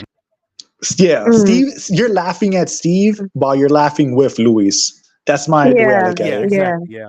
Because you can't compare the two characters, bro. They're like two different. Because Steve, I hated Steve up until he died, and I was like, damn, that kind of sucked. And I was like, I still hate you, but that sucked. Yeah. And I feel like maybe there may be one good thing out of the remake. They may take out the whole romance thing that they, for some strange effing reason, tried that with freaking Steve and Claire. They may take that out because of the whole girl boss thing. Not because they just don't go together, but just the fact of because girl boss and she don't need no man and this and that. But exactly. Because none of us, I don't think we all like the whole them trying to ship Claire and Steve together, and they had no build up whatsoever. It was just shoehorned in there for the sake of trying to have a romance. They could like what you're saying is true. They could Mario 64. They could make it work by reworking Steve, and make it like more organic. But like you said, they probably will remove it entirely because of the girl boss shit. Because they even took out the part at the end of 4 remake where Ashley asked Leon if he wants to come back to her apartment. They took that line out entirely. They took that out entirely. And by the way, I'm mentioning this. I didn't buy the game because I haven't bought a Resident Evil remake since 3 because I learned my lesson with how bad 3 was.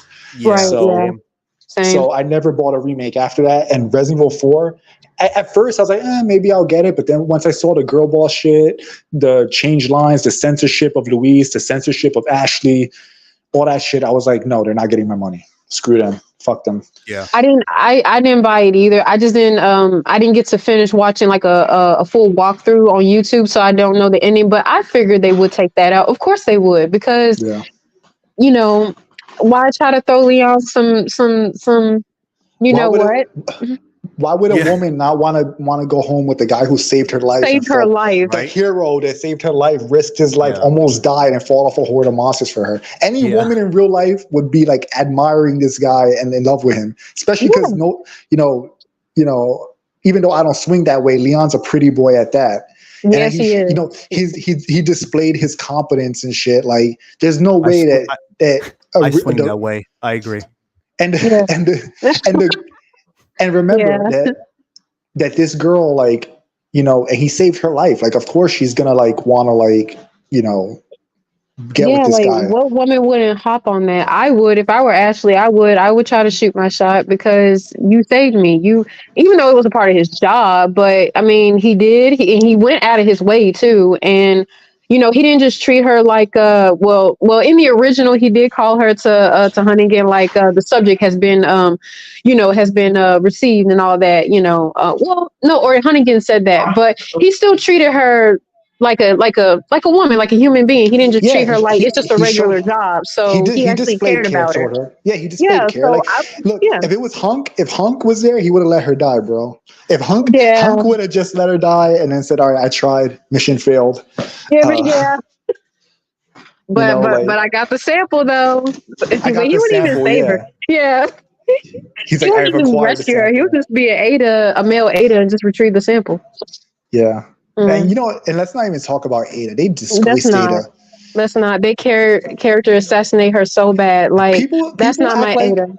people say Not like, at oh, all. No. she's like, oh, that she was never like a femme fatale and all this shit. Yes, she was. If you played Resident Evil 1, she was the girlfriend of a researcher just to collect information. That's like the definition of like a seductress. Yes, that's her Literally. whole character is being a femme fatale. Who said They that? took that all away. People say that. People say that this is an improvement. I've seen Hell comments like no. that. Yeah, I've seen, not videos, but I've seen comments defending Ada, saying that she's better I now know. Yeah, I've because seen that.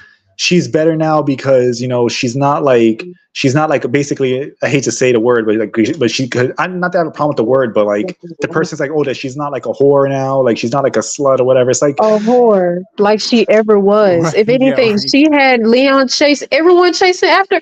What the? Yeah. You know, I'm gonna be quiet because I'm gonna say something really mean. yeah, Toby said So simple. fake RE fans say that. I agree. I feel like Yeah, that her character what it was is. always a femme fatale from day one. She, even before they showed her on screen, because of the additional information added in Resident Evil 2, the fact that she's Ada from Resident Evil 1, you know, the computer code, that means that Mhm. she was a seductress before she even made an on-screen appearance. Yes. That just So lets you know, like they set the seeds before she even made it. And y'all gonna just all right. She's well better off. Oh my God, she is boring now. She is stale. She's a freaking stone. She she's has no very character. boring. She's just by the book, just here to get her check and dip out. No chemistry Yeah. between Leon. Not no. Even though it was toxic, but it was a good kind of toxic. Like you love to see it, you know. And they just took that away. She doesn't have a lick of freaking sexy or seductiveness in her tone of voice. It's just stale, stagnant, boring, and it's like, oh my God, you're not Ada. They Yeah. she was But every scene, just her first encounter after seeing with Leon after the whole RE2 incident. It was like they regularly seen each other. Nothing changed, and it was just flirtatious, and it was sexy. It was spicy. It was great. yeah. And they just I hate Yeah. it. I hate it. They had to ruin it, you know, Yeah. because I agree. for the modern day. For Yeah. the modern day, yeah. And her voice, I But I mean, that's still not would to say say her his voice actor mention, wasn't terrible. his No, prideful it wasn't politics. terrible. But you know what, the other thing too is, and the funny thing is, even within the remake series, she showed display that she cared about Leon in Resident Evil 2 remake. Like they Yeah, kiss and shit. So even in the first remake that she was in, they maintained some femme fatale aspects of her character. So 4 is like four is a character assassination of a character assassination, which is crazy to me. yeah. Because when she was helping him out, she made it seem like he's incompetent, and you know, oh God, you can't take care of yourself. I got to come in and take care of you again, like Yeah. a girl boss. Don't need no man. But then again, it's like for Leon, he's still a very capable man, but that was supposed to, which is really messed up. Leon's character, how he got into this in the beginning, he was late on his first day. He just Yeah. became a cop, so yeah, he's not like Resident Evil 4 Leon already in Resident Evil 2, so you can't expect him to have. He was thrust into a zombie apocalypse. Well, Yeah. you know, like But even then, they at least showed that she like displayed some care for him. She like they kissed or yeah, whatever, yeah, and she displayed that she might want something with him in the future. Like she was at odds with her mission and Leon, so that part at least was consistent. consistent. Yeah, But then in 4, she's like, "No, Leon, I don't like you anymore. I am now an AI robot, and once I get this virus, I'll be decommissioned and be put on hypersleep or whatever." Like, yeah. And but why do that? Why put a little bit? Because I'm surprised they did. I guess because was it the same team that did RE2 remake for 4 remake? yes, So that'll make a lot of sense. Oh, it is, then it doesn't make no sense then. yeah, it's like they decided that they didn't like it and then changed it. But nothing was wrong with it. You know, Yeah. I mean, they'll probably like say something like, "Oh, that she still does have those feelings," but they won't show it. It's like they'll tell us, but they won't actually show it in the game. So pretty much she's a Stone Cold B, like a Sunday that I don't like you, but I like you. Yeah. which makes it more toxic than how their relationship was originally portrayed. Because yes, they had something, but it was clearly toxic in a way. Because Ada So being she's a femme using him. fatale, yeah, she was technically using him. But now it's just like it's just double the toxicity because it's like, oh, she's very hard to read. It's like, do you like him or not? Do you care about him or not? At least in Resident Evil 4. And that makes it very confusing and complicated. And then I guess you could say that also adds to like the whole stereotype of what like some toxic men may say that, oh, women, you women, like Leon said in Resident Evil 4, huh, women. But Yeah. if you said it now, it would be logical because yeah, she's being toxic and it kind of makes women look bad, so it's And just Leon, it makes Leon a simp though, because now he's yeah, chasing this Really woman does, that's yeah. like cold as hell to him. Like, Yeah. yeah, it's true. I'm not gonna lie though, like some of y'all women be crazy though. But I'm sure Sure. I mean women know that some dudes are crazy as hell too. So it is what it is. Both things are true and not always. Yeah. Yeah, I agree with you. Like, there's plenty of terrible, awful women out there, toxic, and it Yeah. goes both ways. It's not literally genderly exclusive. Yeah, It's just, exactly. yeah. It, So it it goes both ways. It depends on goes the both ways. person. Yeah. And, Oh God. and even within that context, there are gonna be times where, even people that are like generally not like that are gonna have moments where they're gonna be like a dick either on either end. It's like part of human nature. Like, Right. it's Yeah. like no one's perfect. No So one's perfect. Exactly. Silver Fang's comment. No, you're right. I actually seen that before the game even came out. I mean, I wasn't gonna get the game anyway because like I knew it was gonna be some dumb shit. And of yeah. course, the original creators, now they're embarrassed and ashamed and regret the original game that they made. It's fucking stupid. Like all these You know like what's funny? people gotta With act like pussies. Like they can't just stand by what they did and in they're the lying past. because they're Why they gotta make it Japanese. seem like it was so wrong? What was problematic about Final Fantasy VII, or even like in the case of like Resident Evil? What was the problem with Resident Evil or the original Ada, or even how any of these characters were? Right. Yeah. Insane. It's like they act like they started developing the game when they were 15 years old and shit, and now they're like, But wise men and shit. Like, remember oh, like that they're also we've grown and Japanese, matured. bro. Now it's all. The only reason why they're saying that is because of how the social climate is right now. Yeah, they just don't They're want not, they're not flack, trying to bro. get canceled. They're trying to play it safe, and of course, you have things like ESG or even consulting firms involved. So they're trying to get on their good side because they don't want to risk anything. But it's just it fucks up the quality of these games. What That's you all it should do is. is watch Japanese people ask questions, right? Like, like ask questions about like relationships, like sex, gender stuff, and you'll be shocked at how base Japanese people are. So those people in Yeah, I those know. corporate offices saying that, they're just saying that for like to appease Westerners. Because even Yeah, it's if a they lie. were if the game was only in Japan, there would be no comment about any of that stuff because it would be just accepted as normal, you Mhm. know. Yeah, So even I know. with the original Final Fantasy, it's like they even forget. Like I remember the thing with the panties where they like censored that or whatever. It's like they forget. They fail to realize that was a joke from Cloud. It was supposed to be a joke that he didn't actually do it. Because if you look at the way the dialogue is written, it's not written like as in he seriously like took her panties or whatever. Like it's read as Like he like grabbed it out there and started sniffing them like Quagmire or something. it's read as like he just told the joke to derail the story because after that it's not mentioned again. And then like even Tifa's reaction is not like that he's a creep. It's just kind of like almost like when you're trying to talk about something seriously and somebody's like joking around. That's how I took it.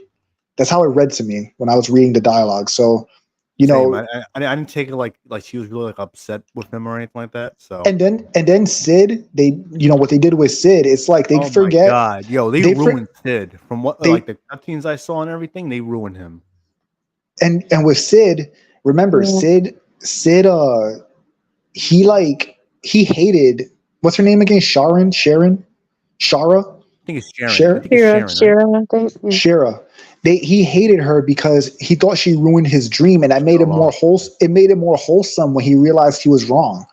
because then like when he realized he was wrong and that he treated her badly, he actually felt bad and like had a, you know, it kind of little bit of a change of implies heart. that they'll be together because she, you know, as a woman, she respected Sid because of his ambitions and his hard work, right? Which Yeah, I'm I sure think you Melina, mentioned her in Death and Children, so maybe they were still living with, maybe they worked together. and I'm sure Melina, you know, like, you know, that's admirable, right? Like somebody who works Yeah. hard and like they have, you know, they're ambitious. I'm sure that's something that is seen as an attractive trait. Mhm. And she was Very. doing all that work for Sid because she believed in his dream, and then he thought she fucked it up. So he was pissed off because that was his, you know, it's not like he could just build another rocket. Like that was his one chance. Then he realizes, and then she's like, to make amends, she's like taking care of him. She's like basically a wife without being his wife. And then like he realizes that he was wrong and he has to change a heart to her. So she gets her happy ending where he admits that he's wrong, and like they kind of imply that they end up together, and he gets his, you know, his resolve because they activate the ship again, and then he finds out that she saved his life because he would have died basically if he wouldn't have listened to her, you know. Yeah, So because I mean it's implied that the thing was messed up and he would have died if they would have went into space. The ship would have failed. So to Yeah. me, like none of that is bad. Yes, it's an ugly situation, but it leads to like a really wholesome payoff. But they took the whole thing out because it's offensive. It's kind But of that like was a beautiful arc. it was. Yeah. It really was. It kind of like it made everything come full circle when you think about Yeah, it. and Because it it's showed kinda like, yeah, he's a hard ass, but he has a heart and he can realize that he's Yeah. wrong, you know? it's Like kind that of was the like he was point. in a way. Sid was kind of like a mean spirited character in a way, Yeah. somewhat. And then it's like, all right, you actually had a payoff, and then now it's like you know you're not going to get that in the next game, like 9 years Yeah. from now or so. But And don't you think it's crazy? You can have a game where you're killing monsters and like slicing them to pieces, but God forbid, the 40-year-old Sid smokes a cigarette. Like, Man. or like not that. Look, I or think talks to I don't. Taylor. Smoking is a terrible habit and it's disgusting, but that's why I don't do it. It's okay for the character to do it because he's not a real person. It's okay for characters to have negative qualities about them, like. You know, it's just NetherRealm crazy to me. Studios as well. Yeah. Then there another one. NetherRealm Studios, ashamed of that pass because they cucked. Yeah. Well, Ed Boon's a Uh, liar. infiltrated by feminist activists. I mean, you name it. I mean, a lot. Like that's the thing. A lot of people be acting like these studios are the same that they were like when they first started. When it's like they're like a shell of their former selves, and it shows within their game design when they do these interviews, the way they talk, the way they carry themselves online, and everything. It's like it's all there. So I don't understand why people like a lot of people act like it's like they made this game or that game, so I'm gonna get this one or whatever. And it's like it's not the same studio. Like It's nothing about not. them is the same Mhm. anymore. Yeah, gotta stop Yeah. having Like, blind faith in these companies. Exactly, yeah.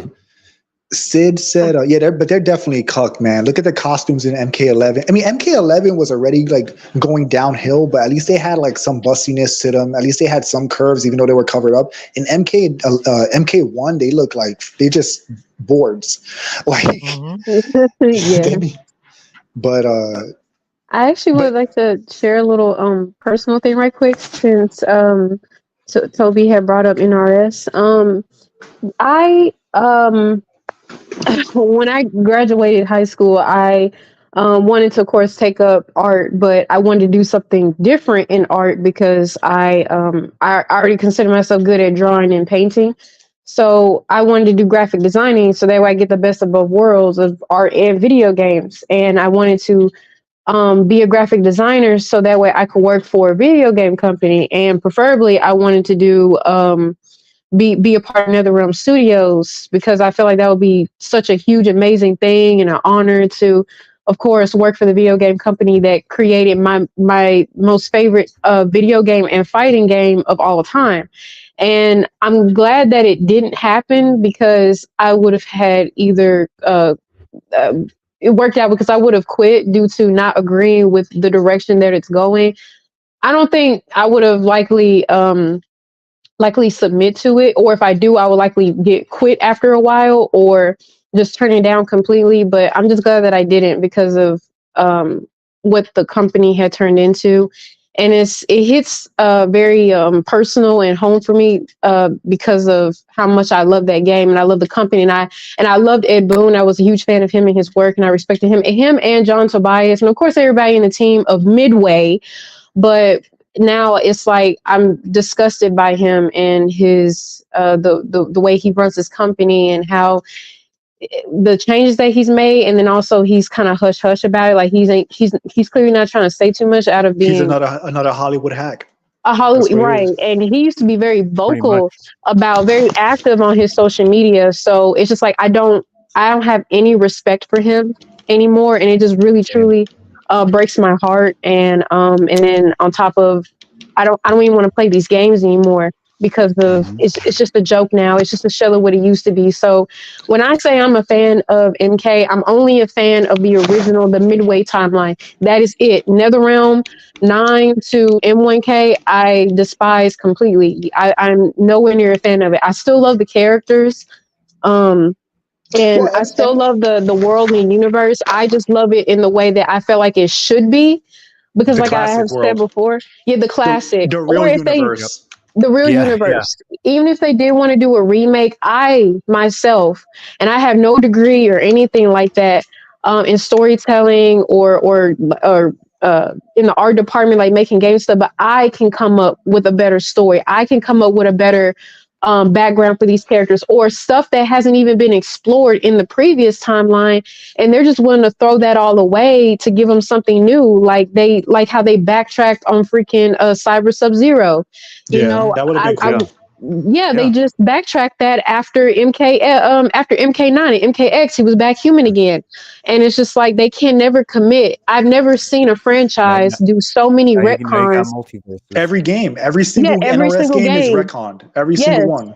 Yeah. And you got the story that's retcon, and then the character. It's too much. It's too bloated. It's all over the place. It's lost its It's hard to identity. really It's get invested in ridiculous. because Don't it's get me like, all wrong. right, you get invested in one game, the next game is like nothing ever happened. Nothing Don't ever get- happened. Don't get me wrong, Tekken also does that, but at least Tekken tries to make everything make sense, even if it is an ass pull. While Mhm. with MK, they just drop it. They just will literally just drop it and give a half-ass reason. Well, at least with Tekken, they'll find a way to. It might be overly complicated, but at least more thought went into the retcon. You know, Right. like Well, for that's the example, thing. That's why they remade it in the first place, because for some reason, a lot of people thought that they felt like that the original timeline was too complex and so confusing. I don't agree with that. I I don't. It find was that straightforward. You just have it to was play the games. straightforward. Yeah. Just play the It games. It was makes very sense. easy to get along, and like the bad guys were actual bad guys that were major threats. A lot of the characters had some very interesting origins and backgrounds. Some of them didn't get to be fully explored, which is what they should have continued. Like Rain. And like Rain, for instance, like I would have loved to, because he's basically the Perseus of Mortal Kombat. Yeah. Like, Yep. Yeah. so, and they didn't get to explore that at all. We never got to see him be, a sort of a main lead. Like there's so much you can do with that. And then with the remake, there was so much focus on the special forces that at least I do give that some credit to M1K. MK9 or MK1 or M1K. MKX and MK11, there was so much Yeah. focus on the Okay. special Yeah. forces to where that is boring. Like I don't mind the whole uh special forces, military and stuff like that background, but there was too much focus on it that it was actually boring. I Yeah. It's find like interesting stuff in the different realms, like Order Realm and Chaos Realm, which that has because not been explored. they did all that stuff, and it's like I don't care about I like the characters of Jax and Sonya. Don't get me wrong, they're badass, but I don't really care what the humans are doing. Tell me what Scorpion and Sub-Zero are doing. What is Right. Quan Chi doing? Tell me, Right. show more NetherRealm. You know what I Right. mean? Because Yeah. I mean like that. I mean NetherRealm as in the realm, not the company. But Yeah.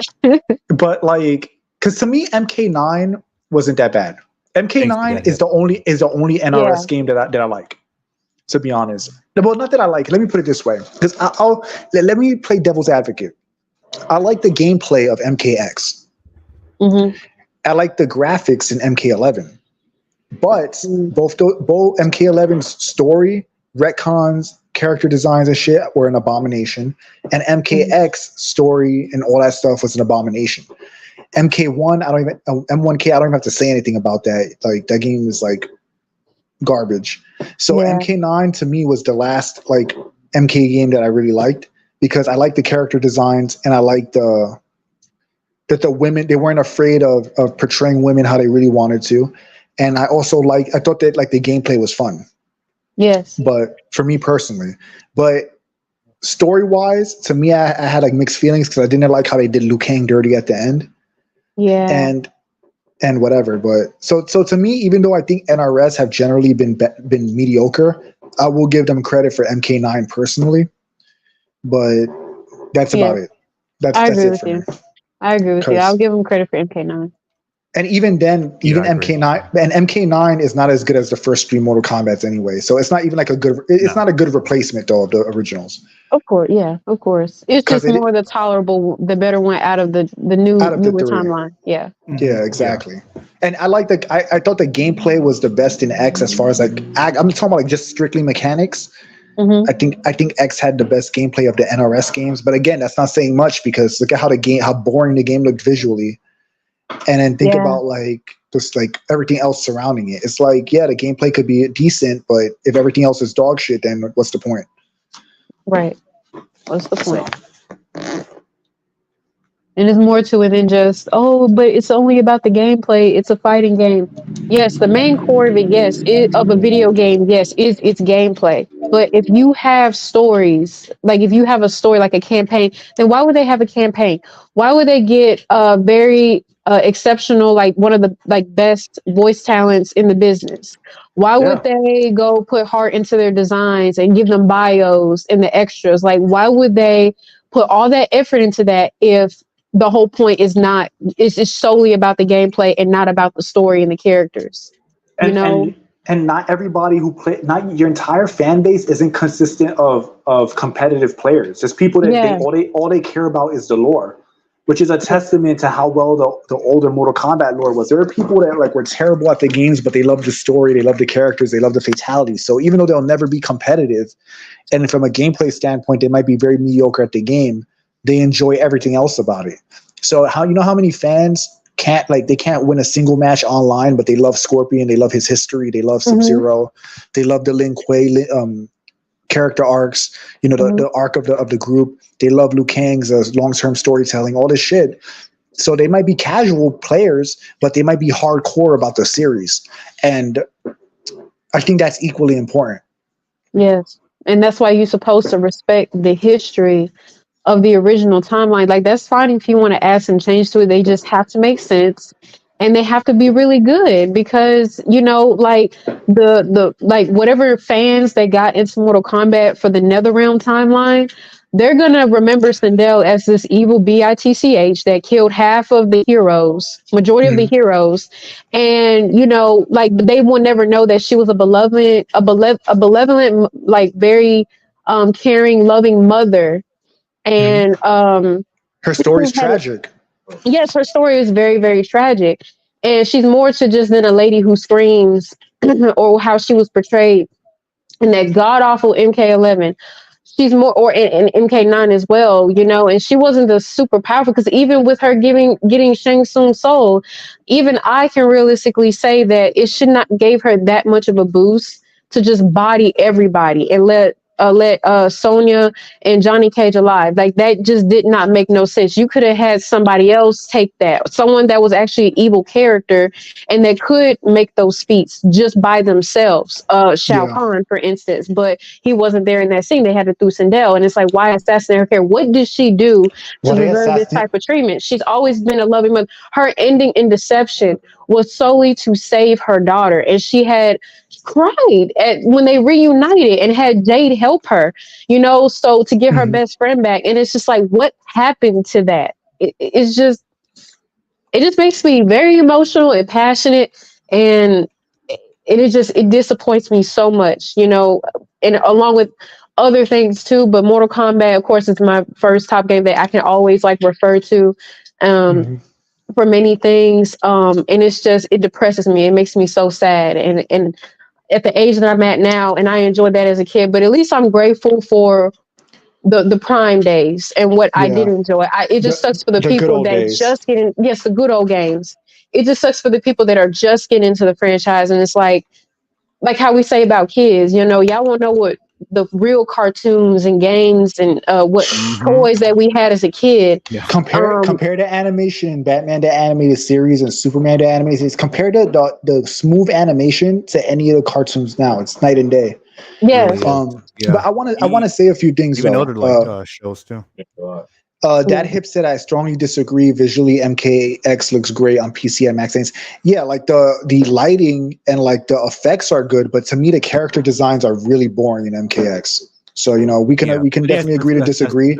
I think when I say that the I don't like the look of the game, it's not because of the lighting and the actual character models and like fidelity. of it. Yeah, fidelity. it's not the graphical fidelity. It's the designs of the characters to me are like mediocre. Yeah. It's like Last of Us 2, where it's like, all right, graphically, from a technical standpoint, it looks good, but the designs of the characters are awful. Now, And also, give that engine to a different team, for example, or whoever it may be, all right, you probably get better looking characters, but since it's being handled by a team full of activists, you're not going to get that. Unfortunately. Yeah. And I also want to say something else because that Hip also said, but I don't care about the stories of fighting games, never have, never will. I care about the character, roster design, gameplay mechanics, etc. But the gameplay design, the design, the characters, and the roster are a byproduct of the story. And also, like that's a big part of it because that connects to the presentation of the game. Virtual Fighter has some of the best gameplay, the best like technical gameplay out of any fighting game. But the reason why it didn't do well and it's basically dead now is because the story and presentation were so poorly done that casual fans couldn't get into it. So, like, while I agree that it's okay, it's okay to not care about that personally. And like I said, I'm not trying to target you or anything. It's just that it also matters. You need both because otherwise you end up with a highly competitive game that no one plays, such as Virtual Fighter. So, you do need. Yeah. And yeah. also, it has, the last one that came out, what was it, Ultimate Showdown? Visually, it looks good. It's actually using the Dragon engine from the Yakuza games. But it doesn't. You know what it is? It's that like Virtual Fighter is to me is like one of those games. It's a great example of this because the game has a story, but it's poorly told. And then the presentation of the characters, there's not enough there to like drag in players that don't really care about the series. But ironically, the fighting mechanics are extremely deep. It's like one of the most complex fighting games in terms of like all the things you have to worry about and deal with. But again, nobody plays it because the casuals can't get into the story because there is none. And then the character designs are bland, which is reflective of the story. So the graphics could look better, but it doesn't really change anything. That's my 2 cents, my opinion. Everyone has their own opinion. They can differ or whatever. I'm not going to hold you for that. But, they're equally important because a good story or interesting characters will make somebody want to play a fighting game and get good at it because they like the characters so much. So, yeah. That being said, though, I do agree. MK1, who knows what the hell's happening there? It's like a Marvel movie off Wish. Marvel movie off Wish. Street Fighter is not highly competitive because of the story, but the character designs are appealing enough to make people want to play the game, and the character designs are also a byproduct of the story and design and the lore. So they both go together hand in hand. Yeah. So I disagree as well with that Hip. Yeah, it's fine. Like we don't have to agree on it, but that's equally important. And the other thing too is if all that stuff didn't matter, then there wouldn't be enough casual fans to buy the game to justify a sequel. That's actually why Tekken almost died as well. Tekken almost died after Tekken Tag 2 because the gameplay was extremely complex and players couldn't get into it. And because Tekken Tag 2 is basically like a non-canon game, there wasn't much like for people to grip onto there. So the two things combined almost killed the series. And now look at it now. Yeah, you need popular fighting game franchises in the world. You need both. You need to bring in casual players who just care about like the lore and stuff, and you need the players that like are hardcore like into the game, like to create hype at tournaments. Like you need both things, because if you don't have both, then the game won't be. You kind of need both. I guess like to put it like corporately, you need both sources of income. You need like the casual players and you need the hardcore players. Yeah. Just canceling out the other makes no sense. Honestly, they go hand in hand with each Yeah, other. yeah. Yeah, Because it's not because like the ones who love the games for more so the lore, or maybe it's equally as the lore along with the gameplay. uh they shouldn't be like disrespected or just feel like, oh, the story shouldn't matter, it's all about the gameplay. They shouldn't get turned, because it's not like the ones that care about the story are also saying, well, the gameplay ain't shit unless the actual gameplay isn't the best. So it's yeah, just like, let's just respect both sides. you need both. You need both. Like Yeah, you need both. for every person that's gonna play competitive and be online all the time, there's 10 people who buy the game because Kazuya looks cool on the cover and because they're Yeah. interested in like the Mishima struggle or whatever. Like Yeah, there's they want to play the story there's more mode. there's more Or casual maybe they fans just than want to get into competitive players. customization. Yeah, Hmm. exactly. There's Yeah. people like that. So That's always gonna exist. And you, like I said, if you that's want your kind game of to be me. successful, you need both. You definitely need both fan bases. Yes. Oh, Jim Potts, the someone Master asked Gaming, me. has a question. Oh, What's yeah. my favorite fighting game of all time? Oh yeah, Shinomi too. I would say Tekken. I would say Tekken's my favorite of all time. Outside of Tekken, let me think. That's a tough one. Tekken and damn. I mean, I like Street. I used to like I like the old Street Fighters. The new ones haven't been very good to me, but I guess Tekken, the older Street Fighters, King. I used to like King of Fighters a lot. Just like the SNK games in general. But I think my favorite is Tekken for sure. Doria. Uh, and the master gamer also had asked me what's my opinion on Mortal Kombat 9. It's a decent game because it's well, first and foremost, it's the last essence of Midway games that I'm gonna get. So I'm grateful for that. I do like the gameplay, fast paced, keeps you on your toes. This wish it had a little bit more combos, but then again, it was 2011. It was the first modern one, so but you can pull off some really good stuff with with the small roster of moves that they have for the characters. And as far as the story, yeah, I see what they were trying to do with the retcon, but because it makes you kind of not like Raiden. I hate what they did with Sindel. Like the first portion of the game stayed true to. It was just a little weird seeing MK2 characters during the MK1 game. Like the Yeah, first that couple of bothered me too. chapters, that Like was weird. Baraka and Reptile. Yeah, seeing Baraka, Jaden, Katana too early. We weren't supposed to see them yet. And they should have made Reptile more mysterious, kind of like in the Yes, first game. yes, they should have. But and then with the whole Raiden didn't understand what he said himself before he got hammered down to send to his past self. All he had to do was say, "Let Shao Kahn win."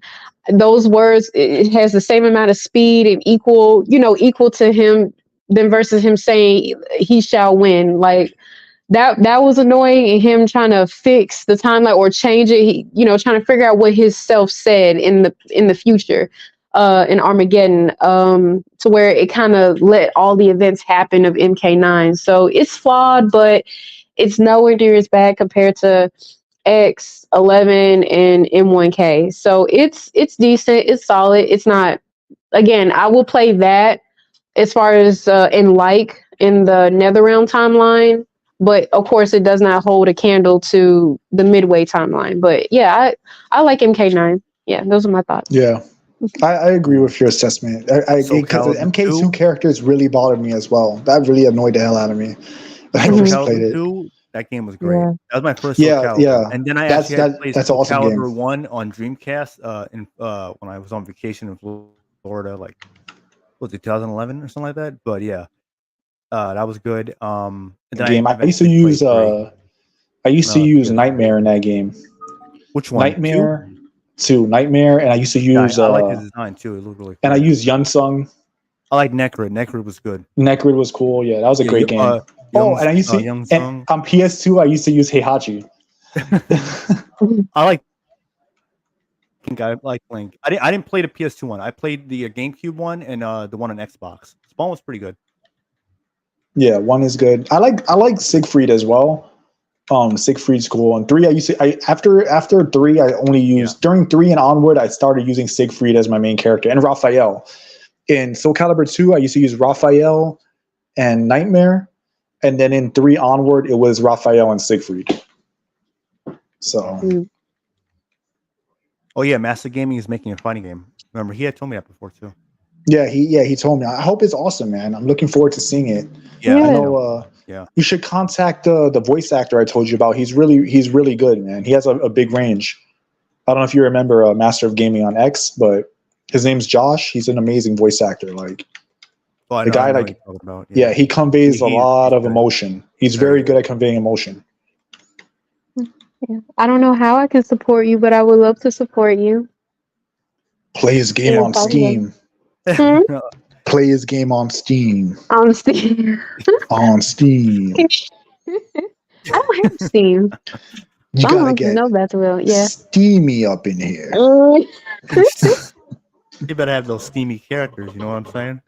Yes, please. Silver Fang, when they removed Taki's ninjutsu, what do you mean by ninjutsu? I mean, she definitely had a jutsu going on. But Voldo is wild. Oh yeah, he might be a sussy boy, but that man had some crazy moves. He really did, though. I used to play with him like casually because he had some really cool animations. Mitsurugi's good too. Yeah. And Yoshimitsu. I wish I got to play Soul Calibur. Oh yeah. What was that? They should do a Tekken Soul Calibur crossover. Wasn't that rumored like years ago? Yeah, but I don't think that's really ever gonna come out. But they should make it. It'll be sick. They should. They can make it that because I know that the worry is that the range of the Soul Calibur characters would like make it a problem, but I think with all the stuff that they added to Tekken now, I think that they can compete fairly well. You know, just like have them be able to have dashes. Maybe they can add a mechanic like the misstep where like it dodges certain attacks or whatever, you know, to make up for the range. Yeah, something like that. They made it work with Street Fighter, so why not? Yeah. I mean, to be fair, with Street Fighter, they're fighting with their fists, though. Do any of you know about how like Ivy plays? Because I've never got to experience Soul Calibur. I know of the game. I'm interested because I'm open to other fighting games besides Mortal Kombat. I grew up with Mortal Kombat. And I was interested in Soul Calibur, but how I know about Soul Calibur is Ivy. And I was wondering if you guys know how she plays because I love the whole whip sword. I use her casually. Yeah, I used to use her casually. Like she's really fun. Like she has interesting animations. I'm not gonna lie though. I would always pick her for culture, honestly, but she has some cool moves too. Like for the culture, she's really good though. Because like she left nothing to the imagination, you know what I mean? No. And she had like the whole MILF thing going on, like yeah. And she was in her 60s, and she had it going. Well, I mean, she looked like she was in her late 30s. And Xbox One, if you have either console. You just blew my mind. I never knew she was in her 60s. That's insane. If that's true. Yeah. That's wild. That's wild. No 60-year-old woman I've ever seen looks like that. It moves like that too. Yeah, right. Yeah. You have a bunch of dudes going to the retirement home if they was looking like that. But anyway, Bloody Roar needs to come back. Bloody Roar needs to come back. If you guys remember, or if you're old enough, Eternal Champions. No. Oh, Eternal Champions. That's a classic. That's an old one. Yeah, Eternal Champions. Let's go. Oh, and you know what other fighting game I like? I like Guilty Gear. Oh yeah, and Blaze Blue was really good. Mm-hmm. Bloody Roar definitely needs to come back though. I had a friend and like I had a bunch of games and he had the entire Bloody Roar series, so I would play one, then I would let him borrow a game, then we'll trade back. Then he will lend me the second one, we'll trade back. then the third one we'll trade back, and I bought the fourth one. And then isn't there a fifth one too? A Bloody Roar? Yeah, isn't there a Bloody Roar 5? I don't remember. I think some of them had like weird subtitles because I know there was different. It was almost the same game, but then I think they would have different stages and different characters. And some of them just like they replace a character with someone else on Xbox, and I also and GameCube, I believe. So Yeah, it's I used to like hard. Daigo. I think it was 4. Wasn't the lion's name Daigo? I think so. And then Hugo was I used to use Hugo and Daigo. Hugo was the wolf, and I think Daigo was a lion. Busuzima. Busuzima. Yeah, Busuzima. He was a chameleon. That's what it was. Yeah. I remember the original Killer Instinct on Super Nintendo. Me and my neighbor, we would always try to do the ultra onto the car during that stage. I think it's Vegas. And you'd uppercut them off the roof, and then they fly and they hit the car. And then you TJ Combo, I think it was his car, so he'd be like, "Oh man," like something like that. Like it was a long time ago. But that game was a classic. Yeah. Which one was it? What was it? What wasn't that the one? Wasn't it TJ Combo's car? Where like you would knock them off the roof, and then they were like the fatality, and they would fly down off the roof, and then they'll land on the car. I think so, right? Wasn't that what it was? I'm pretty sure, but it's been a while since I played that game. I used to use Fulgore, and I remember my friend taught me because he used to play the game a lot, and he taught me how to play as Fulgore and do like the ultras and stuff. Like that was a really fun game. And the devs were risky back then. Orchid literally had a fatality where she shows you her breast and then you die. That was beautiful. That was great. That was a legit one of her finishing moves. Like, I'm and like, they damn, just I would passed die. out. That's more M-rated than Katana's Kiss of Death. I'll take that. Yeah, exactly. Yeah, that was a pretty cool. That was interesting. They didn't care. Back then it was all about fun and like not being so serious. They would never do that again. Yeah. I mean, an indie dev will do it, but not a mainstream game. No, you might as well make it illegal now. Yeah. Yeah. The cake is illegal. For it. Unless the indie game does like really well. Cupcakes and cake are illegal now. They're illegal. Yeah. And ice cream and cookies. Yeah, ice cream cook. No double scoop for you. No double scoop. No watermelon, no peaches. Nazi, the fun Nazi, and it's gonna be Neil Druckmann. No peaches, none of that. But you know what's legal now? You know what's extra legal now? Bananas and cherries. Those seem to have become legal since then. Yeah. Yes. Yeah. Every character can knock you off the cliff. You're right. But I'm saying the car. The car was TJ Combo's car, right? Wasn't like his car that they would fall on, like when they fly off. No milkshakes. Eggplants. Eggplants they really gotta remaster it though. They doubled down the eggplants and took Peach off the market. This is insane. Yeah. Oh, and you're right, Silver. Yeah, Ivy was definitely Lady D before Lady D. Mm-hmm. She's sure. Yeah. I like Lady D, by the way. That's the closest that we're gonna get to a modern RE character that has everything. Yeah, everything. She's built because that dress was pretty tight, and she was built. She had a crazy build. Yeah. Yeah. I seen a mod where they removed her dress, and like I guess she's like in like lingerie, but it has the same. It has like the same proportions as like what she. I mean, like because obviously like modern Capcom they fully model out the characters. So it's not like like in the old days there'll be nothing under the dress, but like since it's modern day, they usually make the model and then put the clothes over them. So like they modded off the dress, and I was like, damn, like the build that they gave her is insane. Like they did not hold back. No, they didn't, and they didn't expect her to be so successful either. She's the reason why the game sold in the first place. Yeah, that was like a heavy part of the marketing. Yeah, a lot of people were disappointed. It's like, oh, I thought you'd be in the game longer.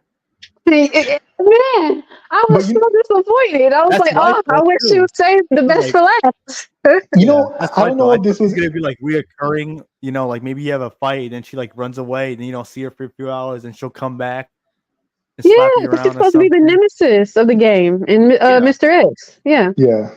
But you know what it is? Mr. X makes you want to run away. Lady D makes you want to run toward her. So Yeah. I think she's yeah. more dangerous because your survival instincts go off. Yeah. That's true. And that's why you need like sexy characters because in battle they throw off the male gaze and that's how they'll get the upper hand. But again, it's illegal these days. You got to go to the sex dungeon. Yeah. Yeah. It's And dungeon. I ain't trying to go to no dungeons because you get what you want, but a little extra you don't want as well. Yeah. Oh yeah, it's not safe there. Lady D is safe horny. She is a giantess with dominance. Often the left says that's okay. That's sadly true because that's why they got away with it because she was like dominant and like in charge. Mm-hmm. Yeah. So And technically because of that, she goes against today's, because her whole thing was feminism, like her emblem and all that, and how Yeah. she only had women in the house. yeah, that's true. It Yeah. means that True. you Yeah. fight, so you know, but she was never toxic about it. Well, I mean, aside from trying to kill you brutally, True, yeah, yeah, yeah. Who wouldn't yeah, though? Who wouldn't want to get killed by her yeah. I mean, or it's not get the word sucked dry? death by snoo snoo. Yes, Oh yeah. Yeah. exactly. All right. And her So daughters are beautiful too. I like the She, blonde one, Bella. Bella, I yeah, think that's her name. The older sister. Yeah. the daughters were very like beautifully designed as well. They're all three mhm, of them are very attractive looking. yeah. Yes. And I saw But the models, the face models for them are beautiful women as they're well. gorgeous. Mm-hmm. Yes. Only You thing is, know, like, I feel like realistically, if you were there, I'm pretty sure they smell really bad because I of mean, they're the like blood and stuff. they're flies and they like eat like rotting flesh and like suck blood, so they Ugh. probably would smell like some rotting carcass with copper on it, like some copper covered carcass. Yeah, but they're pretty. Yeah. At least I Nah, guess. but you know what? Pretty isn't enough because that smell that'll drive somebody away real quick. Yeah, true. Because it's Yeah. like they're entirely made of bugs. Yeah, that doesn't sound fun either. Yeah. No. But I did actually find them terrifying. I wish like Lady D and her daughters had more to it because I honestly was scared of them just off of their design alone, like how like when they were experimented on how they came about is Yeah. actually terrifying. And also when they attack you and they put on like their more like demonic looking face, it's pretty creepy. Yeah. Like Mhm, all yeah. jokes aside though, Lady D was actually pretty intimidating because like Mhm. she like I ain't gonna lie, like those claws and those attacks, like She had range when she clawed at yeah, you, and then yeah, bullets you couldn't stop her like Mr. X or Nemesis, like grenade, nothing like Mhm. that would face her. She would still come after you. yeah, exactly. Like she was pretty much indestructible. Yep. She's With kind of that like build, of course. Marguerite. Is that her name? Yeah, Marguerite. Marguerite. Yeah, Yeah. That game was legitimately like creepy, like yeah. scary. It really was. Yeah. Like the Marguerite part was like really fucking scary. Like all right, I'm not a person who like gets like when I say scary is that I acknowledge it's creepy because I'm not like a person who's like gonna like stop playing, like I'm not squeamish or whatever. But Mm. like You I'll play on the admit when covers. something yeah, like I'll admit that it's creepy. Like I'm not one of those people like some people can't play games like that by themselves. Like I'm not really like creeped out like that. But by my standards, I consider it like pretty creepy. It's like PT demo. Like PT demo was pretty creepy too. Yeah. So I wish so they would have brought that back. That would have been cool if they added that in like Silent Hill 2. That that would have been that would have Yeah. been cool, but of course not. We gotta meet agendas. like Yep. Yeah. a cool like change like the Lisa Trevor in the original Resident Evil 1. Like it Hmm. would have been a cool thing to add in. And I Yeah. found It out would that have in PT, the woman, she's following you around the house the whole time. It's not just scripted moments. Like people have modded the game and they found her like watching there. She's always watching the player, but you can't see her. For real? Yeah, so like she'll be like hanging upside down from like ceilings and shit like that, and you just won't see her there. So she's constantly been. following the player. I was like, wow, that is That is crazy. incredible. I don't did know not how know that. I don't know how much of it was like either. real and valid. I don't know the depth of it, but I know there are a lot of parts where she's watching you and you can't see her. Wow. So I yeah, wish they would have finished that. I really wish they did. it kind of reminds me of Silent Hill Homecoming, where there's a part where you find like a note and it says look behind you, and when you know how it enters the screen where it shows the note up close, you can read the text, and then when you turn around, there's a monster right there. I was like, wow, like that was pretty good jump scare. Mhm. You know what, to add to, I think you said this earlier, Japachi, about how like a lot of game developers today are just copying from each other to where it's just copy and paste. It's just a different character design, a different name, because how I think I PT said that. didn't get to be fit. Oh, you said that. Oh, I'm sorry, Revenant. I'm When taking you all the when credit. yeah, I I'm think no, sorry. I said something similar too though, so it's I don't blame you for being confused. I think I said in those exact words. Okay, bro. Well, I give credit to you both. I'm sorry, or give credit to you, Revenant. That when you said about how like the games are like copy and pasting from each other, I noticed that because I don't know if you guys have too. When PT never did get to when they dropped it, a lot of games tried to copy because of how successful that demo was. That they try to copy the whole repeating room thing. That try to try to see if they can replicate what PT almost did and try to do it better. And they just goes to show that they did really and truly how they just copy and paste from each other and try not to do Yeah. anything original. Yeah, Mhm. seven definitely borrowed a lot from PT. I think Like, Layers Yeah, of Fear did as well. That Blooper team worked on, if I'm not mistaken. yeah, yeah, like a lot of So a lot that opening segment of seven is basically like an alternate PT, more or less. yeah, yeah. that's why when people But all first right, saw I it. think we've Yeah. No, I was just gonna say that when well, I people was gonna first saw it, they thought it was gonna be PT, but Yeah, I yeah, really did too. that's I what I thought it thought. was. Yeah. yeah, So we've been going for a while. I think we should end it here because it's been like almost 5 hours. So again, it's been a Again, minute. yeah. I was Yeah. I was trying to go for 3 hours, but all right, we'll try again next time. Well, you went an hour. You went 50% past that. You went 150%, Yeah, bro. yeah. Oops. Oops, yeah. Well, But all right. Well, I thank you So guys for having me on again. I really appreciate it so much. And every now and again, to make sure I get my two-piece chicken tender in, and I appreciate that very, very much because I'm still very quiet and shy, and then I'd be Nice. interested in what you guys be having to say that I forget to speak. But I still it's the same as last time as far as my outro. You can follow me on YouTube and X, and still got to get my pages and stuff together and get back to posting, doing arts and all that. But I really do appreciate Nice. support if you so wish to. And thank you so much for you guys having me on. I hope that I added to the conversation. But it's You been definitely great as did. always. You guys are so kind, so sweet. You guys are amazing. You guys deserve more than what you already have. Oh, thank you. Yeah. Really oh, Oh, you're appreciate thank that. you. welcome. Thank you. And Thank you for it's always welcoming me. great having you on too, because you provide a Oh, very no good problem. I thought good she was gonna call us perspective. chicken tenders. No. I'm I a thought she was gonna call us the attendee. two-piece chicken tenders. I'm Oh, a you don't want me attendee. to because I'm Melina. I'll eat you. I do like chicken tenders. Oh yeah, that's true. You're right. Yeah. Yeah. You're right. Now we're entering Lady D territory, so I'll leave it there. Um, but all Anyway, right, Jeff. yeah. So thanks for coming on, and you're always welcome back. And that hip, thanks for tuning in. Emerald, thanks for tuning in. Silver Fang, yeah. You know what? Screw it. The podcast will go as White long as it needs chromosome. to. You're right.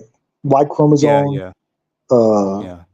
yeah. It's like thanks for Everyone, everyone for tuning in. Neozoic, And everyone, yeah, you're right. Your Silver Fang's Brando. right. It needs to go as long as it needs to go. Yeah, he's right. Neozoic, Yeah. Christian Frades, Reborn, everybody. Reborn. Um, Words of Paradox, Spirit of Paradox. I'm getting confused. I'm thinking yeah, of Words of Paradise. Spirit of Paradox. Spirit of Paradox. If I missed anyone, I know Mr. Gamer was on there earlier. Okay. Anyone who forgot, appreciate you all for watching and writing in the chat and everyone else who joined. So appreciate it. So you Yes. guys And have a good weekend, and I should have another video up during the week about Silent Hill 2 remake. So stay tuned. And for anybody who doesn't know, I'm Jinpachi. I'm an animator, digital artist. I do a lot of gameplays and streams, a lot of Arkham content if you're into that kind of thing. So a lot of creative gameplay and like some game breaking stuff that you might find interesting. I have my own series called Augur. The picture you're looking at in my thumbnail is the main character. His name's Adric. can't You see can it watch right now. episode 1 up now. Okay, well, But the picture he had before, if it's the same, was it's the same one. Yeah. Yeah. And episode 2 is in the works.